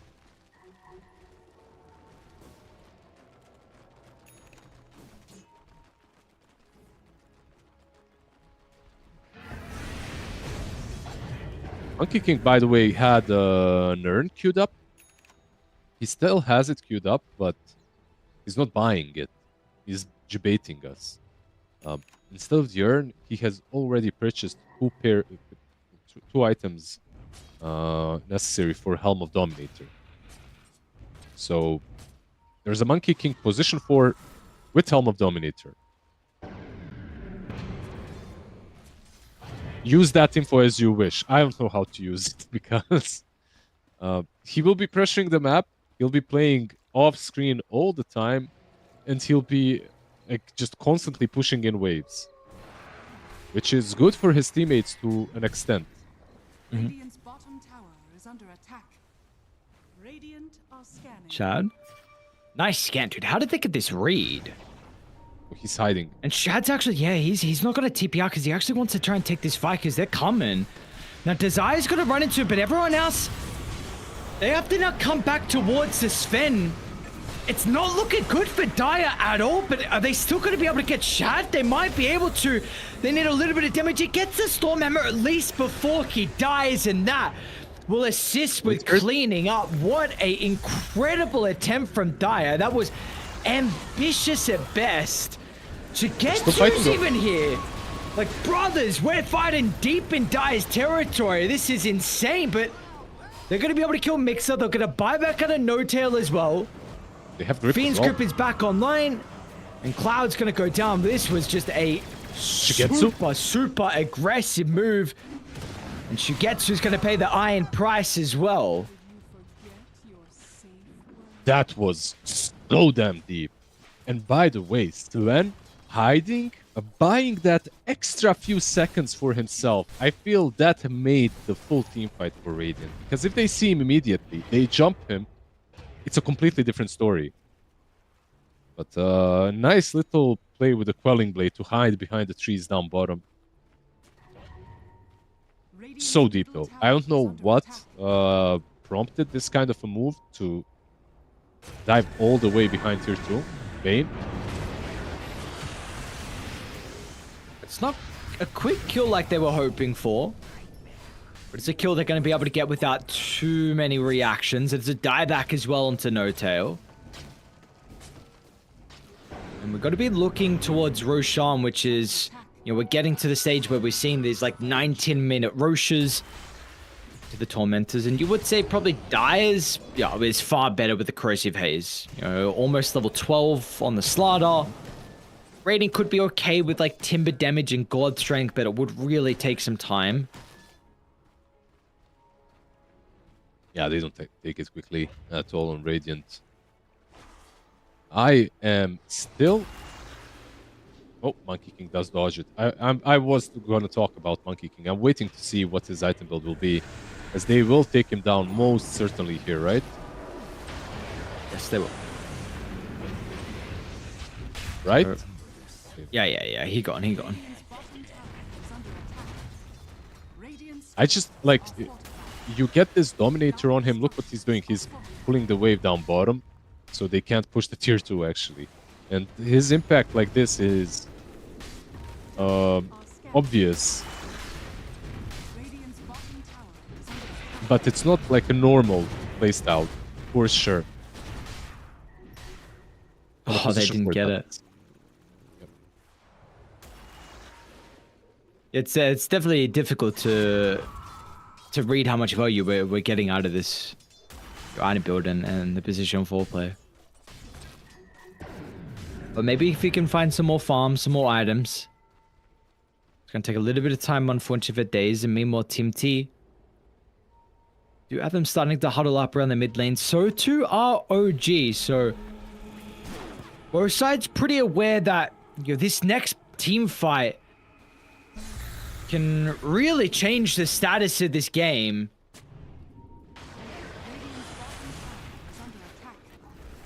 This was over before it started.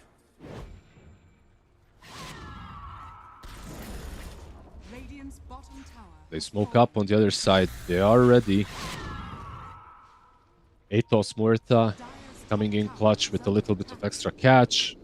Gyro can TP to the tier 2 on top as well. Shard and See the Slardar. Timber? Yes, they did. They're going to be able to get a glimpse of him with the Spirit Vessel out as well. With the Timbersaw in some danger. They need a way to be able to protect him, and they won't get it. Shad will jump in too late, but he jumps into the ice path. So the God Shad is wasting out. They know Shad has no BKB, so they can just run him down. Oh, Shad, unfortunately, I mean, he felt like he was forced to try and take the team fight, but Oh, that shot. just a slight misstep with him jumping into the ice path is going to cost him drastically. Mid lane as well. Cloud setting up for Quap. I think she has Stoke have up the in ult trouble? here. He has the ult here, I think. Maybe not. Oh. Okay, it's fine. Dire's middle tower is under attack. It was just like a perfect execution. I don't know if Shad could have done a lot there. Maybe if he jumps the gyro and kills him or something, but overall, I think that fight was almost impossible to take for OG the moment Mixa is dead. Like, they didn't commit too much for the Timber. Just a lot of small spells that were used on him.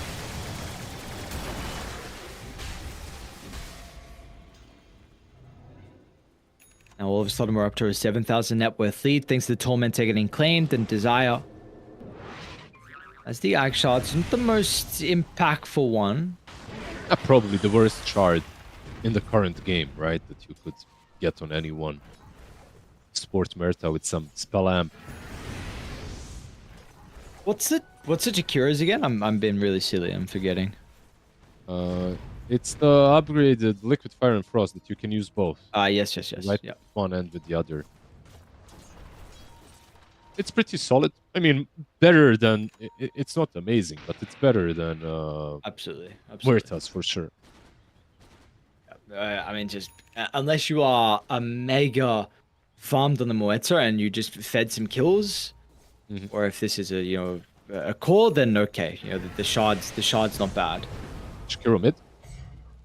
Oh, Notil tried to set up, but he doesn't have Aether Lance. One of the weaknesses of the hero. The cast range isn't really amazing. They will smoke to defend. And they're probably going to be able to contest it just in time, but they need to be quick though.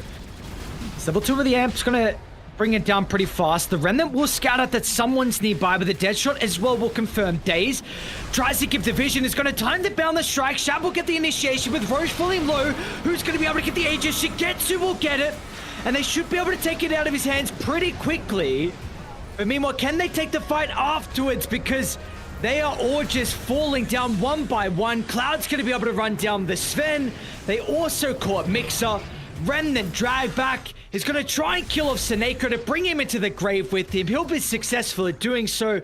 But that is just a consolation prize at best as Team T find the 5-man white. Such a good fight from Team T. Like, Roche was actually dealing a lot of damage to them. They were clumped up. He slammed a couple of times. They all lost like 20%, 30% even HP. But the initiation from OG was absolutely botched. I believe Queen of Pain dealt no damage, right? Just look at Stoikov's damage. We've been praising him, but this was a really bad blink. Into an instant silence. The only thing he did do that game is more or less the blink and one scream. That fight, I mean. So, very unfortunate for OG, but Team T played that fight to perfection. Void Spirit in particular, I feel like Vorik did such an amazing job to jump out of the pit and prevent them from going in. So it was only the monkey that could contest the gyro. And he's looked good so far this series. That game 1 performance on the Sand King. Game 2 is second net worth, and praising his team fight execution. They've been able to grow this lead to, we spoke about the 7k lead they had once the Tormentor was claimed. Now we're up to 10k after that previous fight.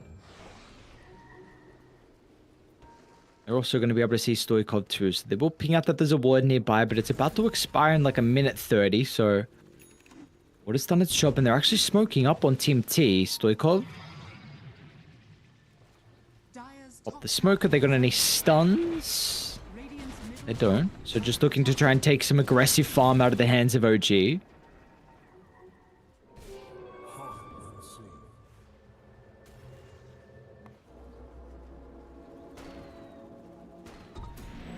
I'll see how they play the map now on Dire.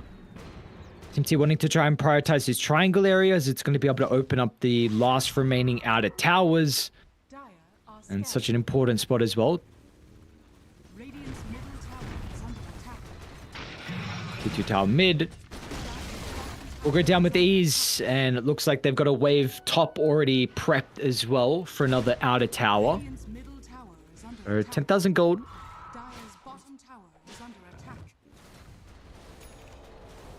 Ooh, days. Ooh, that's dangerous. What? This is how he has to play, right? At this point, I think the justification for the hero needs to come from perhaps some creep skipping. He did it before as well. Bot lane, mix up. Bottom lane? They got the stun on the chain away. The Fob's going to be there coming through for the Atos. They got the Ice Path as well. This is a super difficult kill. They have to chain everything perfectly to stop the Timber from getting away, and it looks like that's got to be the case, man. Cloud was great with the use of the crushes and just kind of lucky with the bashes, and yeah. Simultaneously on the opposite side, we've got No Tail going down just to the position 1 and 2 of Team T.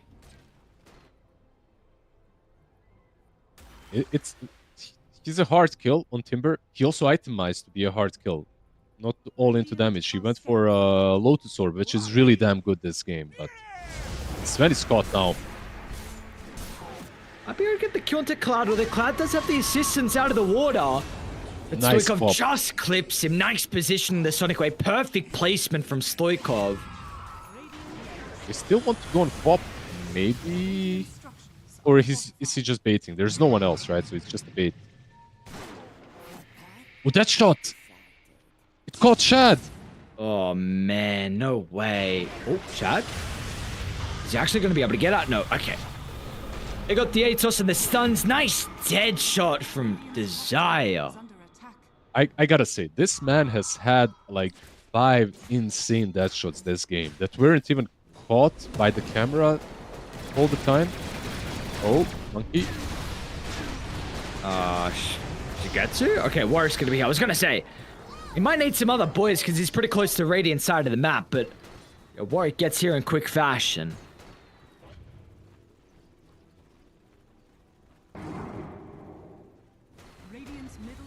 And honestly, this was the Team T that I was expecting coming into this event here, replacing Maz. Was very surprised when I saw them drop 0 and 3 to start the groups, but this is looking like it might be their 5th series victory in a row. So OG have something to say about it.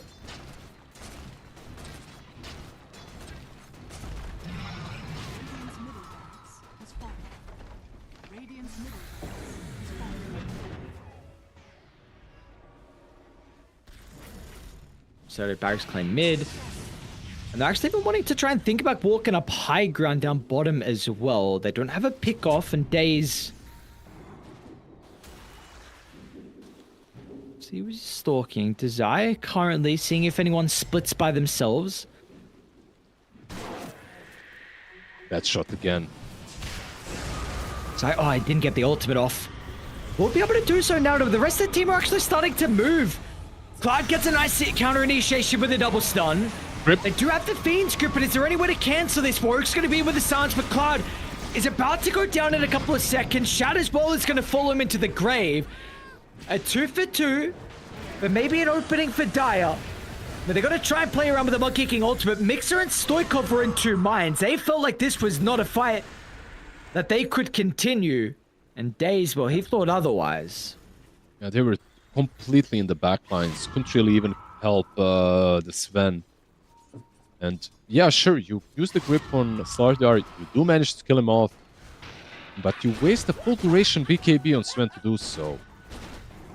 Like, who's going to kill the Gyro? Who's going to, like, but the problem is you have to kill the Sven because he's bringing all the control. Oh, sorry, not the Sven, the Slardar. If you don't kill the Slardar, you won't kill anyone else. And this same Slardar will be having an Aghanims probably for the next fight. Under attack. Radiant structures are fortified.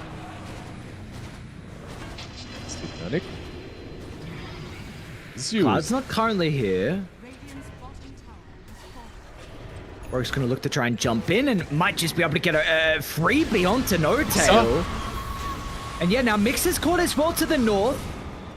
Have they got the assistance of any other cores as well? Without Shigetsu's damage, it's a bit of a concern. Shad finds a nice double stun, and Dire have that's gone so too good. far.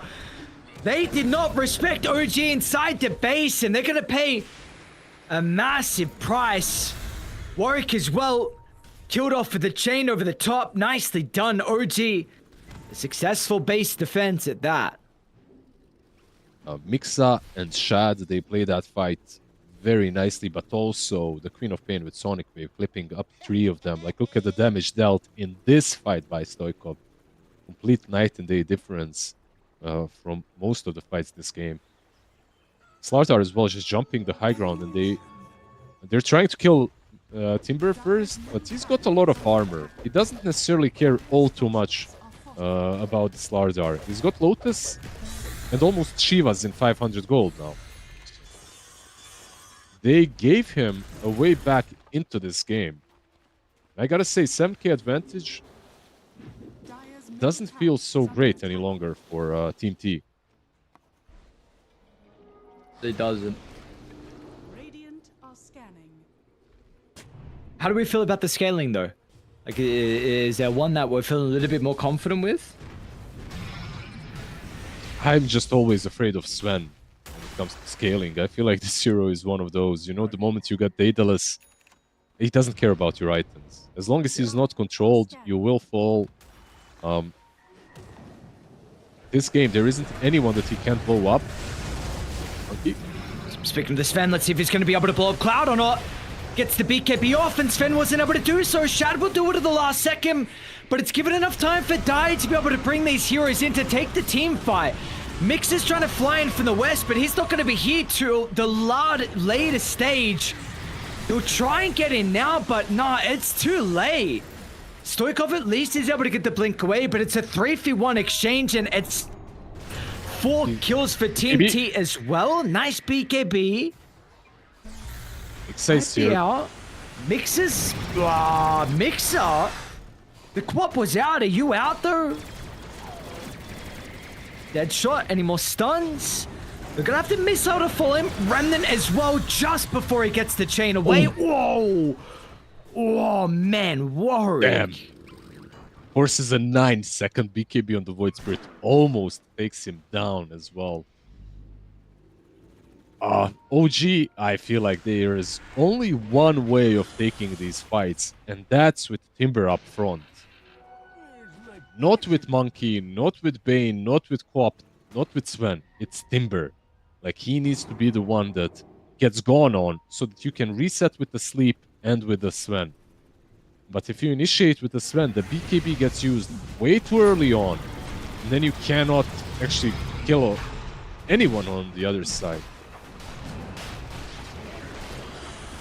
Another free rush for Team T.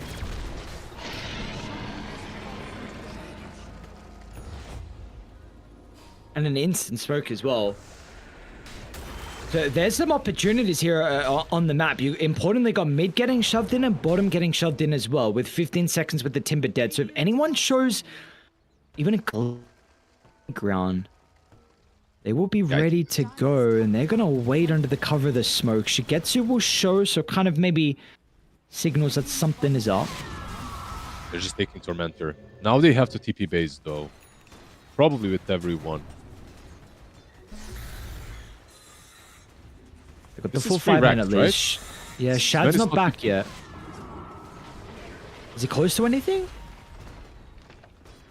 No, he just has a small crit. Get closer to Daedalus, but not gonna have it in this fight for sure.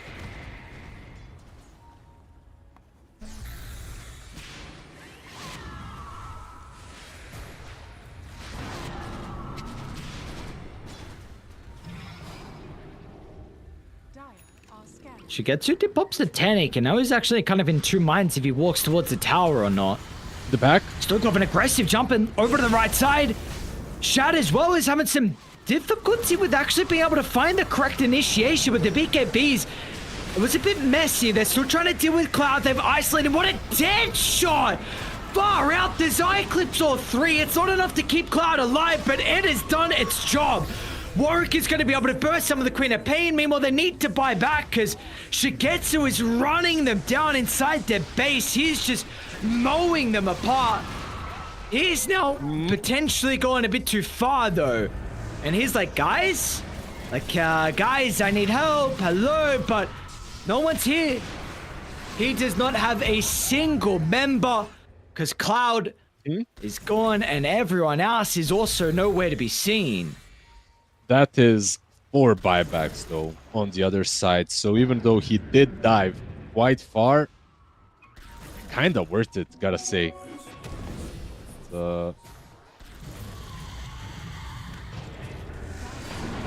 Days? I don't know if you can be here. Has Lotus, but this TP is never gonna work. That's a dieback. Not a bad time, honestly. Actually, maybe it is. I don't know. No, it's probably What bad. I mean, yeah.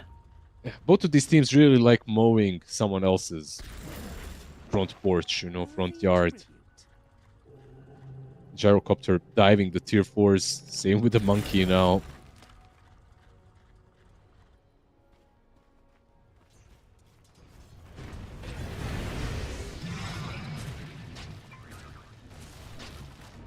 Yeah, you just get a little bit too overzealous sometimes. It happens. Absolutely. What can Sven do? He can absolutely get to Daedalus, and perhaps his damage output will be better, because right now he's the lowest core on his side. The lowest farm, that is. 500 gold away from Daedalus as of now, so... should have it for the next fight at least. Yeah, we're seeing him have some real problems, though, inside these fights. I just don't know if it's a lack of damage or if they've been activating BKB before the Stormhammer's been coming out. I think he's fighting Slardar. Like we talked about the damage needed to take down Slardar and the fact that he needs to be killed, but he's not controlled, and you're fighting him one-on-one. He just bashes you, wastes all of your BKB and God Strength. And Slardar has had Aghanim's for quite some time now. Pop, Stoikov. Okay. They're still gonna try and run him down. Surprised he didn't just crush instead of corrosive haze. Doesn't matter.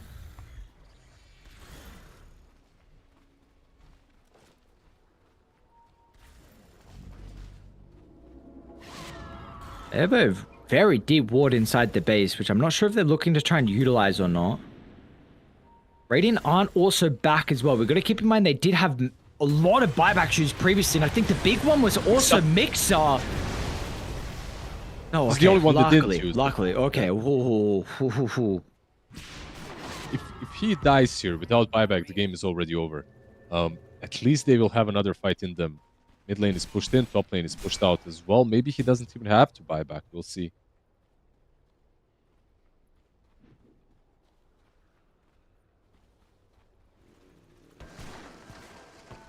Potentially not with, I mean, bottom getting pushed out. The Helmdom creep was being frustrating mid as well. They're coming. They're Unfortunately, going on high ground here, I think. They got a problem where that last vulnerable side has creeps up in the face and a banner as well to help. They're going to be able to catch out No-Tail inside the tree line. Look at the respect from Team T. This time they're not going to go too far. Radiant's top tower is under attack. Wait, Spirit is in. She got strength. Going to be activated. Chad is going to be able to find the opening. BKB will be used for the Void Spur, but the buyback's out for Mixer as well. But Oh, he's a nice pass again. into the missile.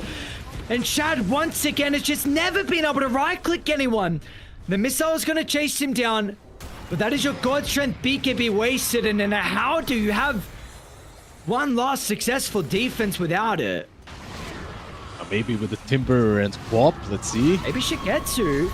Satanic's gonna get activated the last second. If they got the damage, gonna get the life still back. Satanic's expired and he's gone. They got Shigetsu.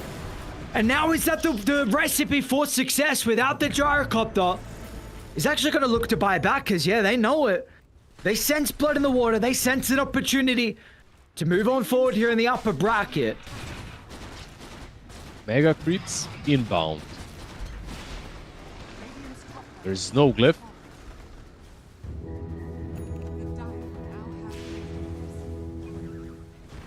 Can you poke this gyro to death?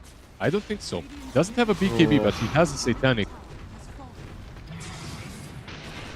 Yeah, the Satanic timing is going to be super important. Sven, But I mean, their throne's already exposed, and but the Sven as well.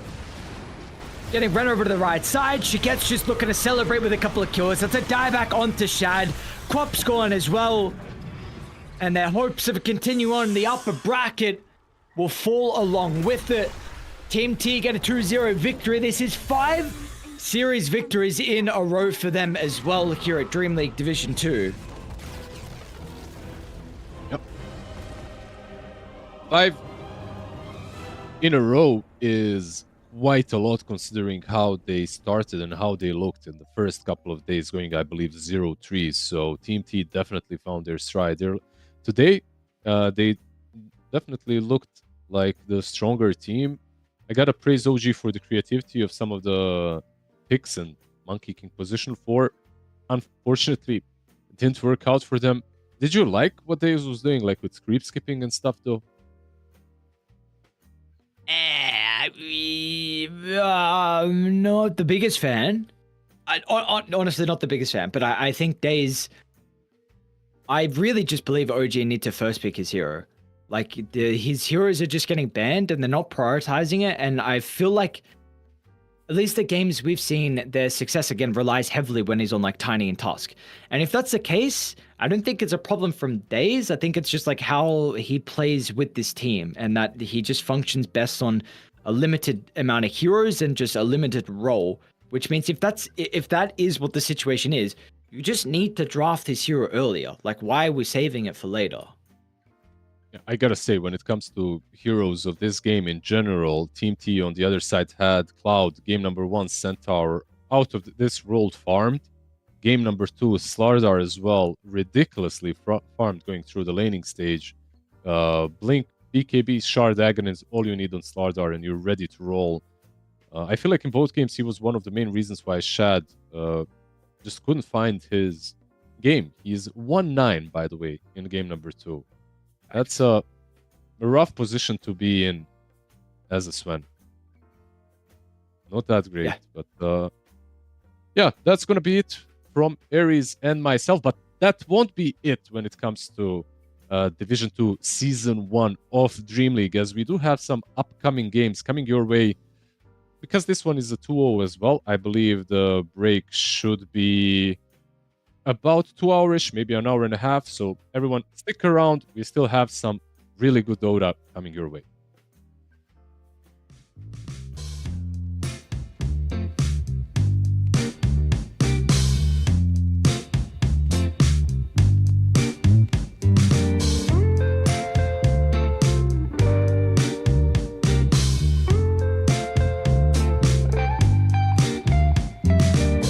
Well, I can tell just by the way that you're smiling that you're still unsure.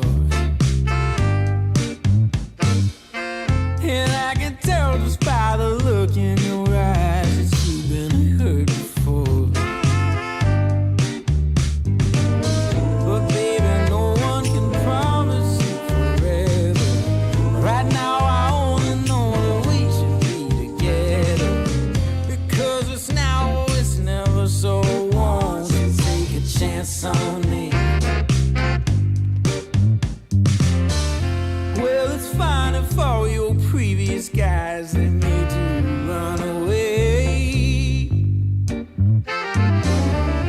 You can bet you'd only have one regret, and that's if you didn't stay. Walk my way. 'Cause baby, no one can promise you tomorrow. But today you take away all of my sorrows. You know I'd beg and I'd borrow for you, so won't you take a chance on me? Right from the moment we met, I knew that I couldn't let my fear get the best of me. And every moment since then has proven time and again that we're exactly where we're supposed to be. Yeah. Oh, won't you take a chance on me?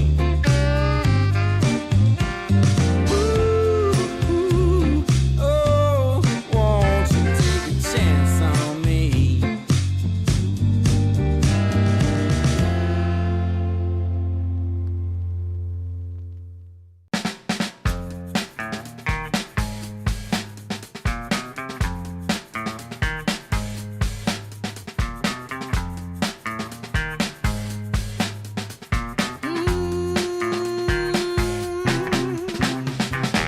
How I used to be was so good for me. In my mind all the time, no one I could turn to. Now that I can see your love has set me free. You came along, made me strong. I've waited such a long time, and I just can't believe in this new love I have found. Yeah, don't want it to stop when you know you got a good thing that makes me feel fine. Ooh, wherever it leads me, you know it's all fine. I never thought that this could sweep me off the ground. Oh, I don't want it to stop when it's feeling this good.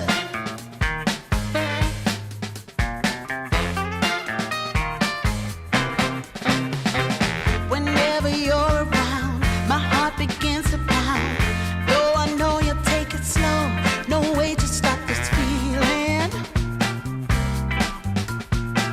For every single day, whenever you're away, in this place there's a space where I'll be waiting for you.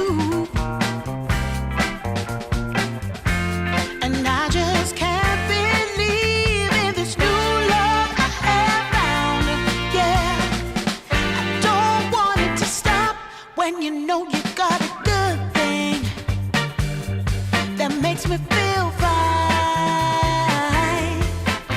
Ooh, wherever it leads me, you know it's all fine. I never thought that this could sweep me off the ground.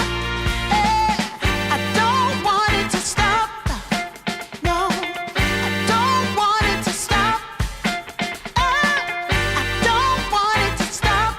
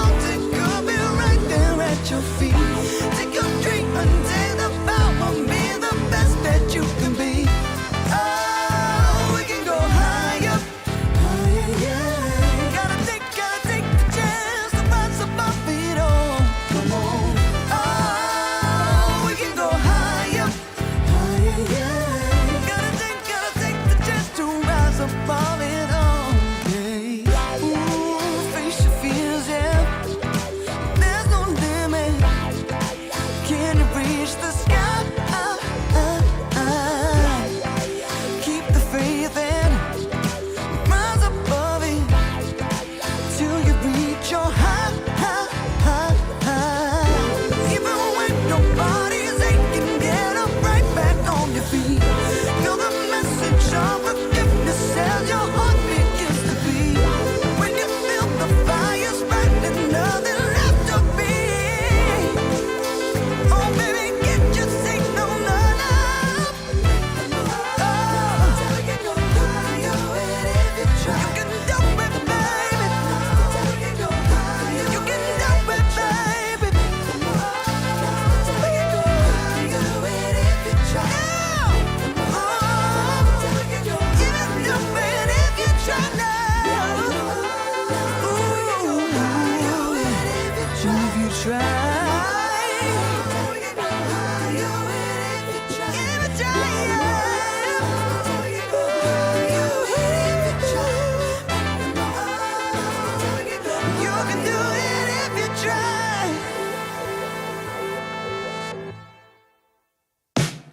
Sure gonna be a cold winter, baby, without you loving around.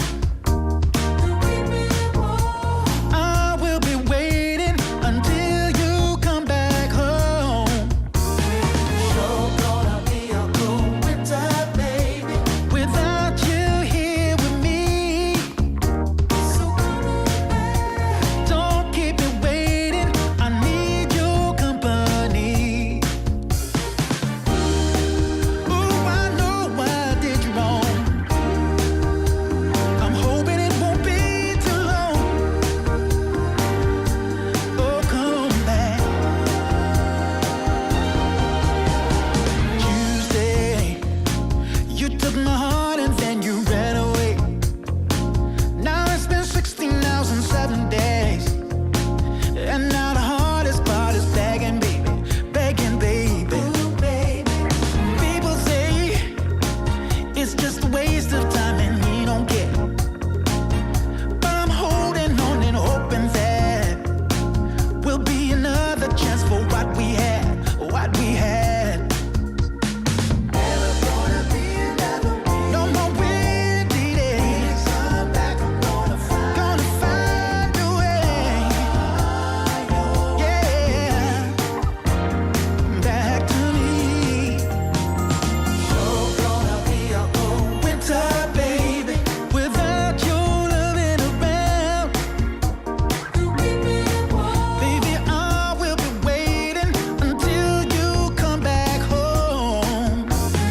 Sure gonna be a cold winter, baby, without you here with me. So baby, don't keep me waiting, don't you set me free. Baby, pick up the phone. Baby, pick up the phone. Don't leave me all alone. I don't want to be alone. When are you coming home? Please, come on back to me.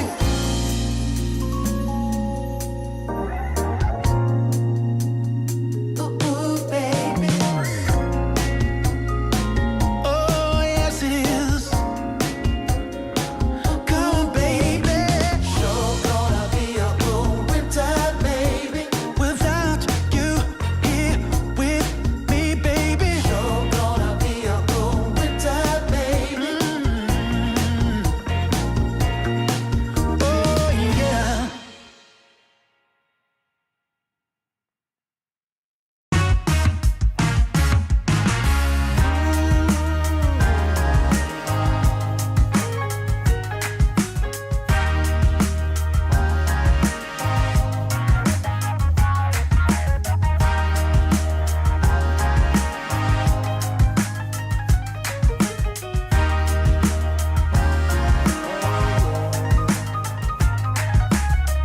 Turned on the dime when I saw you walking by.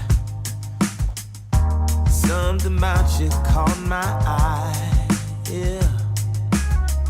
Ain't trying to waste my time, just standing in your line. Gotta take a shot before you pass me by.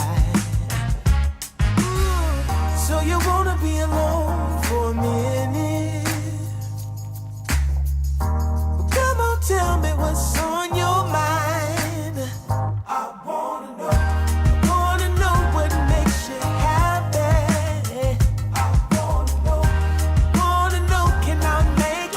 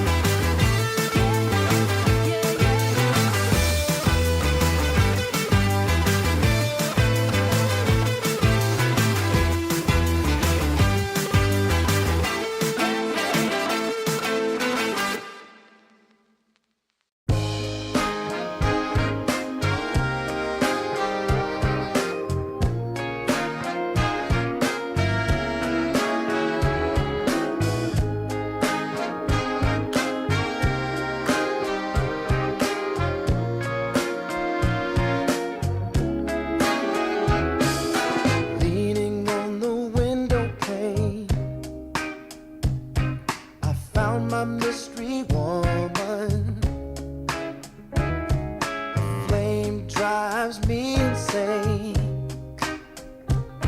She's heavenly creation,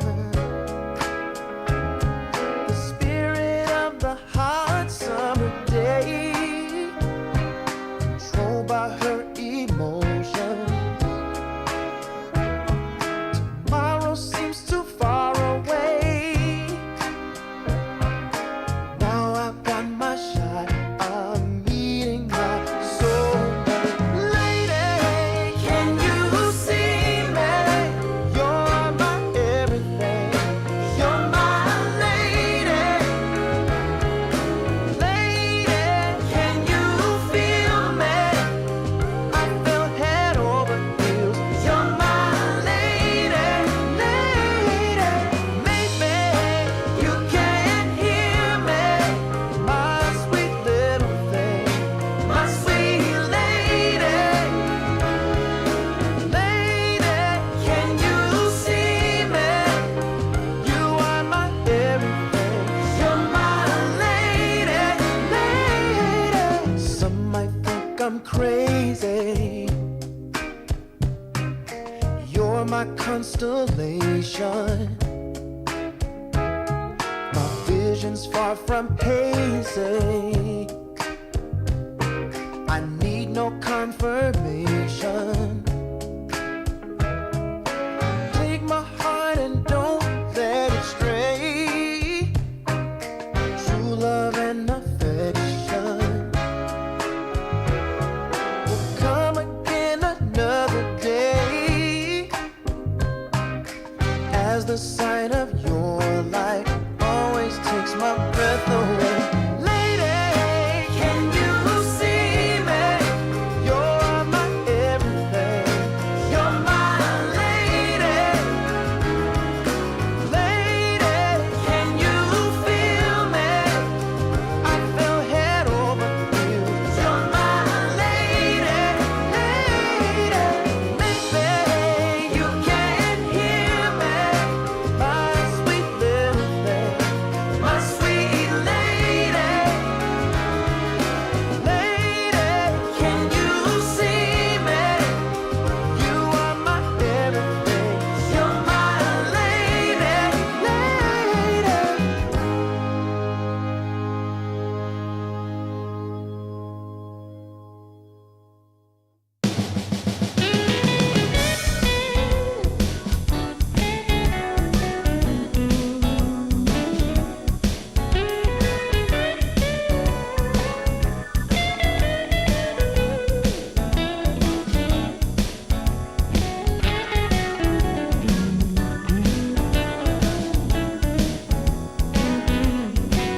I got the prettiest little girl. She's as pretty as can be. Yeah, yeah. I got the prettiest little girl. She's as pretty as can be. But what I don't understand is what she sees in me. Ooh, I've been drinking too much, staying out all night. I can't remember my left from my right. I'm kinda blurry from my head to my toes. It might seem like nothing, but there's one thing I know. I got the prettiest little girl. She's as pretty as can be. But what I don't understand is what she sees in me. Oh yeah, yeah.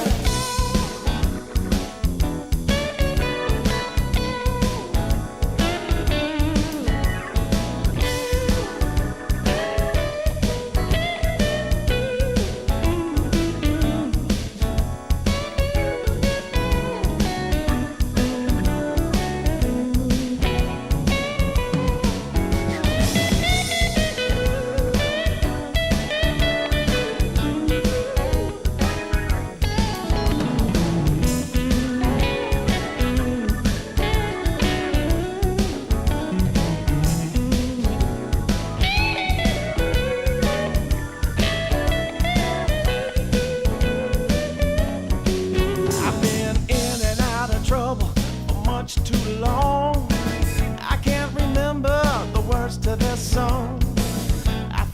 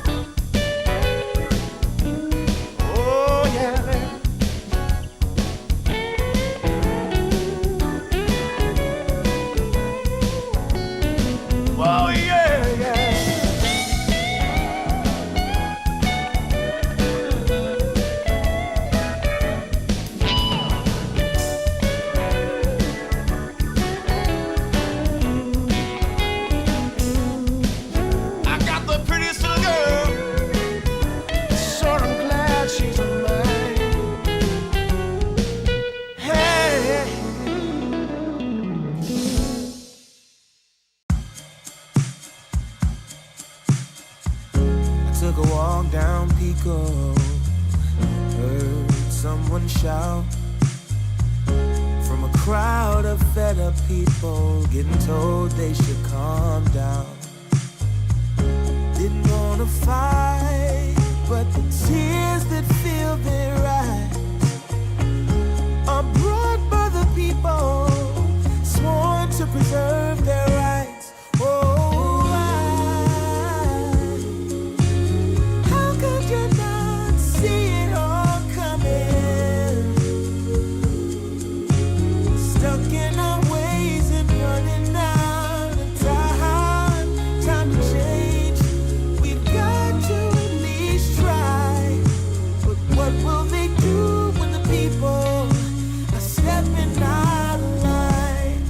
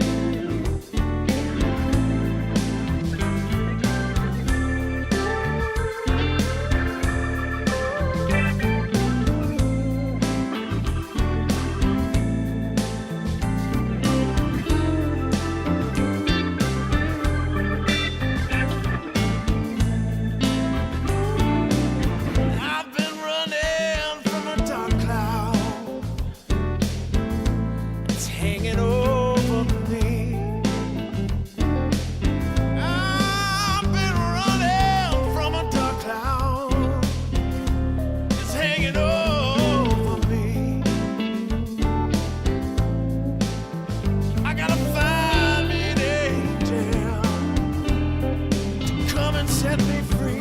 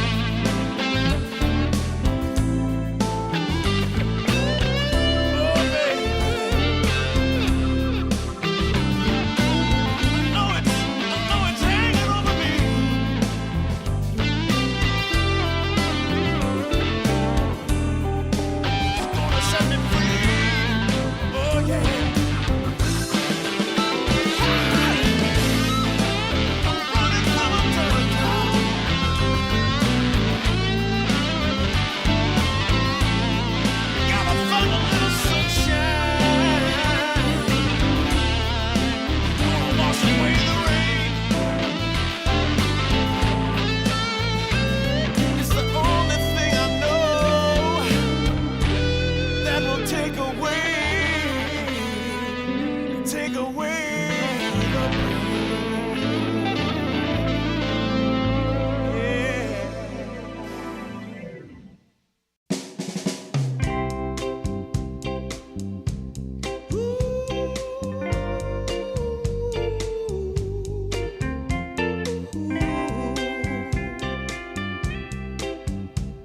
Yeah, yeah. I've been waiting a long time, just longing for a glance from you. Yeah, a chance to look in those big brown eyes. No telling what my heart would do. Hey, when we met, I sure knew it felt as good as it could be. In that moment, though it felt so good, I wondered why you noticed me. If you gave me just a little time, it would sure ease my troubled mind. Don't tell me that you don't feel the same inside. Don't tell me. These are feelings that I ought to hide. I don't care where you came from, just tell me where you wanna go. If there's a chance to be together, that's all I really need to know. Is it real or make believe that keeps me thinking of you?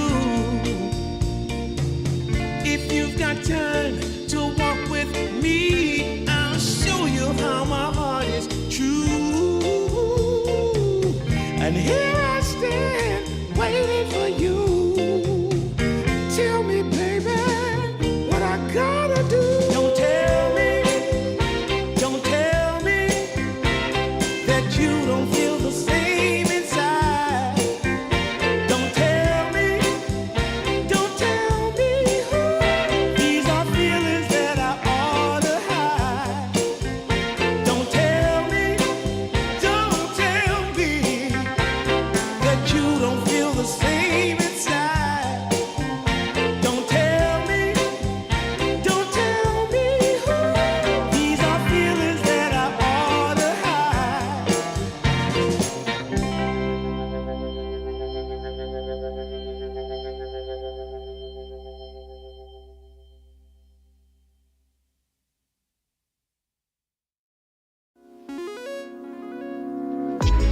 Coming out the gate with the heat.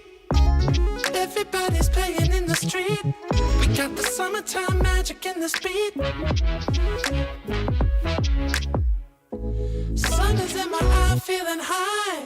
Only good vibes, I'm alive. And if you see me driving by, don't be shy. I'm so excited.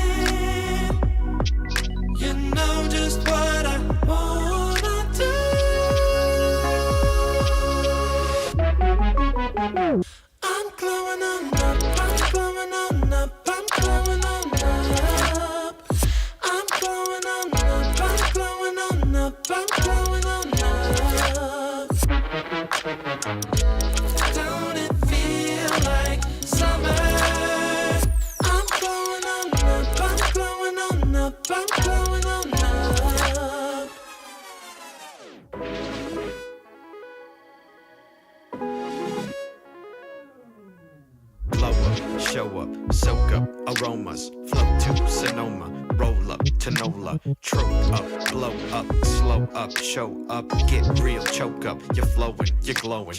Astral samosa, you're landing on Europa. Your horns blowing, you're chosen. All the deep cuts you know. I got the pre-glow and the post-glow. Inspiration knows no boundaries where it flows. Your fingertips to the globe's tilt to the universe on stilts. Hold on and chill. I'm so excited. You know just what I wanna do.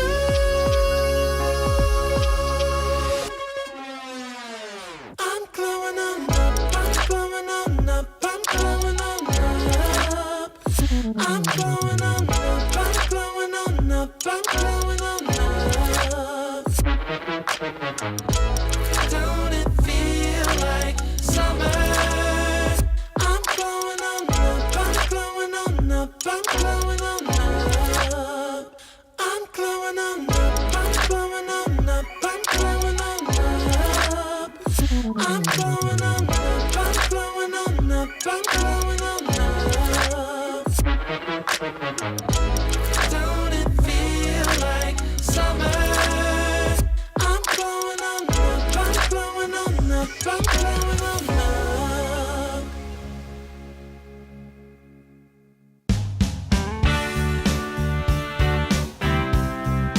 Yeah, hey, hey, yeah.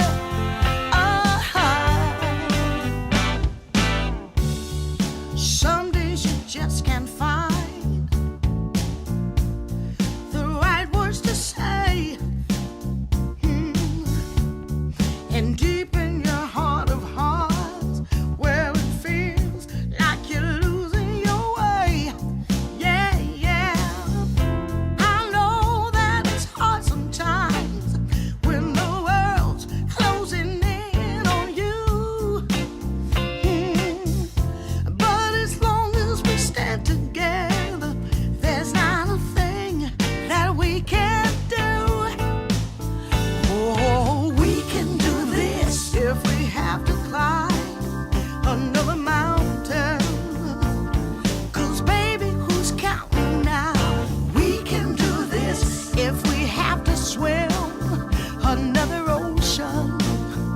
As long as we got the notion, yeah, we can do this. Yeah, hey, hey, yeah.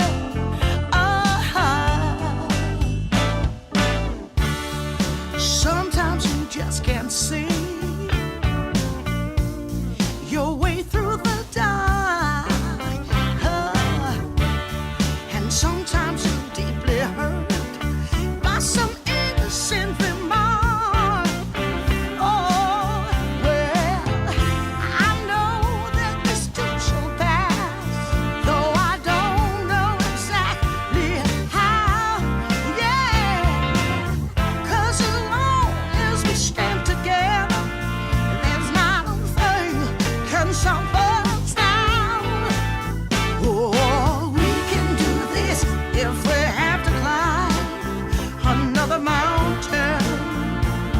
'Cause baby, who's counting now? We can do this if we have to cross another river. Got to stand and deliver now. We can do this. Hey, hey, hey, hey. Yeah, we can do this. We can do this. Woo, woo, woo, woo. We can do this.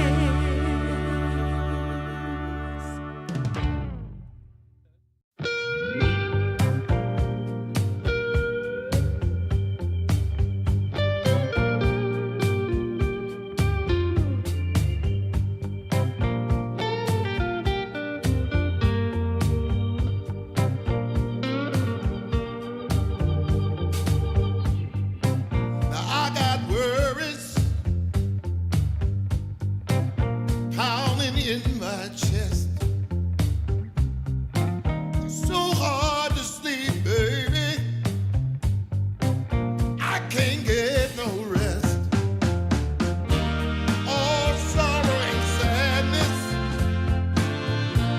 Tell me what I'm gonna do. 'Cause baby, without you, I'm all wrapped up in blue.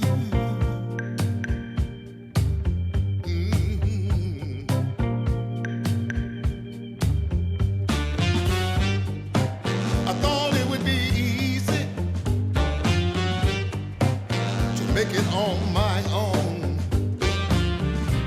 But baby, now I know what it means to be alone. I'm lost in the shadows. Tell me what can I do? 'Cause baby, without you, I'm all wrapped up in blue. Wrapped up in blue. Wrapped up in blue. Wrapped up in blue.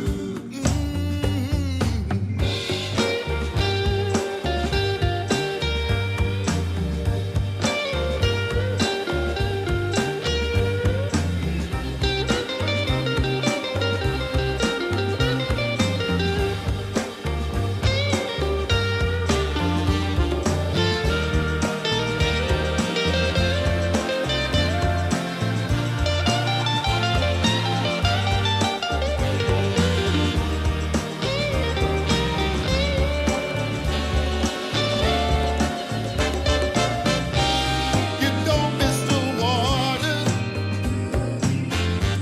till the well runs dry. And you never see when the truth turns into a lie. Hey. Wrapped up in blue, all wrapped up in blue. Wrapped up in blue. Can't find my way out, no. Wrapped up in blue. Tell me what can I do? Wrapped up in blue. All wrapped up in blue. Wrapped up in blue. Somebody got me now. Wrapped up in blue. All wrapped up in blue. Wrapped up in blue. Somebody tell me what to do. 'Cause I'm wrapped up in blue. Wrapped up in blue. Wrapped up in blue. Wrapped up in blue. Wrapped up in blue. Oh, yes, I am.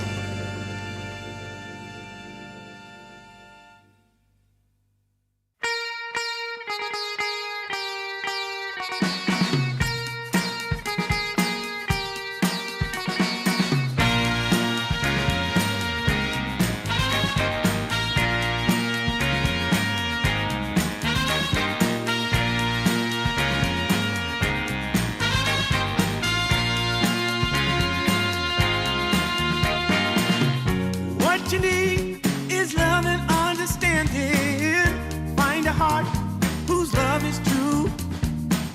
Deep down, there's only one companion who's there for you when you need him to be. Your heart was broken in 1,000 pieces. So much pain that you've been through.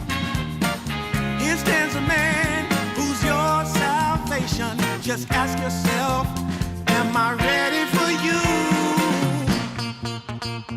100% now. I'm ready. 100% now. Yes, I'm ready. Eyes wide open. I'm ready to move. 100% now. Take a chance in a new direction. Any place you wanna go. I don't have all the right answers, but one thing I know, I'm so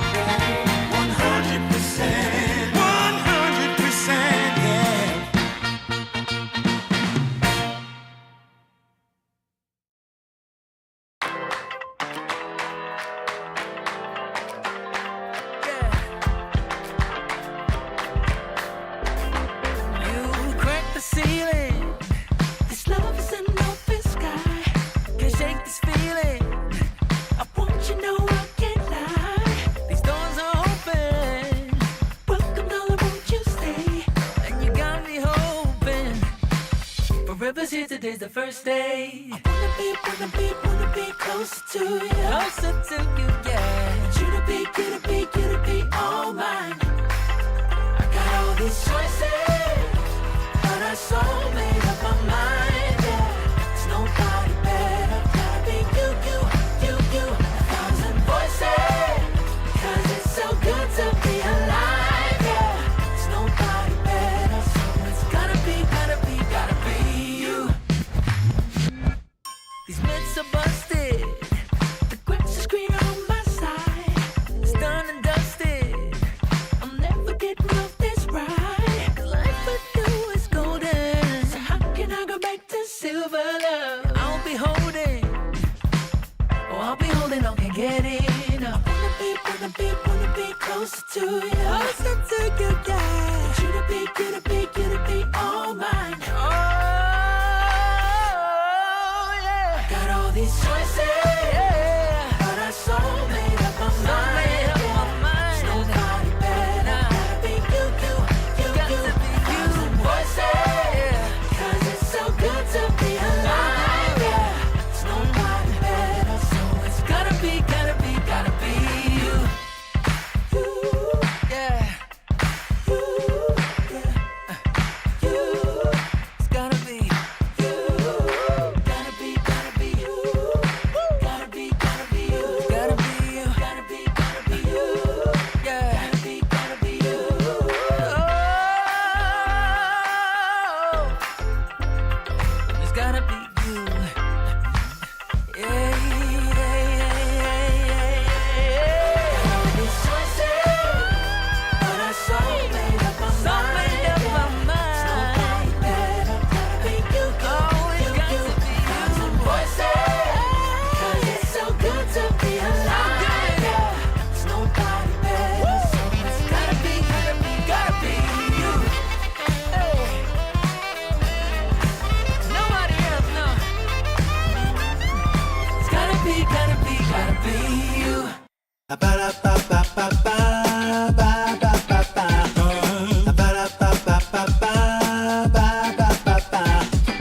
If you wanna get with me, all you gotta do, call me when you need me. I'll be waiting for you.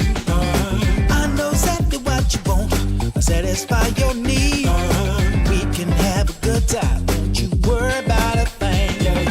If you want it here, or if you want it there, you got it. Have yourself a good time. You got it. Act like you don't care. You got it. Get that motivation. You got it. I got just what you need. You got it. I got just what you need. You got it. I got just what you need.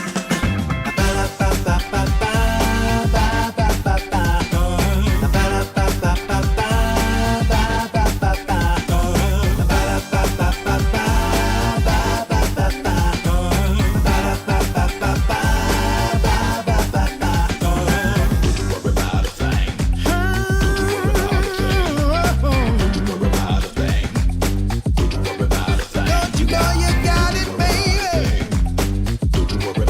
Don't you know you got it, baby? If you want it here, or if you want it there, you got it. Have yourself a good time. Act like you don't care. You got it. Get that motivation. You got it. I got just what you need. You got it. I got just what you need. You got it. I got just what you need.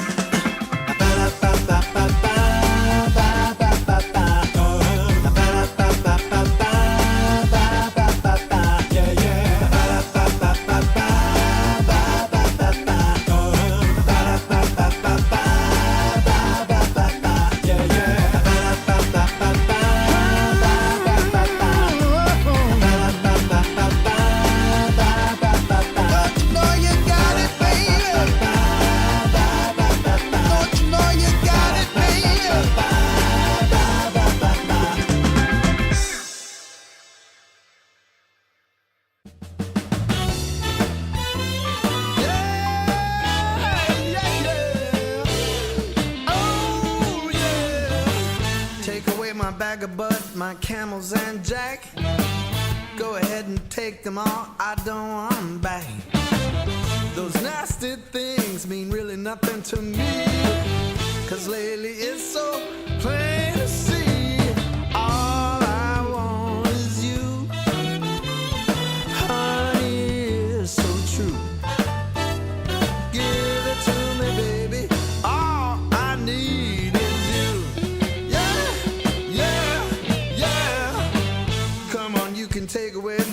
in Cadillac. Take my Harley too, I don't need them back. I got an engine, Lord, it runs so right. As long as I get your loving each night, all I want is you. Honey, it's so true. Give it to me, baby. All I need is you. Yeah, yeah, yeah, yeah, yeah. In the morning, well, early in the morning, late in the evening, right around noontime, right about noontime, baby. 24/7. Give it to me, baby. All I need is you. Yeah, yeah, yeah.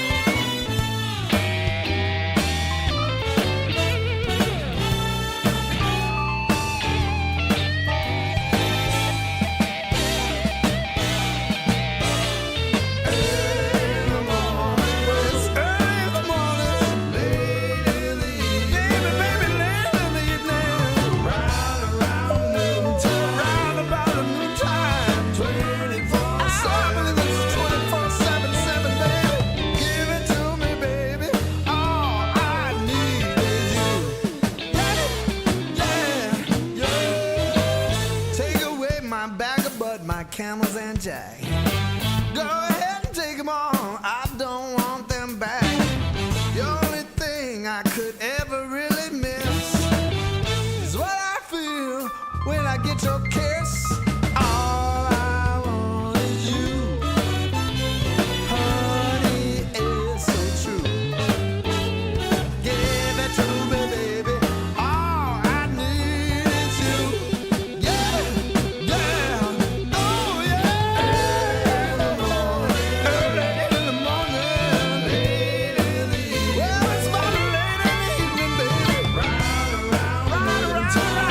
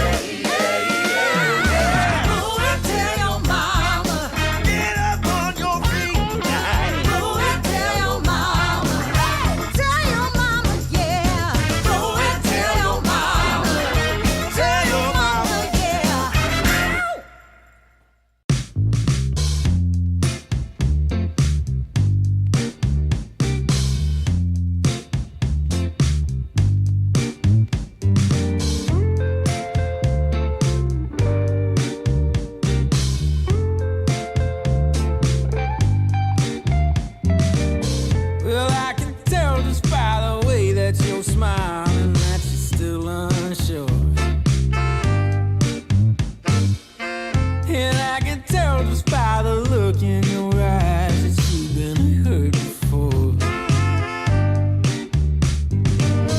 But baby, no one can promise you forever. Right now I only know that we should be together. Because it's now or it's never, so won't you take a chance on me?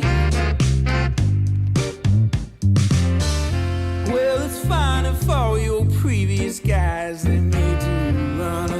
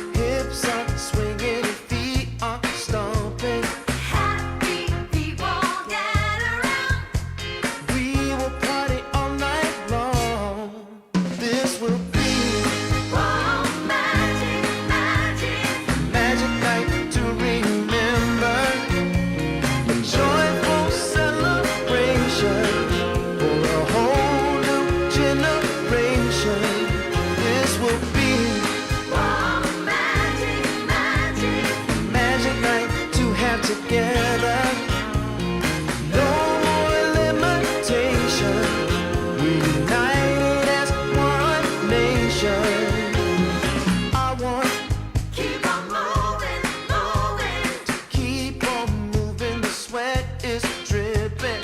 I want Shake it, shake it. to shake it to the beat of the drum. No need for hesitation.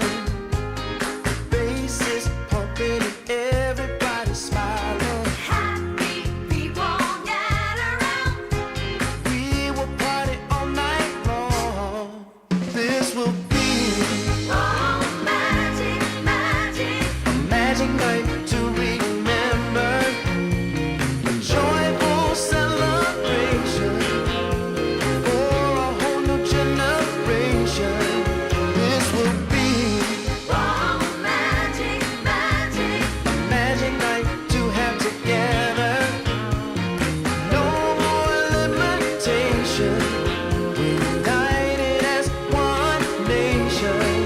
This will be Oh, magic, magic. a magic night to remember. Joyful celebration for a whole new generation. This will be Oh, magic, magic. a magic night to have together. No more limitations. We're united as one nation.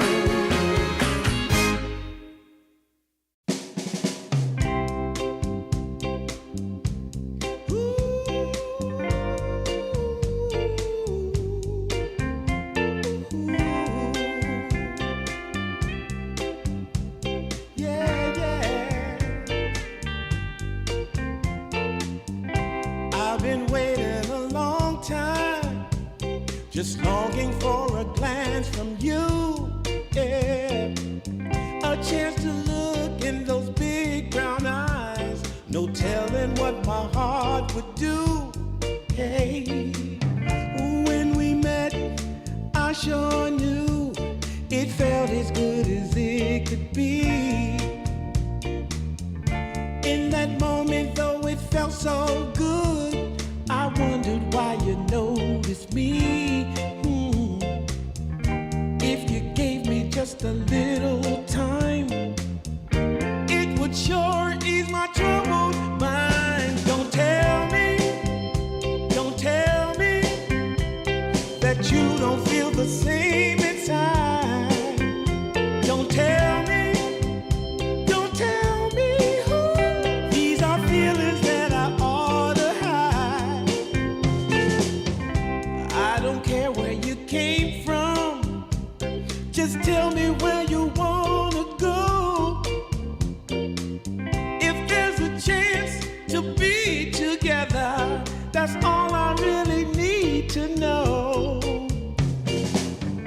Is it real or make believe that keeps me thinking of you? If you've got time to walk with me, I'll show you how my heart is true. And here I stand waiting for you. Tell me, baby, what I gotta do. Don't tell me that you don't feel the same inside. Don't tell me. These are feelings that I ought to hide. Don't tell me that you don't feel the same inside.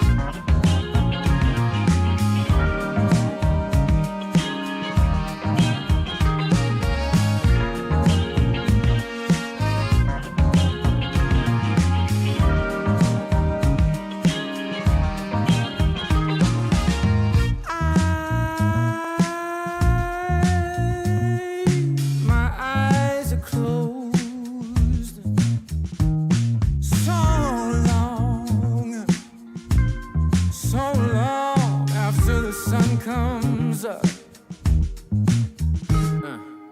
We do a dance in the dark. Down the hall, pictures fall. Even the neighbors call. But then you rip out my heart. Every artery, a part of me. Ooh. It's obvious to me that you love to watch me bleed.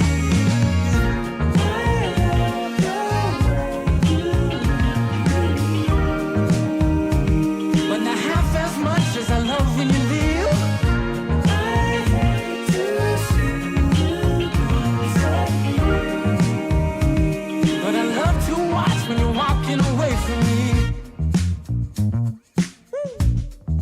Walking away from me. Yeah, yeah. 'Cause I could be anything you want. I could be anything you need. Baby, tell me it's something real, and I'll give you everything. Every now and then wicked smile. You know I can't help myself. You play around with me for a while. Keep tearing me up until there's nothing left. Ooh, it's obvious to me. Yeah, you love to watch me bleed.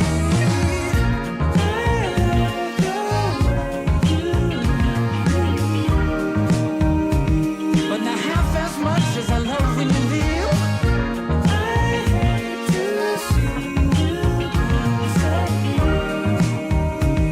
But I love to watch when you're walking away from me. Yeah, yeah.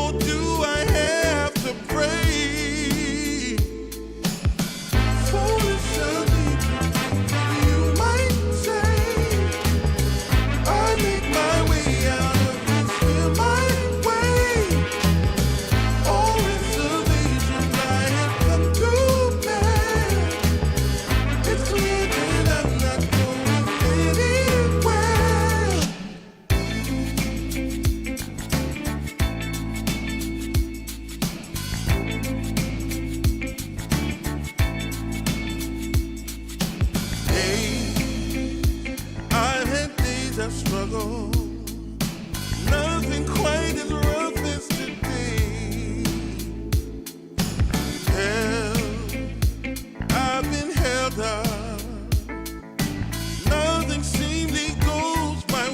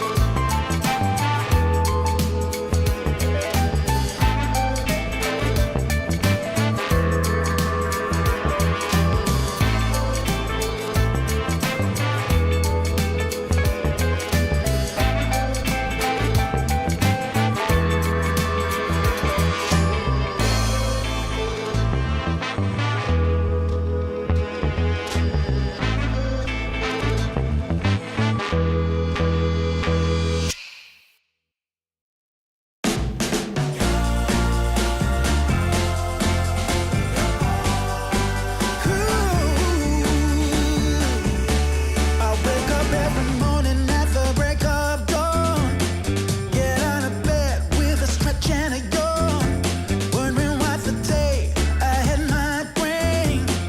Then I remember you would start to sing. See, I know I made the right selection to keep me in the right direction.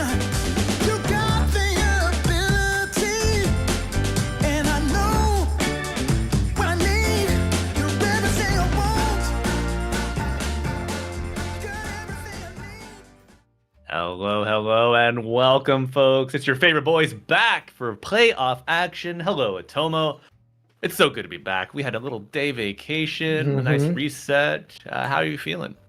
I'm feeling good. We're getting the last game of the day, which is nice. We also got China versus Europe. We have one of the few Chinese teams here. I think this might be the only one, actually. So, lots of hopes of the region for them to do well here. But they're up against a tough challenger. Pipsqueak is no easy feat. So, I'm looking forward to seeing if 4 Gaming can do better than what happened last time they met. Yes, as you mentioned earlier, it was quite an abbreviated series in the original matchup between Pipsqueak+4 and Roar Gaming. I believe you said the series Yep. totaled under 30 minutes. 27, Being yeah. 2-0, of course, 27. Yeah, Pipsqueak and Roar, they met in day 1 of the tournament. I think that was almost our first match of the whole Division 2 Season 1, right? And they were in the same group, so this is also, this is a rematch for them. They were the same group. Pipsqueak took it very convincingly.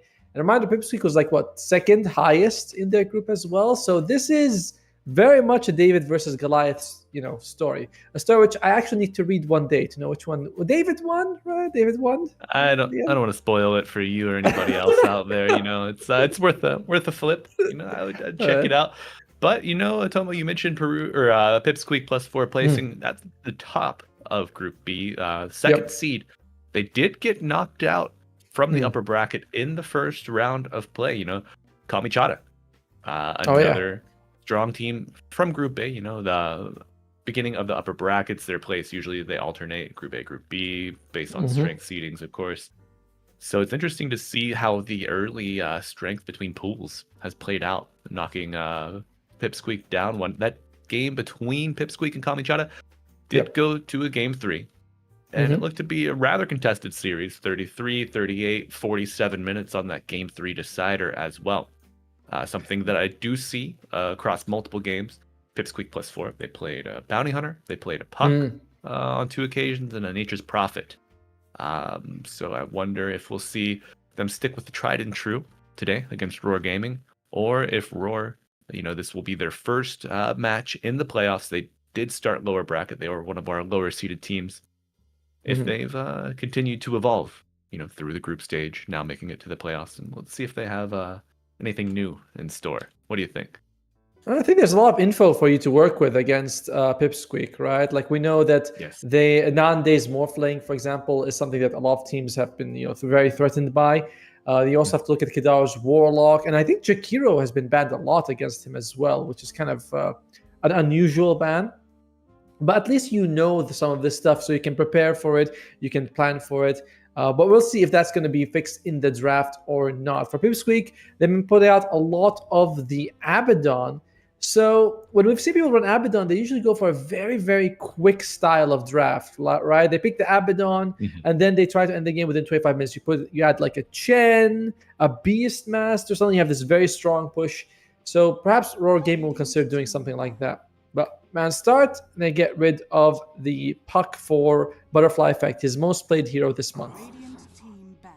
Yeah, great ban, and you mentioned if Team ban. someone told you once, if you get Puck in your draft and you lose, then you played That's right. poorly.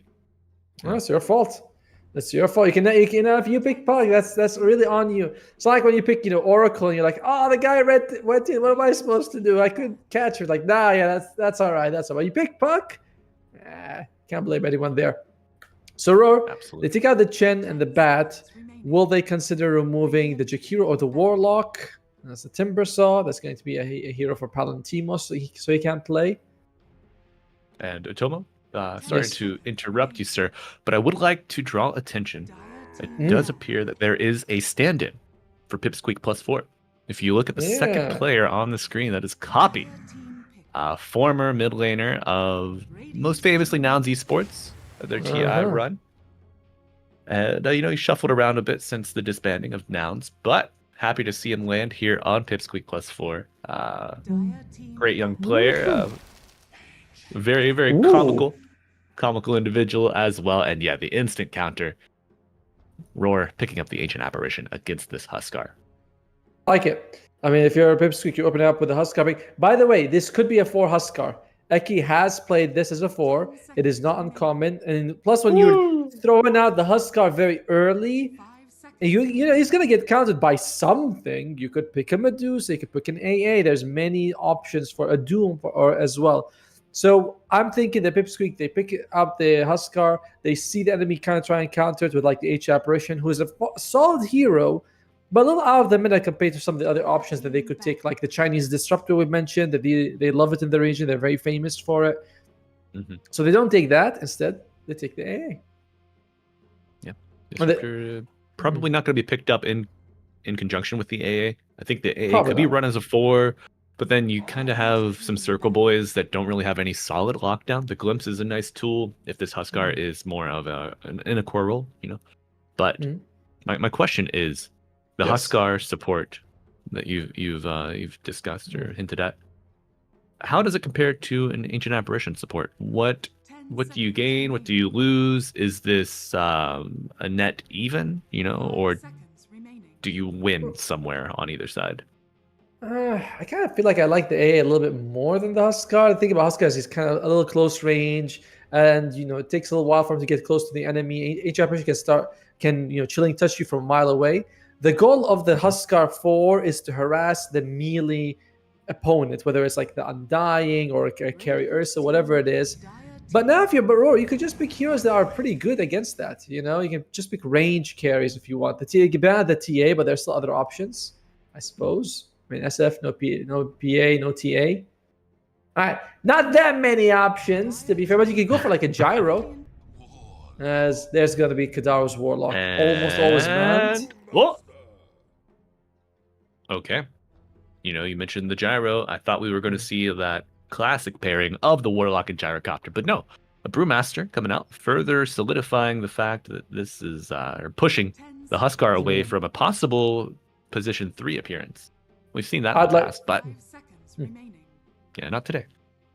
I'd like to see the Ulu Gyro right now. I think that would be a good way to harass the Huskar. Of course, they could at the end, Pipsqueak, put the Huskar mid. That's not impossible, but they can, you have so much info. It's a first pick Huskar of the overall game. And if they put him mid, AA Blast becomes so much more valuable. Because landing it on a support Huskar, we got a support. Landing it on the enemy mid laner, who is a Huskar, is so much more valuable. So the AA stock rises if you move Huskar to a mid laner role. So I would love to see a Gyro just to screw with him in the lane from Roar. And I guess a position 4 after that. That's the Jakiro. So the AA 4, or Jakiro 4, I suppose. There you go. Yep. Now, this is becoming a bit tough for Pipsqueak. You're like, you kind of should, you ever play cards? Now, I've never played poker, but you do the flush from the start. And then the other guy is like, oh, well, you showed me your flush, therefore I double flush. And, that's much better from what I know. That's the thing, right? Yeah. Poker? Poker is a thing. I'm not too sure about the double flush, but, it is polite. It is polite to flush twice, Atomo. And Pipsqueak+4 gonna get the Mars. Seeing if they can flush them down the arena. Interesting convergence here. Now, Huskar, this is... Yeah, Huskar 4, Brew 3, Mars mid. I mean, I'm not sure. Whisper. Wait. Palantimos. I feel like he'll more likely to play the Mars than. He's played a decent amount of. Yeah, he's played Mars and Brew almost the same amount, so it really can go either way for Pipsqueak. All right. What if they do something crazy, like they put the Mars carry? A couple of teams have done this. It's very rare, but if you're looking for sort of a very team fight heavy early game, I don't know. I don't like that idea though. Honestly, I don't like that idea. Roar, they're the easy ones to think about. They need a mid laner, probably. If you don't want to put the Pango mid, and they have overall last pick, by the way, so they can change it. But you don't want to put Pango mid and get Huskard. That's the worst case scenario. So probably a decent mid laner against the Huskard would work. Like a decent mid laner that's range. Whereas Pipsqueak, I think they need a more standard carry. Although look at what they banned. They banned the co-op. No, they banned a Storm on Roar. Yeah. Okay. That means they think along the same lines we are. It could be a Mars carry. Good. I like that. Now, yeah. I wouldn't like it, but clearly they think something along those lines. Remember, this is Nande. He's a very impressive player, very mechanically skilled. He could make it work, I guess. Oh, by the way, this explains the AA pick as well. Remember, Nande is a huge Morphling player. So the AA first pick after Huskar and Morphling was a very nice touch by Roar. Absolutely. Yeah, Setting they're yourself mids. up for success across multiple possible counter picks here. And I mean, if AA doesn't get jumped by the arena, that is a very nice target, completely nullifying victory feast. Whoever would get the regen inside, so you are almost forced to take the vision restriction. Yep. And not only that, but it also tells you where to aim. Like, this is the area we'll be fighting in. Right. So, it's like, right, you see this mix, you can't miss it. And surprisingly enough, they're about the same size. Wow. Square circle, square hole. Yeah, it's an easy fit for Roar. Lucky how that worked out, eh? Yeah. All right, Pipsqueak. Ursa? No, they go for a Wind Ranger. See, now this is another here. I've seen this a lot. The last pick, Wind Ranger, when you kind of want to keep flexing your picks a little bit more. Because if you're thinking, do I want to put the Pango mid against Wind Ranger or Huskar? Not really, but I don't even know which one's mid. So it becomes a little bit awkward. Roar, what did I like? Butterfly Effect, there's no Puck. There's no Quap, there's no DK. There is a Leshrac if he wants it, I think. Leshrac's always solid, honestly.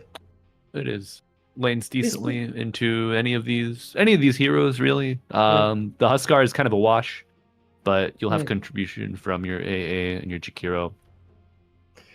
It might be that he takes an OD. OD wouldn't be so bad either. I would prefer the Lesh overall, though. Well, it feels worse getting Huskard or getting OD'd. Well, all right. Let's see. Where's Copy going? Where is Copy going? With the midwind. And it's going to be the Carry Mars. Remember, we were thinking Carry Mars. That's super weird. He takes Victory Feast. I agree with you. He might want to change that up a little bit. We'll see if he's going to keep it. And Eki is taking the Cauterize Facet. Interesting. Okay. Now, Atoma, a quick question for you. What is your preferred path of itemization on this Carry Mars? Are we phase armlet builders? Are we, I don't know, early Deso rushers? We need a little bit of durability, right? I suppose, to be very frank with you, I have not seen this very often. So I'm not gonna, be like, but because it is rare, it's super rare to see it. But I imagine you want to go for a relatively fast blink just so you can join fights. You are still a Mars with a big range. You don't pick team fight carries and then you don't team fight like Mars. So I expect the blink to come out early. Phase. I think you might go for Deso. But gotcha. I will say that the armlet, when toggled on, gives incredible damage to your gods. Yes. Like if you have multiple heroes in that Fatal Bonds and you hit an armlet God's Rebuke, you might just pop the supports off rip. Jakiro, maybe not so much. He'll probably have like around 1,000, 1,200, 1,400 HP by the time those fights start breaking out. Hopefully no one those what? Sorry. No whoopee cushions, no ringmasters today. But folks, today we are here for the last game of the day. Welcome. This is lower bracket round 1.2, I believe, and we have Roar Gaming on the Radiant and Pipsqueak+4 on the Dire with Copy, the stand-in on the mid lane. And of course, I'm Malibu Jesus, and I'm joined by Atoma once again. We haven't scared each other off. Not yet. And not yet. But we're gonna have to go apart for the next month while you're traveling for work. Are you gonna have a PC with you, Atoma? Yes, I might actually be casting, but we'll see how it's gonna go. We'll see how it's gonna go. Break my heart, man. Going on a little vacation without me? But it's only a vacation because you're not there. Oh, nice. And now Atomo. Oh, what do we got here? Double smoke. AA playing the vision game top. Where do you think the first clash is going to be? Well, they look like they're grouping top on the Dire. I want to go through some of the fastest just real quick. It is going to be Victory Feast for Mars. So despite the AA being on the other side, he believes it's going to be enough. Like, we'll get some kills. It'll still be all right. A risky move from Nande, to be honest with you. Oh, smoke breaks on both sides. They know. Okay. First smoke, first point of contact going to be Eki. And Shield Crash lands about half health. And Rebuke first. Going to get him the rune. Yayo, Nande, Kadaro, bounty runes for the Dire. Butterfly Effect does claim 1 for Roar. Yep. Decent start for the Dire. Dude, I have ping. Yeah, I imagine he... Oh, did he still click? Is that what it means? He clicked despite having ping? Okay. Because I do believe the Radiant are playing from China. Or at least I don't think they're in Europe. So they have struggled with ping issues in the past. So, Absolutely. It is Twin Terror on the Jakiro. This is something he's going to take a little bit better on the laning phase. And it's Bone Chill on the AA, reducing strength. Very nice against the Huskar.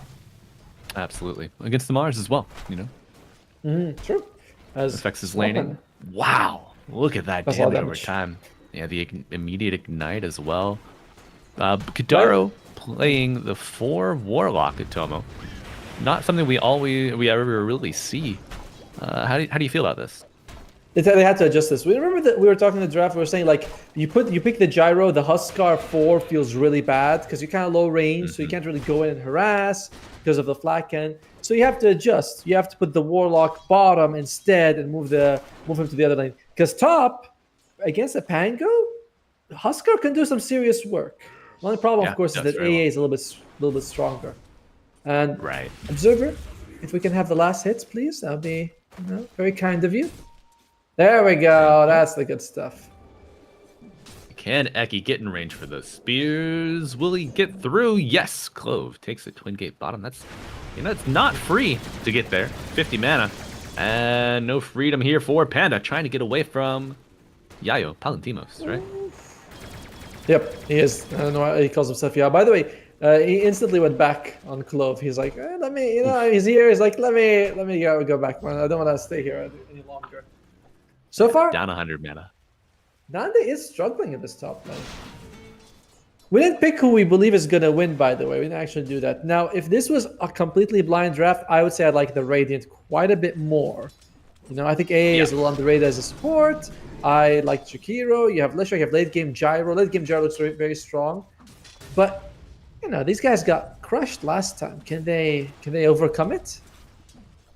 Well, I think this is the game where we will see if it was a drafting error.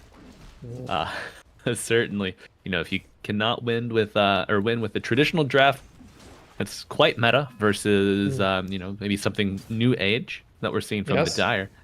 They might have your number through and through. And I will say that Huskar is still opting for the armlet of Mordigian on the pause 5. Creativity here, Atomo. Huskar going for it, huh? Okay. Yeah. This is actually kind of rough if you get hit by AA plus because that item becomes completely worthless. Turning it on, you don't get health, but you do get the damage reduction. And I think your percentage also gets a lot worse, right? Because you get that max health, but you don't get the current health. Very rough.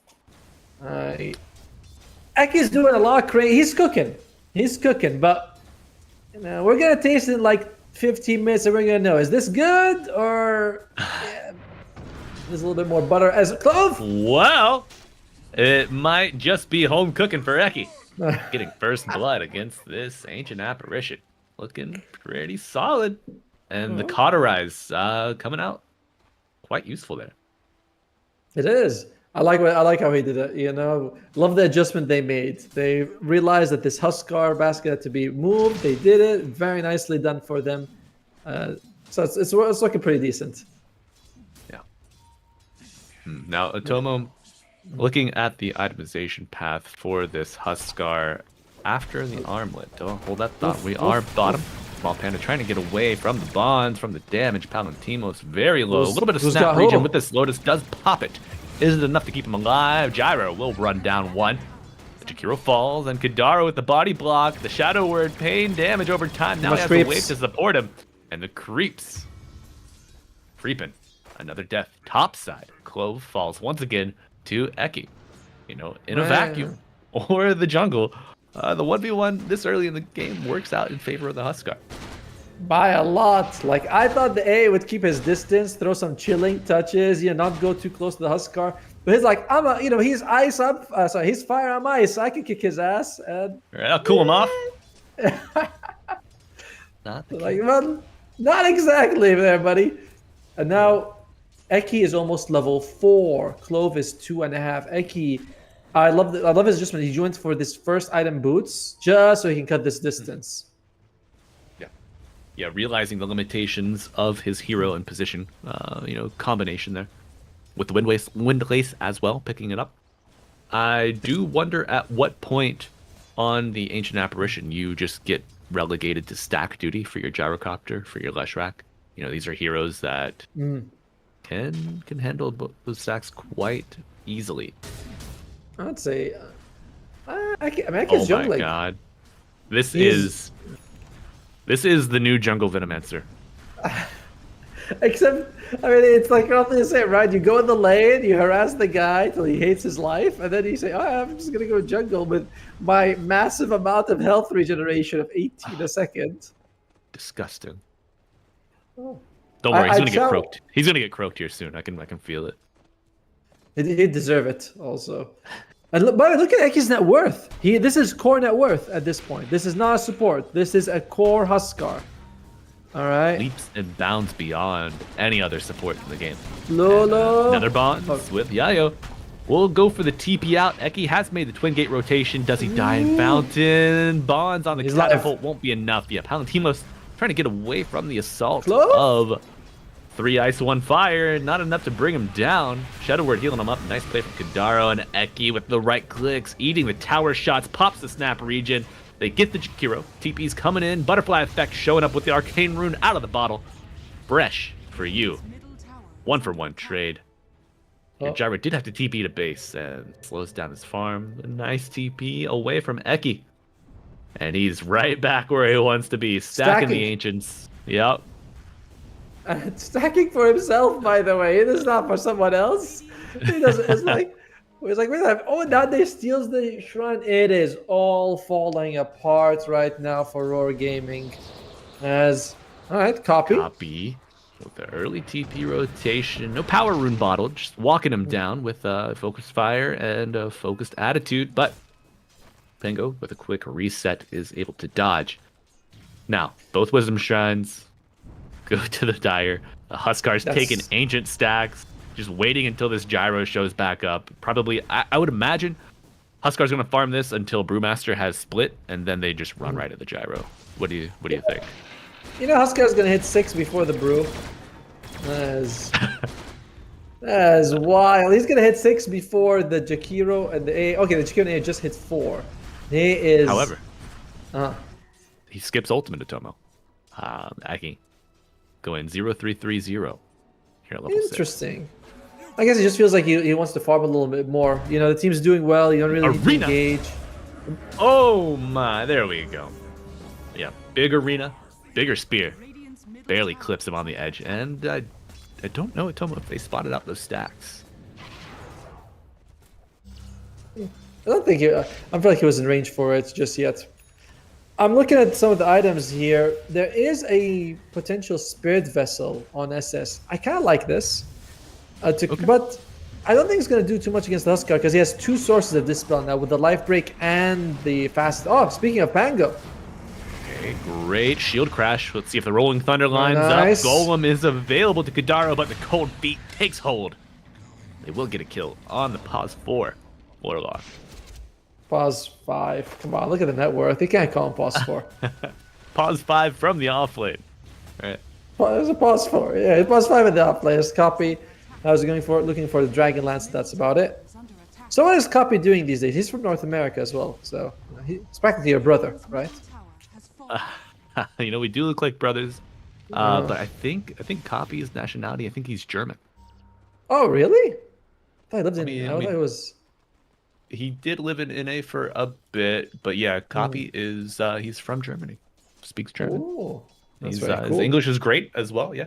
But he was from Deutschland. Radiant are scanning. But they did spot the stack now, and it is a, I believe, a triple stack. Dire's top tower is They're not the best at taking it, by the way. You can see that they're like, well, fatal bonds. That's it. That's a Yeah. Centaur taking nothing. You know, that's a scouting Centaur right there. under It attack. is. Toma, I do think it's important to note that Nande holding on to the Spear of Mars, only using the Rebuke. You know, if Roar were to make a move, you do need that Arena Spear combo to Yep. lock down any aggressors. Clove Pump fake on the gold looks one. dead. Uh-oh. Yeah. This Clove. Poor guy. Just trying to get some XP. He wants his level 6, but you're not going to get it Dire's top tower on that is lane, under sir. attack. He's level 8. What? He's level 8 on Huskar. Oh. He is the among the highest level heroes. Now, to be fair, he did, I think, get benefits of 2 wisdom shrines, but he's still level 8.5 on a position for Huskar. Double dipping. Look at this creep. Look at this wave skip. Double? Oh no, he loses the catapult in the melee. Unluck. Report, Does it please. feel like Pipsqueak+4 is doing all the moves? You know, every time you look at someone's doing something kind of crazy. I'm like, all right, this is cool. Like Yayo, he's got this helm to pull. Now he's going for Radiance after. He's just having a relatively free lane. Eki is taking Roshan. No way. No way. This is a new era of disgusting. You do lose your carry Mars. Combined forces of the Gyro, the Pango. Ice Blast did fly into the left, misses. Okay. And they get, okay. All right. Roar Gaming showing some life, but Pipsqueak absolutely flexing here. Can you Very imagine? fun. You're like, guys, we haven't seen Eki's Huskar far. Where is he? Oh, he's taking a Roshan. Oh, okay. Are fortified. I wish my supports could take Roshan like that. Right. Is under attack. I feel like Jeff Goldblum in Jurassic Park, man. He's like, Radiant's crazy. bottom tower is He under did it. attack. Radiant are scanning. Oh, Okay, Pango. Arena catches one. And that's the one you want. The gyrocopter locked down. Mm-hmm. Centaur doing a little bit of contribution here in the arena. Eki gets a kill. And Yayo claims the kill with the Centaur. Maybe some spirits, I don't know, afterwards. And that's the bit of courier, by the courier. way. That the rest of his crystal is. So that's going to delay him quite a little bit in that farming department. Top 4 of the top 5 are on the Dire side here, as the adjustment from this Huskar Eki is insane. Huh, look at that. Eki is like, hey, creeps, mine. Oh, did you want these? These creeps? Oh no, you're not gonna get them, Eki says as he just stands menacingly in the triangle. Okay. Okay. Dreaming of anyone to come feed him. Macropire on the ground pushes him across the mountain. Oh, inner fire, what a Radiant's spell. bottom tower has fallen. Butterfly effect. He wanted to jump in, but he's 200 gold away from his blink dagger. So yeah, I like how he activates the edict and he's like, nah. Oh, There we go. speaking of there you go. That's fine. Butterfly effect, Copy arriving with the shackle shot. Well played and dead Leshrac. And that is okay. Kill shot on the Wind Ranger. Do you ever find a decent use case for the other facet on the Wind Ranger, Matoma? I've never seen it, honestly. I know it does, by the way. It's the one where if you shackle people, you get like a percentage of extra damage or something like that, based Yeah, on how it's many. called Tangled. Yeah. That's a nice one. Good movie too. Oh, Glove is dead. He got tangled with the wrong crowd right there. Radiant's middle tower I know it could happen to anybody. Just one wrong choice. You take a bad tango one time. Can bring you down a dark path. And you know, Roar Indeed. Ga- not only is the Ancient Apparition looking down this dark path, the entire team, Matomo, they're playing at a 6k deficit here, just shy of 14 minutes. What's the They're next playing move as- for them? How do you shore up your defenses? The good thing is you have AA. Oh dear. Oh no. Good thing, AA. Bad thing, you don't have a gyrocopter for 30. kill. Going to copy. Playing very well be a good kill. on a mid lane that we haven't really seen much. Now, Eki with the armlet toggle. What? Dara has unleashed the golem, and they're going back in. Aegis in tow. Will they get the Aegis? Yes. Cold feet take place, but you lose butterfly effect in the rolling thunder. Looking for the Brewmaster, but instead going for a brief reset. Maybe sacrificing the Jakiro in the process. Panda. Do you get out? Small Panda. Hard to hit. Macropyre taking away an egress, but I don't think Yayo Palantimos cares too much. Kadaro making good use of the golem, farming the wave, cutting it, and there. I will say, Dire's top wave right now is pretty far in. Kind of limits the aggression. You would love to have gotten that tower there. True. I'm gonna make a bold prediction. I don't even have no reason to. I don't think this game is going past 20 minutes. It looks with the way things are. I think that they're gonna be closing it in the next 5 minutes for the Dire side. You look at the net worth; it's miserable. The other side doesn't have a way to sort of drag people in. No tiny toss, no hook. Ulu. Okay, see, he smells it. He's like, "There's something in the air, guys. I don't like it." Instantly TP's out. What is his items? Does he have? I think he's just got crit, right, for now? Yeah, just crit, working towards the ag. Is that a blink dagger on the Huskar? That is indeed a blink dagger on the Huskar. All right, Ulu, can you survive against this amplified damage? Jakiro going down off screen, and Gyrocopter not long for this world. Nande, the rude boy, with the high five, will be left hanging. Glove. And right to the tree. Put him on a platter. Or a skewer, your choice. Nande claims another. Dire could wait for next Roche, by the way, if they don't play very safe. There's a DD on Nande. Look at that, 800 damage crit. He's going Deso, by the way, after the Blink Dagger. So roughly what we expected from his item build. As Palantimos about to finish the Radiance as well. It is 5 to 16. Yeah, you need them to dive for right now. This is one of those games when winning is no longer really in your hand, it's on the enemy's hand, basically. Oh! Steps right in it, SS, and I think Nande did just get something delivered on his courier. Not sure what it is. Butterfly effect. Lets it rip, but Huskar on the back line, creating some separation and chaos. For Roar Gaming, Rolling Thunder will claim him. A large bounty going to the Radiant, but Butterfly effect isolated, dead. Oh! No longer will they fly. They do kill the carry Mars as Copy walking down Uglu on the high ground. Focus fire, but you need vision. A Spruce split containing the rest of the Radiant threat as SS trying to get out. And Atomo, you mentioned that 20-minute time cap. Looking more and more likely as the final remaining member of Radiant caught out. And that kill shot, my God. Damn it.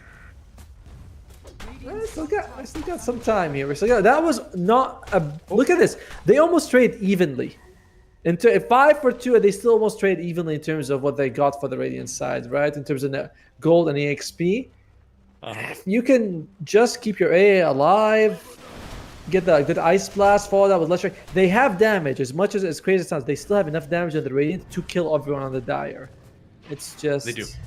The output, getting it there, is the problem. The coordination, can you survive? Nande letting him rip onto the high ground. Oh, 1 and 2 do fall. No Ice Blast, no problem for Pipsqueak+4. 18-minute tier 3 assault begins. Yeah, and they did also pick up the armlet on the Mars. So double armlet gaming against the Ancient Apparition. Risky, but when you have this lead, what a spear it was indeed. And that's a dead Pangolier.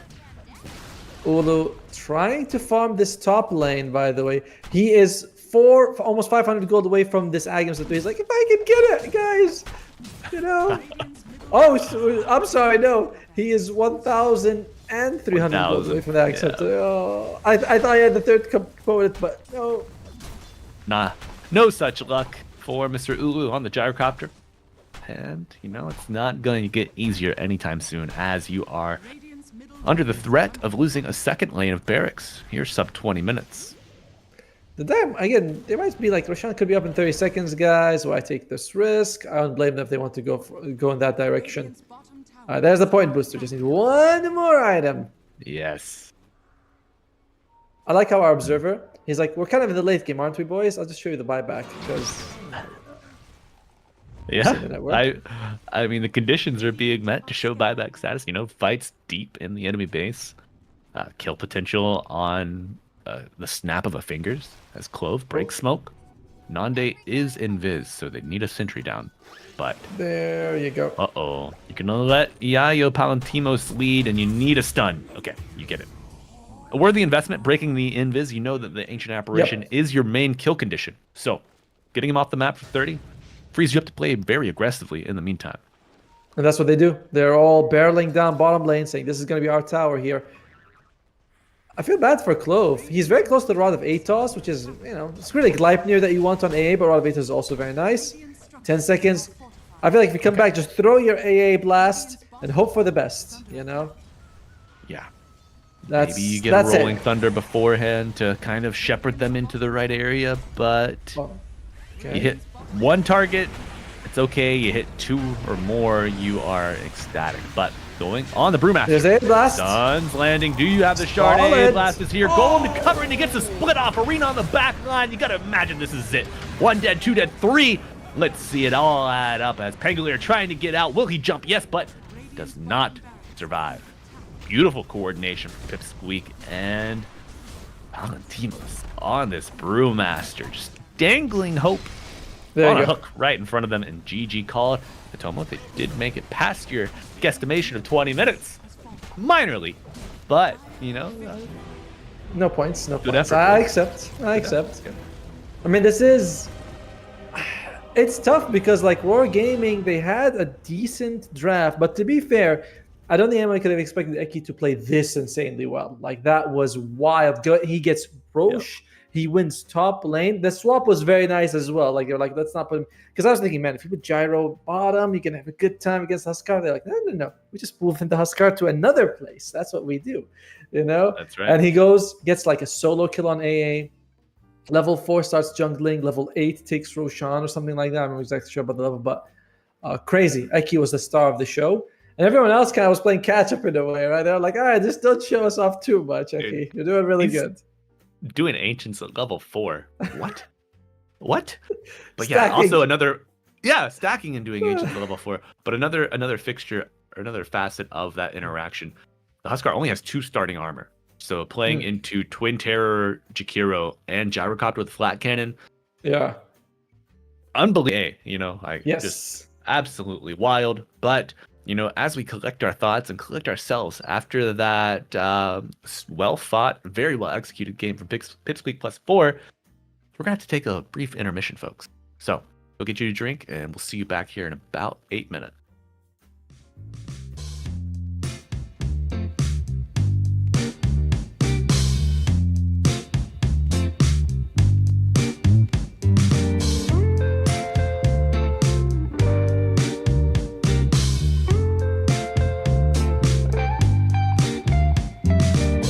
Well, I can tell just by the way that you're smiling that you're still unsure. And I can tell just by the look in your eyes that you've been hurt before. But baby, no one can promise you forever. Right now, I only know that we should be together. Because it's now or it's never, so won't you take a chance on me? Well, it's fine if all your previous guys, they made you run away. You can bet you'd only have one regret, and that's if you didn't stay. Walk my way. 'Cause baby, no one can promise you tomorrow. But today you take away all of my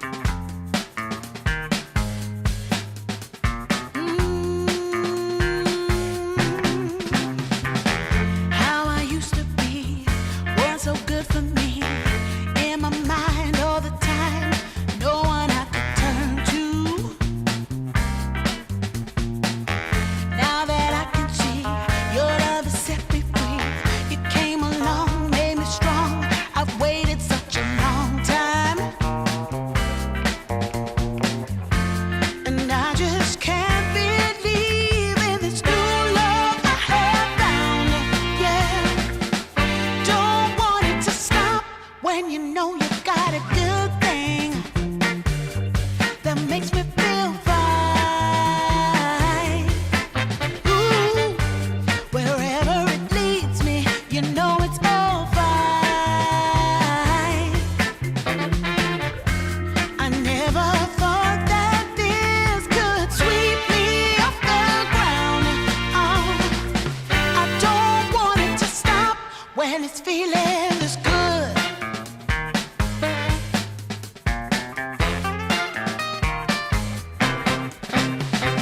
Whenever you're around, my heart begins to pound. Though I know you take it slow, no way to stop this feeling. For every single day, whenever you're away, in this place there's a space where I'll be waiting for you. And I just can't believe in this new love I have found. Yeah, I don't want it to stop when you know you got a good thing that makes me feel fine. Ooh, wherever it leads me, you know it's all fine. I never thought that this could sweep me off the ground. I don't want it to stop. No, I don't want it to stop. I don't want it to stop when it's feeling this good. Feeling this good.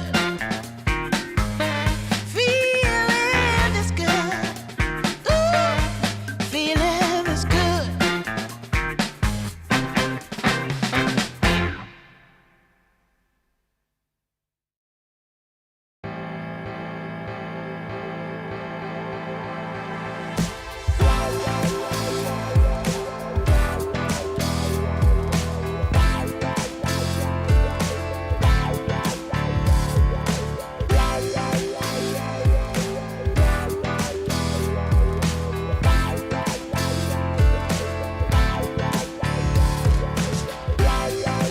Find the feeling, live and breathe it.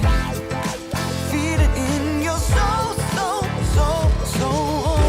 Anything you've ever wanted could be right there at your feet. Take your dream and take the power, be the best that you can be. Oh, we can go higher, higher, yeah. Gotta take the chance to rise above it all. Come on. Oh, we can go higher, higher, yeah. Gotta take the chance to rise above it all. Yeah. Ooh, face your fears, yeah. There's no limit. Can you reach the sky? Keep the faith and rise above it till you reach your high. We knew you'd come back, folks. We got game 2 between Roar Gaming and Pipsqueak+4. Tomo, what are you expecting to see? Anything different or more of the same? I don't know. You know, when you see games like this where it's really hard, you've lost to this team 3 times in a row now. Each game has been very much a stomp. It's really hard. Like, will you say, "Oh, well, Roar Gaming, go back to the basics, but very stable, strong lay-ins"? You know, the Lich Juggernaut or something like that. That's like 20 years ago, whatever. But try to work with that. Or are they going to go like everyone's like, "Hey, I want to try my position 5 Razor if we're going to lose anyway." It's really hard to tell what the team's mentality is. So, I don't know. I think Pipsqueak's going to go with a relatively fast push draft. We've seen it so many times in this tournament. You win game 1, you take Chen, Enchantress, Pugna, Lycan, Beastmaster, something like that. You just push very fast with Abaddon carry. You end the game in 25 minutes. So I think that's going to be maybe the idea from Pipsqueak. Or they could cook up something even more, you know, because that Ascar mid was... Go even further down the rabbit hole. Let's see it, man. I'm all about it. I want to go full degen, full descent. Let's get into it. Indeed. And we will go into the draft and just... Oh, no, sorry. You do. You take us in the draft. Oh, I mean, we are in the draft. Bans are coming out onto the table. Wonder if we'll see the Huskar ban from Roar in the first phase here. But now, Tomo, my main question was, what's the most unhinged, like, desecration of a pick that you could imagine here? Oh, there it is. There you go, first pick. Yeah, as long as the moment they can, they're like, no. Oh, let's see. And some insane picks. I'd like to see something like a storm support. There was this one patch. I always regret that I didn't think of it, and that it was only thought of very late in the patch. Remember when Null Talisman used to reduce mana cost? Oh yeah. And Abed would go like 5 Null Talismans mids into Kaya or something like that. And then very much near the end of that patch that Null Talisman does, at the very end, someone thought, I could do this as a support. It's 5 Null Talisman. Why don't I just pick it as a support? And they did, and they picked it in like a team did in the tournament in 2 games and they won. And I was like, why didn't I think of this? Why wasn't this thought of earlier? It would have been very fun. So I'd love to see some sort of support storm. That would be my favorite. Okay. All right. Well, could be on the table. It's not banned out yet. Not banned out. And what would I like to see? That's. I want to see a hoodwink carry. I've hinted at it before. I think you can make it work. You can draft around it. Queen of Pain is a good answer for it, though. Yep. I remember Tino in Southeast Asia was playing a lot of offlane hoodwink, and this was back when the Maelstrom became the Gleipnir. It was combined, and he would do like Don't remind me of the time. I miss it. No, so that was the way it should have been done. That's the way that I should have been. But he played really well. Like he was very good with it. He'd go Daedalus, like mass damage items, throw an Acorn shot, and it's like pop, pop, pop, and then heads start popping after the few jumps. Oh, thing of beauty. It's art, But speaking of art, we mentioned game 2 in this tournament, European teams. What will they do? They will push heavy. And what is a better pusher than Beastmaster? I mean, there are a few, but Beastmaster is still among the best. And that's what the Pipsqueak opens up with. Yeah, a lot of flex potential here. We saw it played in the 1 role as well, back around the ESL Raleigh days.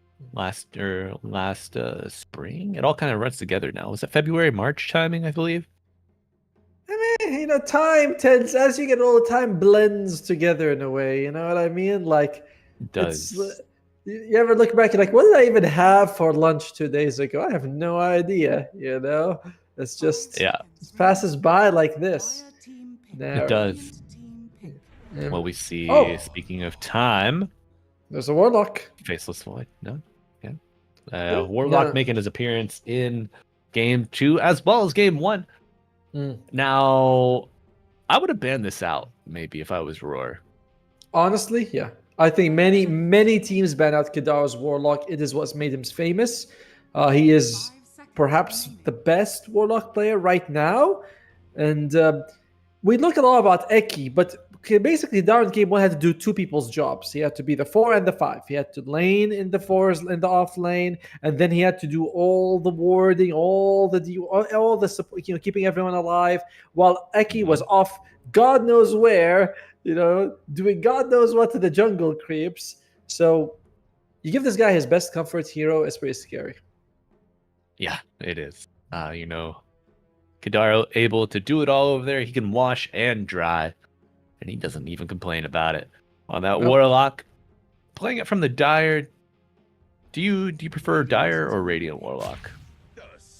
Or are you one of those players that are just unaffected? I didn't realize there was much of a difference between a Dire and a Radiant Warlock to begin with. You're like, it kind of caught me back-footed here. Well, I'm just thinking of like the needs of positioning, how the eye tracks naturally.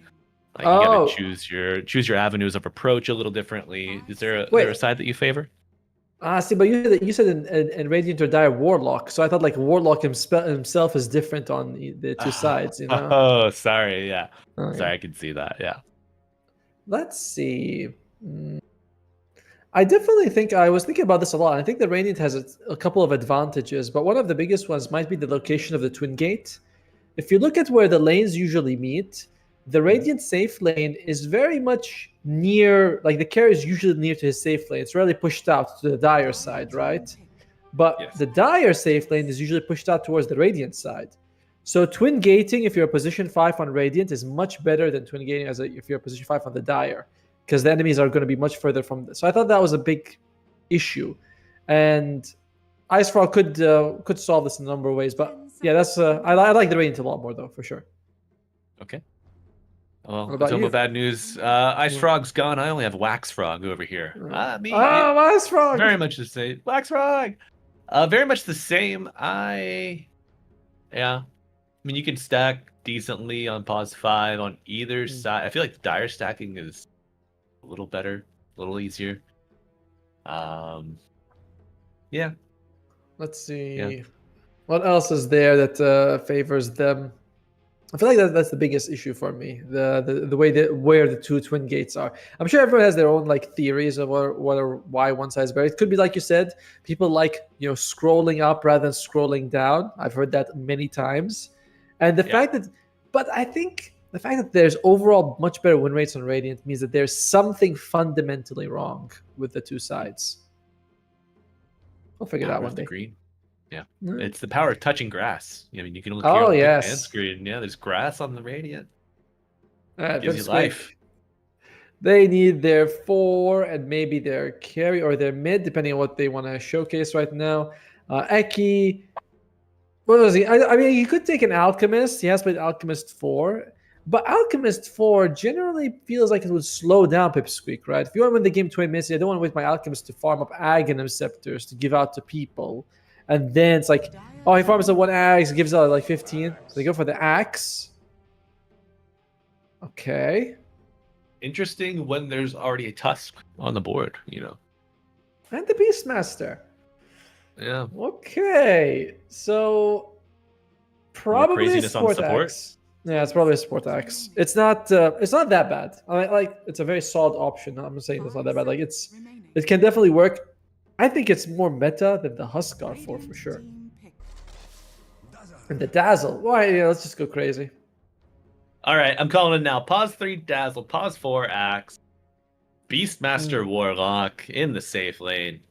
Okay. It's going to be a safe lane Beastmaster. They're not going to get too crazy with it. The thing is, I don't imagine any of Roar's bans are going to make any difference. You know what I mean? Like you look at it, you're like, well, what the hell do we ban? We don't even know. We know nothing except the Warlock is a 5. That's the only thing we can confirm. Every other role is very much up for grabs. Well, I'd also like to wager that the only thing that we know is that Warlock will be played by Kadaro. Yes. Whether that's 4 or 5 is yet to be seen. But please, you were saying about Roar? Yeah, Roar. Well, you're gonna have to show what you're off or your carry right now.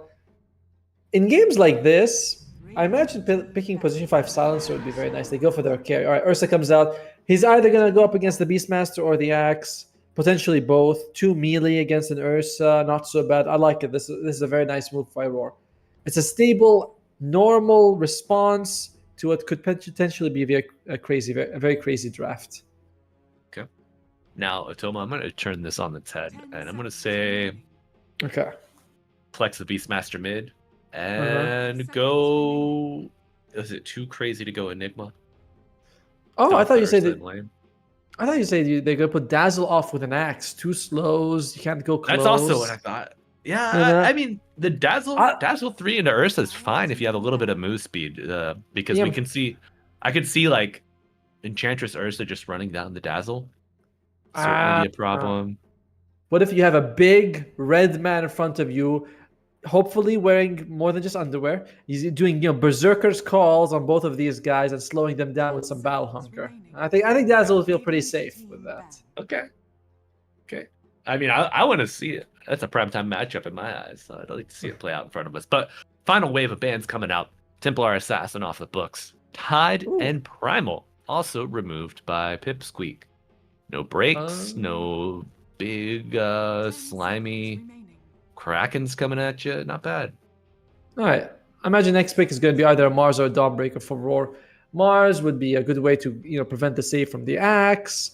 Whereas Dawnbreaker, if someone gets ward or there's a golem or berserker skull on someone, you can just use her soul guard to counter. So both of these would be an option for Roar.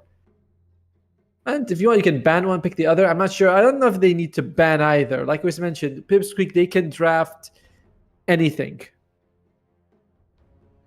Literally anything.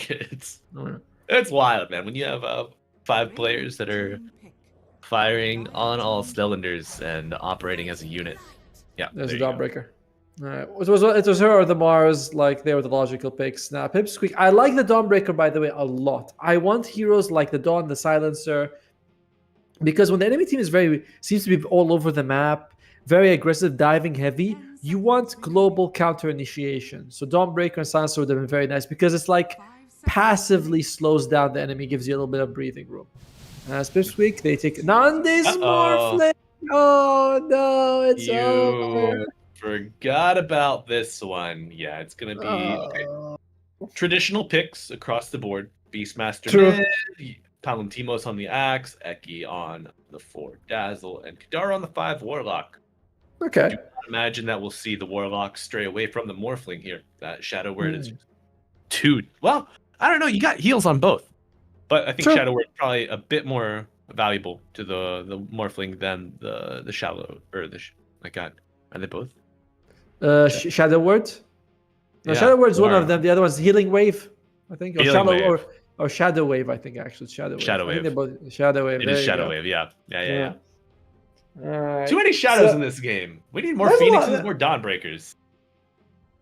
Well, Dawnbreaker's there, Can't say I love that cosmetic of hers, by the way. It's a little too. Feels like she's an Autobot, with an eye patch. And then, Star Surge? Wait a minute. Really? And Massachusetts on Butterfly Effect? These are very rare facets to see. So Star Surge, for people who don't know, when you use Starbreaker, every hit gives you attack speed and your allies. Allies slightly less than what you get. And each hit adds, so you want to get all 3 hits, of course. You naturally want to do that. And Massachusetts is, if Quap uses spells, she gets 14% spell amp, but she takes 27% of the damage dealt, which is pretty huge. And a lot of people have decided to go, bondage for survivability. These are some interesting facet choices. Yeah, I was going to say I could see that if you had the mid Queen of Pain on the Dire. You've got the Morphling, you've got the Dazzle, you've got the Warlock for a little bit of sustain. But not the case, Tomo. I could see maybe the Star Surge synergy with the Tusk as well. Oh, yep. Double obs placed down, 1 per side here. And the boar. Oh. He's thinking about it. Little guy. Yeah. Glove, he's got that sentry. And Kadar, he's pinging out that they've got vision roughly in the area. Yeah. And Atomo, my big question here. I'm going to be on the Clove cam all game. Do you think Clove is going to have as difficult a game 2 as he did a game 1? Probably not. Oh, they get that D ward. Oh. Yeah. But they did attack it from the low ground, by the way, which means that they're going to have to deny it. They haven't denied yet, but usually you would. Because if you're attacking low ground to high ground, that means you're getting vision some other way, usually because from a ward. So, and I'm showing a little bit there from Pipsqueak. Nande, tough kill. 340 max HP right now. We'll have to go to that. Morph. No, just offers a high 5. We'll be SS looking for an early jump or an early creep block. Starbreaker at the ready, should he need. Better start. 2 for 2 bounty ruins. And as much as I'm scared of the Nande Morphling, at least this is a way more. Oh, here we go. There we go. They know the morph is on. And SS. What a start for Roar Gaming. Takes 3 heroes, but they get it done. Admiral Akbar would be proud of that strap. Alright, so mid lane, Beastmaster versus the Quap. She's going Scream of Pain. Interesting. Doesn't really care about the Shadow Strike just yet. I think he might go 0-2-3 in this build. If he's going, start off with the Yeah, I think he's gonna go for that. Try to get ganks. If you're on Roy, you're thinking, guys, let's just go for like a lot of damage. Let's just try to get some pickoffs. That's why they first picked Quap. Helps with the borders as well, you know. Whittle True. them down from afar, then pop the scream, get an extra Ooh. CS or two. Look at the axe build. 4 rings of protection. He's like, I've got 10 fingers. 10 ringers for, or 10 fingers for rings. Got a couple more to fit in there. But, for you know, the sure. Ursa doesn't really care about armor too much once those Fury swipes get on you. For sure. I mean, you know, it's a little bit annoying, right? It's like, but you might have to go throw in like maybe 2 extra attacks. Let's say you kill him in 10, now you have to kill him in 12. Sure. That is a bit of a difference.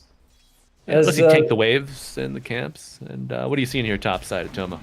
Oh, they did the same thing. They put Kadar. Oh my oh god! my. Big crash on the hammer goes 1. Can they get 2? Yes, What? sir. SS claims a double. And that is a 3-0 Dawnbreaker at 2 minutes in the game. Full soul ring flying out as we speak.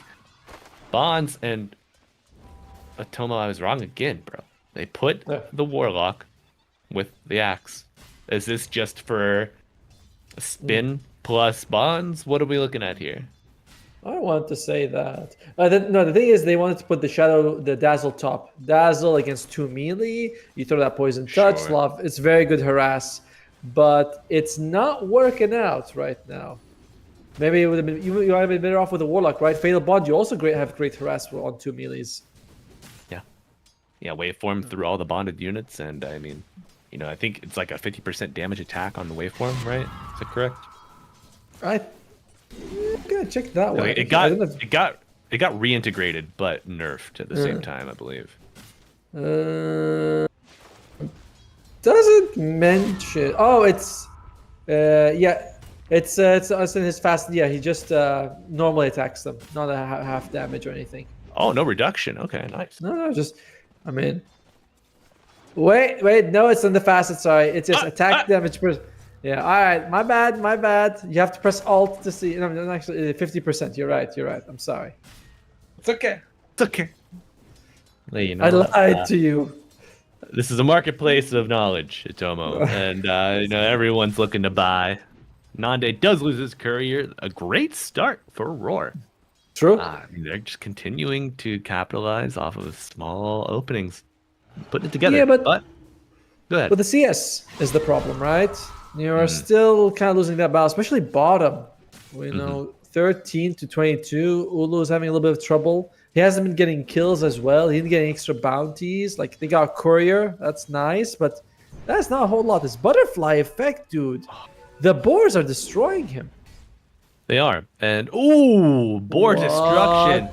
Will he get it? Run it down. SS gets another kill in the meantime. Butterfly effect going to the high ground looking for the bounty room, but he goes back.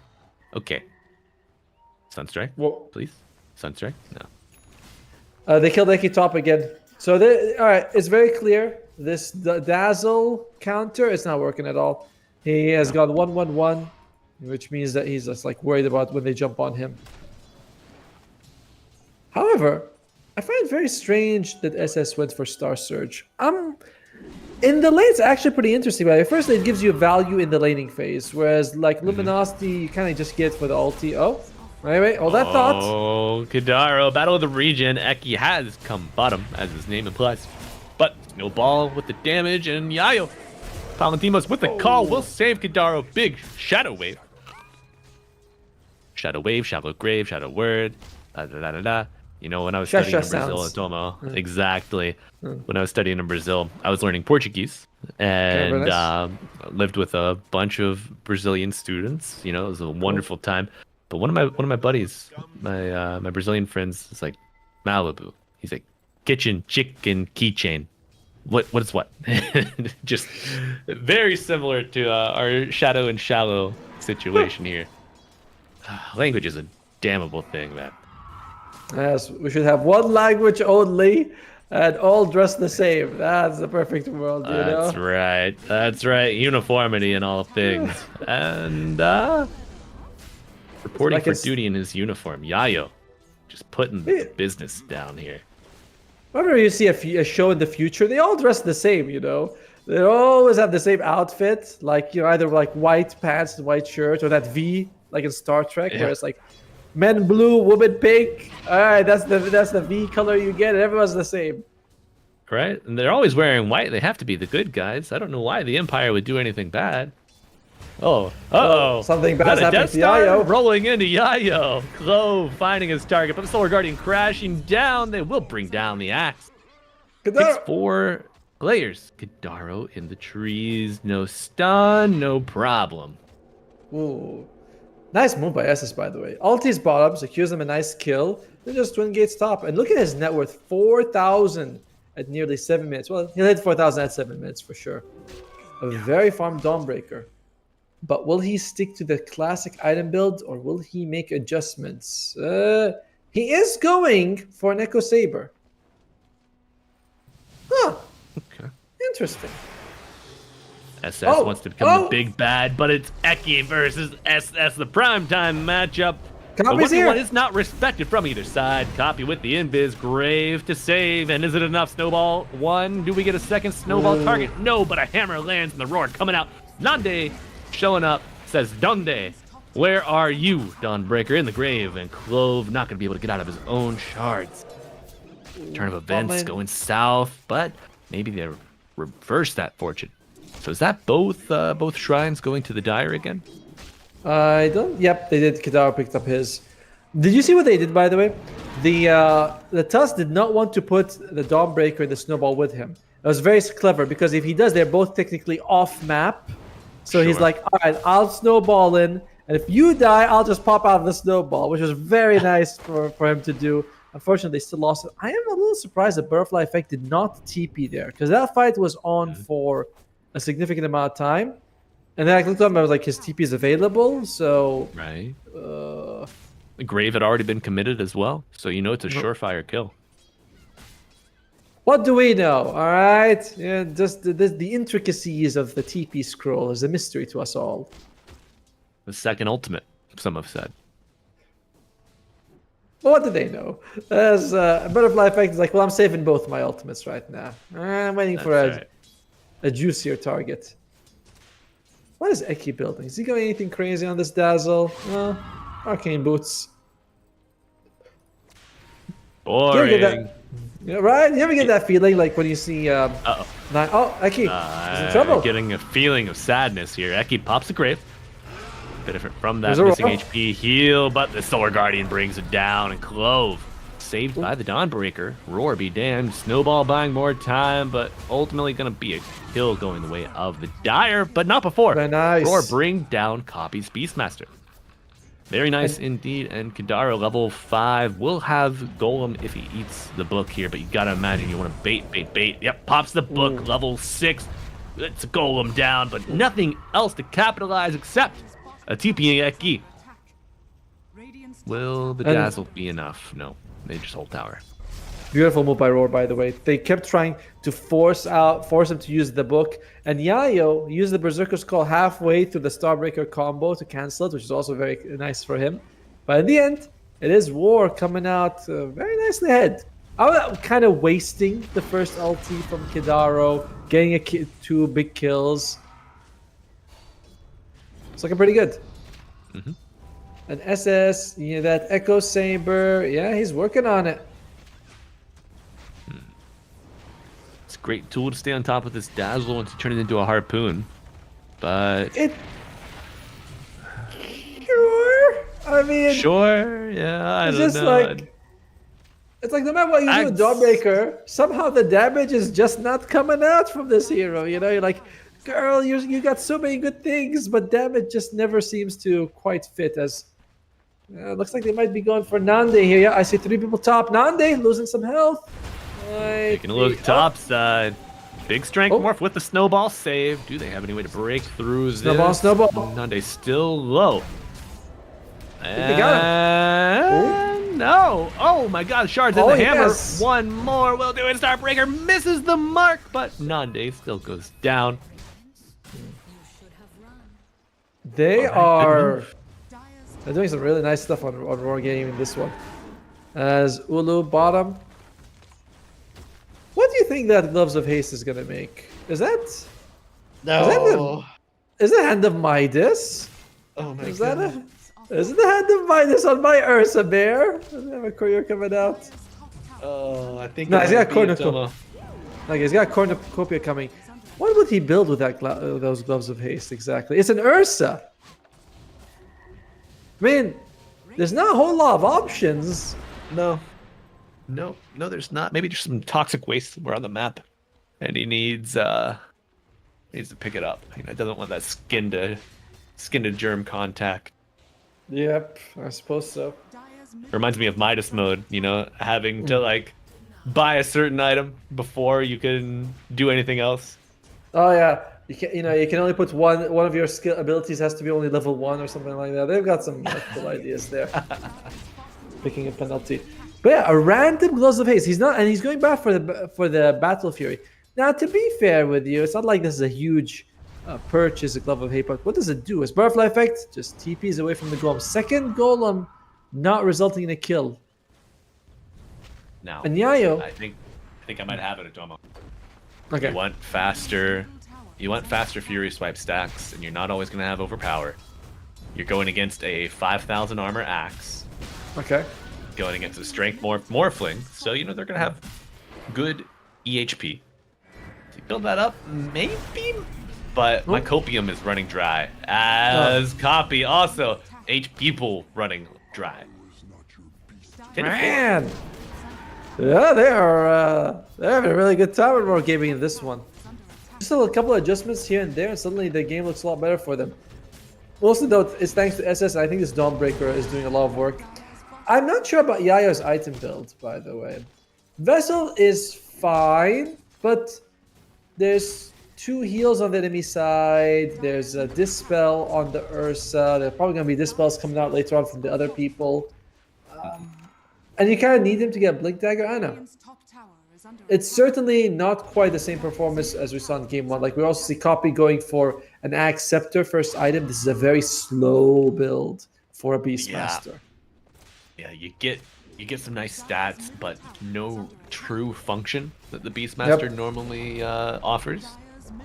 And I mean, you're getting out-utilized here. Like the summons from the Enchantress. Oh, let's see. Top lane? The action top. Yep. Hammer with the Starbreaker. Ooh, okay. Morphling. Liking that facet. Wow. Oh my god. The Queen of Pain liking that Morphling even more. Putting the dagger level 1 to use. Big Sonic Wave and a kill. Oh, he did let the Yayo get the axe off, by the way. Can we get a kill here? Okay, no call. Novel That's fine. projection. I don't think you can body block with that, buddy. But I want to stay on top for the Shadow Wave damage, maybe. Okay, no chop. Sad Yayo. Alatimos. Poor guy. Ulu gets both shrines going to roar. Good plays. That's huge. That is huge. That is, I would say, double. So far, they've got double the value. Oh, here we go. Gloves of haste. Oh. Now if you had 2 gloves, I always saw it was this shot proccing, I think, twice. But if you had double gloves of haste, All right. maybe. One for each hand. I like it. True. See now, Atomo, you're starting to get it. Exactly. All right.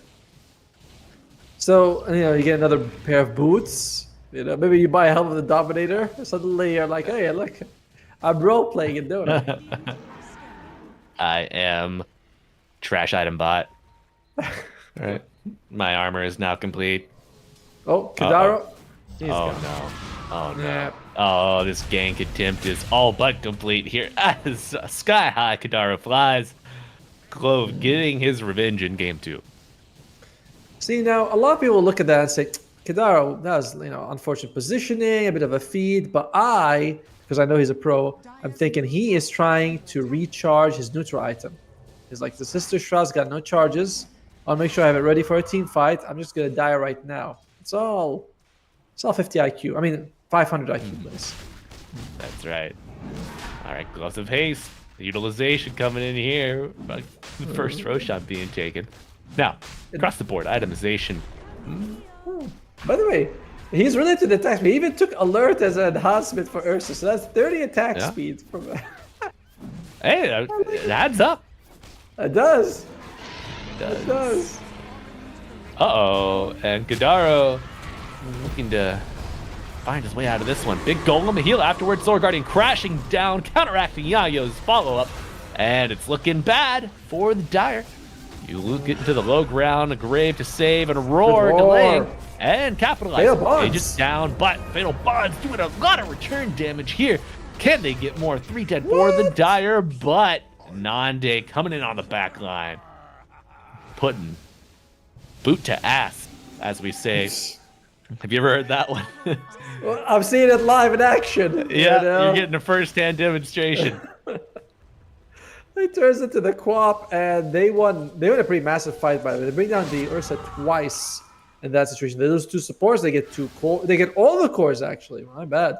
And this is why the Nande Morphling is incredibly feared. You have Nande Morphling and Kadara Warlock. This is Pipsqueak+4 at their squeakiest.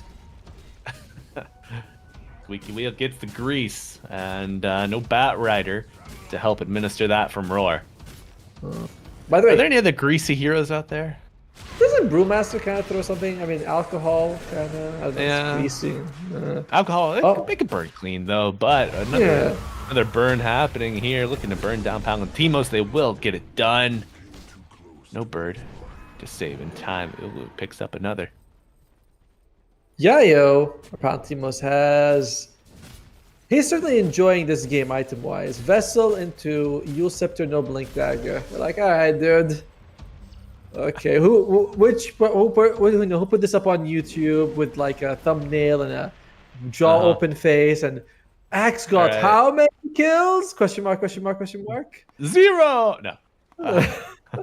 He is No, at but 0. He is I so can far. I can see like so Palantimos' job here is to walk forward, survive for about 3 seconds, maybe get a Okay. call, but ultimately get the Radiant to clump so that Kadara can get a massive bond set up. We saw it happen. True. Saw it happen there previously, but another confluence. Teams crashing, Roar to match the grave. Solar Guardian crashing down on top of them all. Oh, what can you Ooh, the offer here? Big punch Starbreaker. up the Sonic Wave. Yeah, Starbreaker Sonic Wave bringing down 2. SS Nande? following the Warlock, but Nande joining the fray finds Clove on the right side. He gets 1. Can you clean up? Kadaro almost making it out here to the trees, and now Yayo finds SS, Nande? but Kadaro does fall. Butterfly effect cleaning up 3. Nande versus Ulu. They There gonna you get go. the Dawnbreaker, but you're out of mana and out of options here for Nande. Just relying on that strength regen, but he does fall. Positive haste, Kappa. And Yayo surviving for a little longer, but Butterfly claims 4. He has become plus ultra. And 4K lead now for the Radiant. Oh man, I feel like they're getting the United States of Smash right now on the Dire side. As doesn't Dawnbreaker even look like that girl a little bit, right? Yep. That's just- exactly what I thought. But yeah, it's a lot of it comes down to SS having a fantastic lane, shutting down Dante quite early on. He's having these massive ultimates. That was also set up very nicely by Clove. He had 2 people into the ice shards. You drop on them, Starbreaker into a Sonic Wave. They are demolished before they can do anything. And I'm feeling like this Ursa, he's getting attack speed more than just the overpower. I don't know where it's coming from, but he's attacking a little bit faster than usual. It's adding up. It's the Dawnbreaker. Oh, right. That's true, actually. Yeah. It is the Dawnbreaker. It's all coming together, Atomo.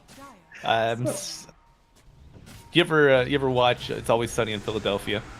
I've seen one season as Clove. Looking for a new season, but it might be a repeat. Oh! But no TP. That snowball. Uh-oh. If they hit the If they hit the Tormentor, Tormentor. Yeah. Uh-oh. They're going to hit the Enchantress instead now. Tusk has an option here. Do I go back Who's in? hitting you? Solar Guardian coming in. My good time pal, my friend, holding my hand, and a Walrus Punch with the Golem coming down. 1 per side, and a Sonic Wave off cam. Butterfly effect Clove, does bring again. down Copy. However, Clove buying time for the reset. What the hell is happening here? They find the Enchantress. They're just going after her. Nande showing up as well. They want to protect Okay. this Tormentor and fight. 4v4, but you lost your mid laner. Odds not in your favor. You already have thrown your Golem as well. Okay. Butterfly effect withdraw. Oh, they smoke up. What withdraw? This is a go smoke. Could they find sorry, Ursa? He does. Roar gaining withdraw. Pipsqueak want to go. Yeah. They spawn him out. He takes out the sentry. Oh. Doesn't have his ulti. No, it's not worth it, man. It's not worth. Why'd you go for the sentry, Ulu? Oh, no snowball to save. That's a tough bait. And 45 seconds without your Ursa, you got to imagine Pipsqueak can take this Tormentor uncontested. I like what Ulu's doing, by the way. Third item accept after the Blink Battle Fury. He's like, okay, there's a lot of ways to control me. I want to be able to ulti when I'm being manipulated. It's pretty nice. I like it a lot. I already have plenty of damage thanks to all the attack speed. Yeah. And gonna be the shard for Kadaro. But yeah, Like what- this Axe is a great pickup. There's Pipsqueak, by the way, they're one of the few teams I've seen that can do this. They can recruit players mid-game. In game 1, they had 4 cores. And then in this game, they have 2 cores. I don't know, because Yayo is... He's down there. He's down Yayo there. is certainly struggling. Now, I want to go back to your point about Yayo walking in, clamping them up together, and allowing for good fail bonds. Now, I imagine there might be an item that enables you to quickly cover that distance and also clamp people together. No, I don't think it's been introduced yet. That's in the test server. And no, it's Certainly. there, it's there. It's called Boots of Travel. And you move very Hey. fast. Oh, do you I think? like- Do you think we see a timeline where he gets a Force Staff before a Blink Dagger? Oh, He is literally getting the Force Staff before the Blink No. Dagger skewed right now. no! Oh my god! Yes. He's got his 200 gold from the Force Staff. He's trolling. There's no other way to say it. Well, you know, if you blink in, you're gonna get hit with the shards, and you can't get across True. it. But you can just blink over. I don't. No, this is not good. I mean, well, he's the pro, Radiant's bottom tower and he's gonna get Force Staff in about 3 seconds, 2 seconds. There you go. Oh, Nande! Punch up, Golem coming down. Nande Great. does survive with the grave afterwards, down into shards as well. Kadaro looking to go back in with Nande leading the charge. Golem ahead. They Huge. get one. Very big, and the aggression continuing. Nande taking the shape of Quap, the shape of water. Will flow forward. They find butterfly effect still. Shield What the rune. hell did she? Okay, shield rune. Yeah, nice. We're gonna be all right. All Don't worry about gone. Yeah. Okay. it. All right. And there's the Force Staff delivered. By the way, we mentioned this, but Eki has your favorite item. He's your favorite player. He's got your favorite item. He's got the Holy Locket. Love it. Dyer's top Love a good locket. Now, There you Eki, Holy Locket, Kadaro, Holy Locket, cannot be beat. That's your timing. Calling it now, folks. Oh, and a Morphling stuck in his stun animation. Oh, he's just trying to swim, bro. Look at him. Morphling was Dota 1 Morphling was like considered the Hey, coolest team. there we Like, go. Just keep swimming. You know? Worked for Nemo. Morphling Phelps. are scanning. So yeah, Dota 1 Morphling was the coolest hero in Dota because he was the only hero that when you picked him would change colors throughout the game. That was why he was morphing. You pick him and he's like sometimes he's red, then he's blue, then he's green, then he's purple. That was like back then people were like, oh my god, it's Whoa. RGB. You know. And to be fair, Dota 2, I feel like he's one of the least, Appealing visually. Yeah, he looks like he's made of Jello. I can never feel like he's made of water. I feel like I look at him and it's like you look like you're made of jelly. Like I could use a snack. oh, Oh. Ulu. Oh, no, Oh, no. He gets croak. it. Oh, Dawnbreaker.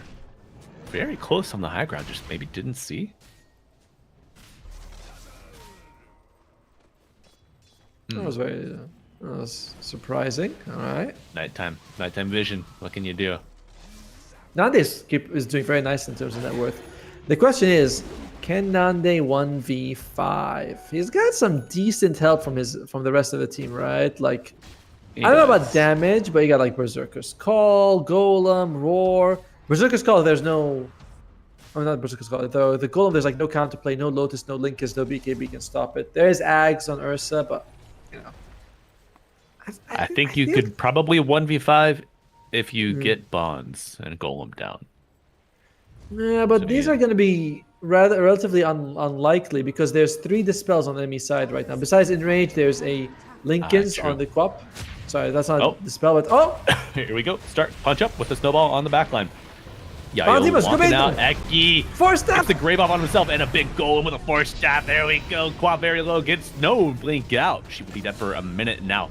Trade Quap for your dazzle. Not bad. Soup on the staff. ground. Nande. There Where's you the go. force staff? There it is, but his legs are so long. He gets up to the high ground. No roar, but they do not even get the kill. He gets the TB back to base, so the chase is on. Small Panda looking for a big escape. Oh, they do kill the Ursa. What? What? How? I don't know, but they're gonna go for more. Under the tier 2 tower, Clove falls, and a blink forward. Morphling into Quap. Oi, oi, oi. A good counter. Plenty of mobility, plenty of pain for both teams. I see how they killed him. Looking good. Did he have debuff on in Fountain and then walked out of Two. the heal too early? No. I mean, he was in the fountain for literally 7 seconds. Sorry, at least 6 seconds with the Battle Hunger and the Shadow Strike on. You look at the damage; he's only taking 40 damage a second from these two. I don't know how he died. That seems very odd. Because he TP'd. When do you get the Quap Ags on it? I don't think she even has it, right? And then Morphling doesn't even have it as well. So when you like copy him, if you have the Ags, you get it. This is definitely worth watching the replay. Like, how did he die exactly in that situation? Oh, we can make it a murder mystery.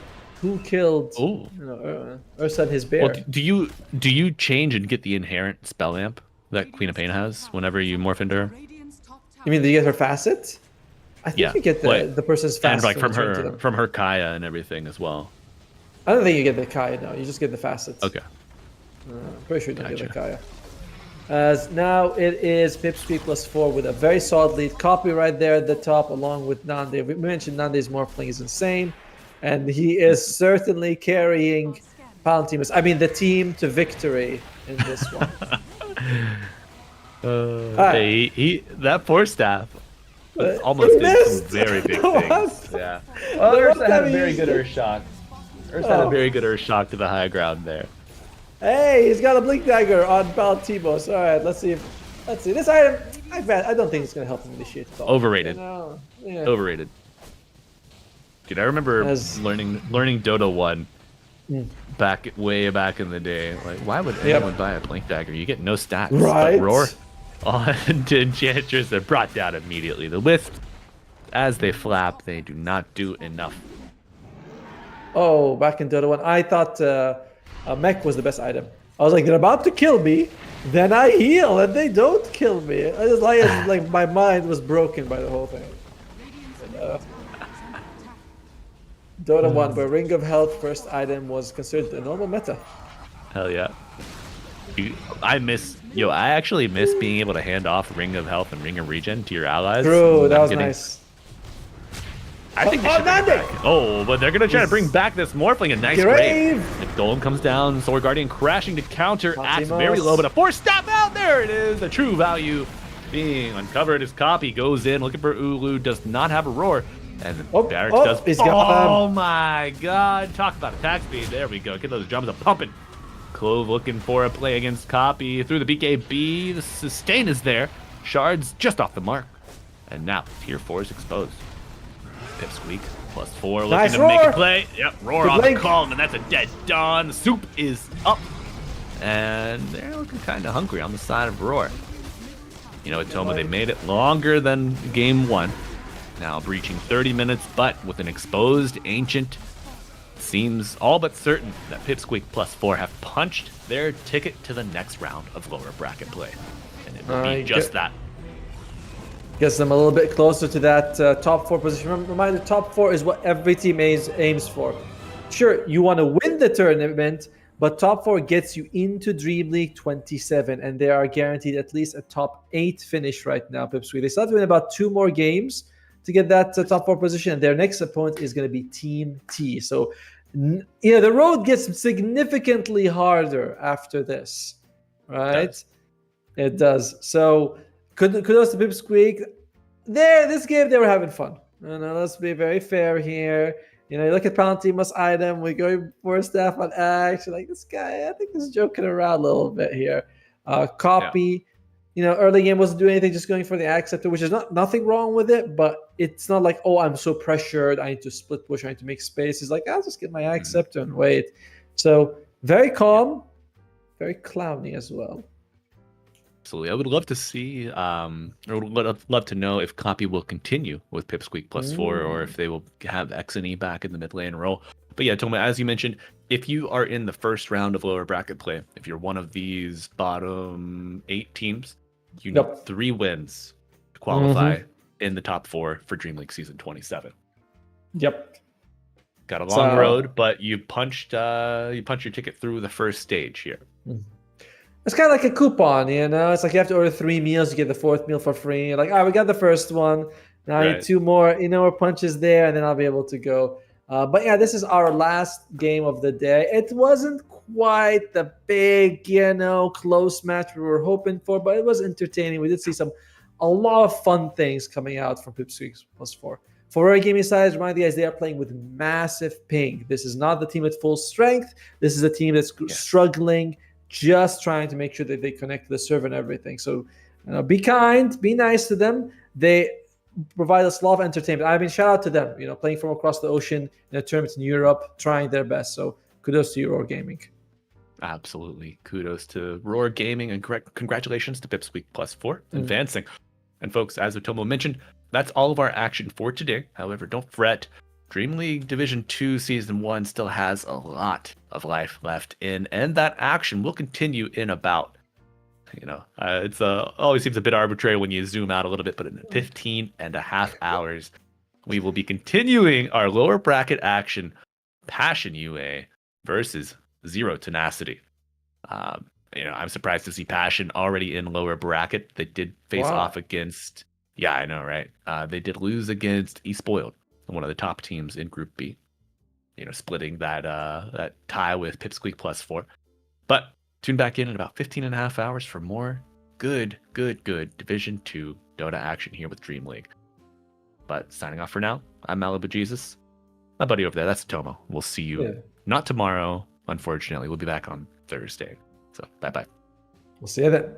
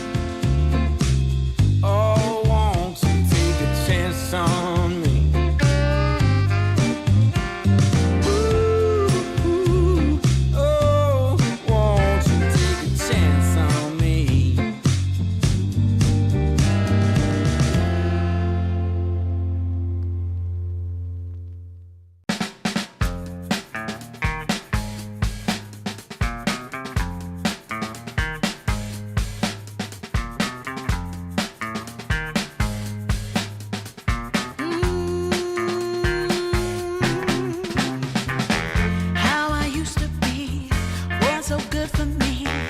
In my mind all the time, no one I could turn to. Now that I can see your love has set me free. You came along, made me strong. I've waited such a long time, and I just can't believe in this new love I have found. Yeah, don't want it to stop when you know you got a good thing that makes me feel fine. Ooh, wherever it leads me, you know it's all fine. I never thought that this could sweep me off the ground. Oh, I don't want it to stop when it's feeling this good.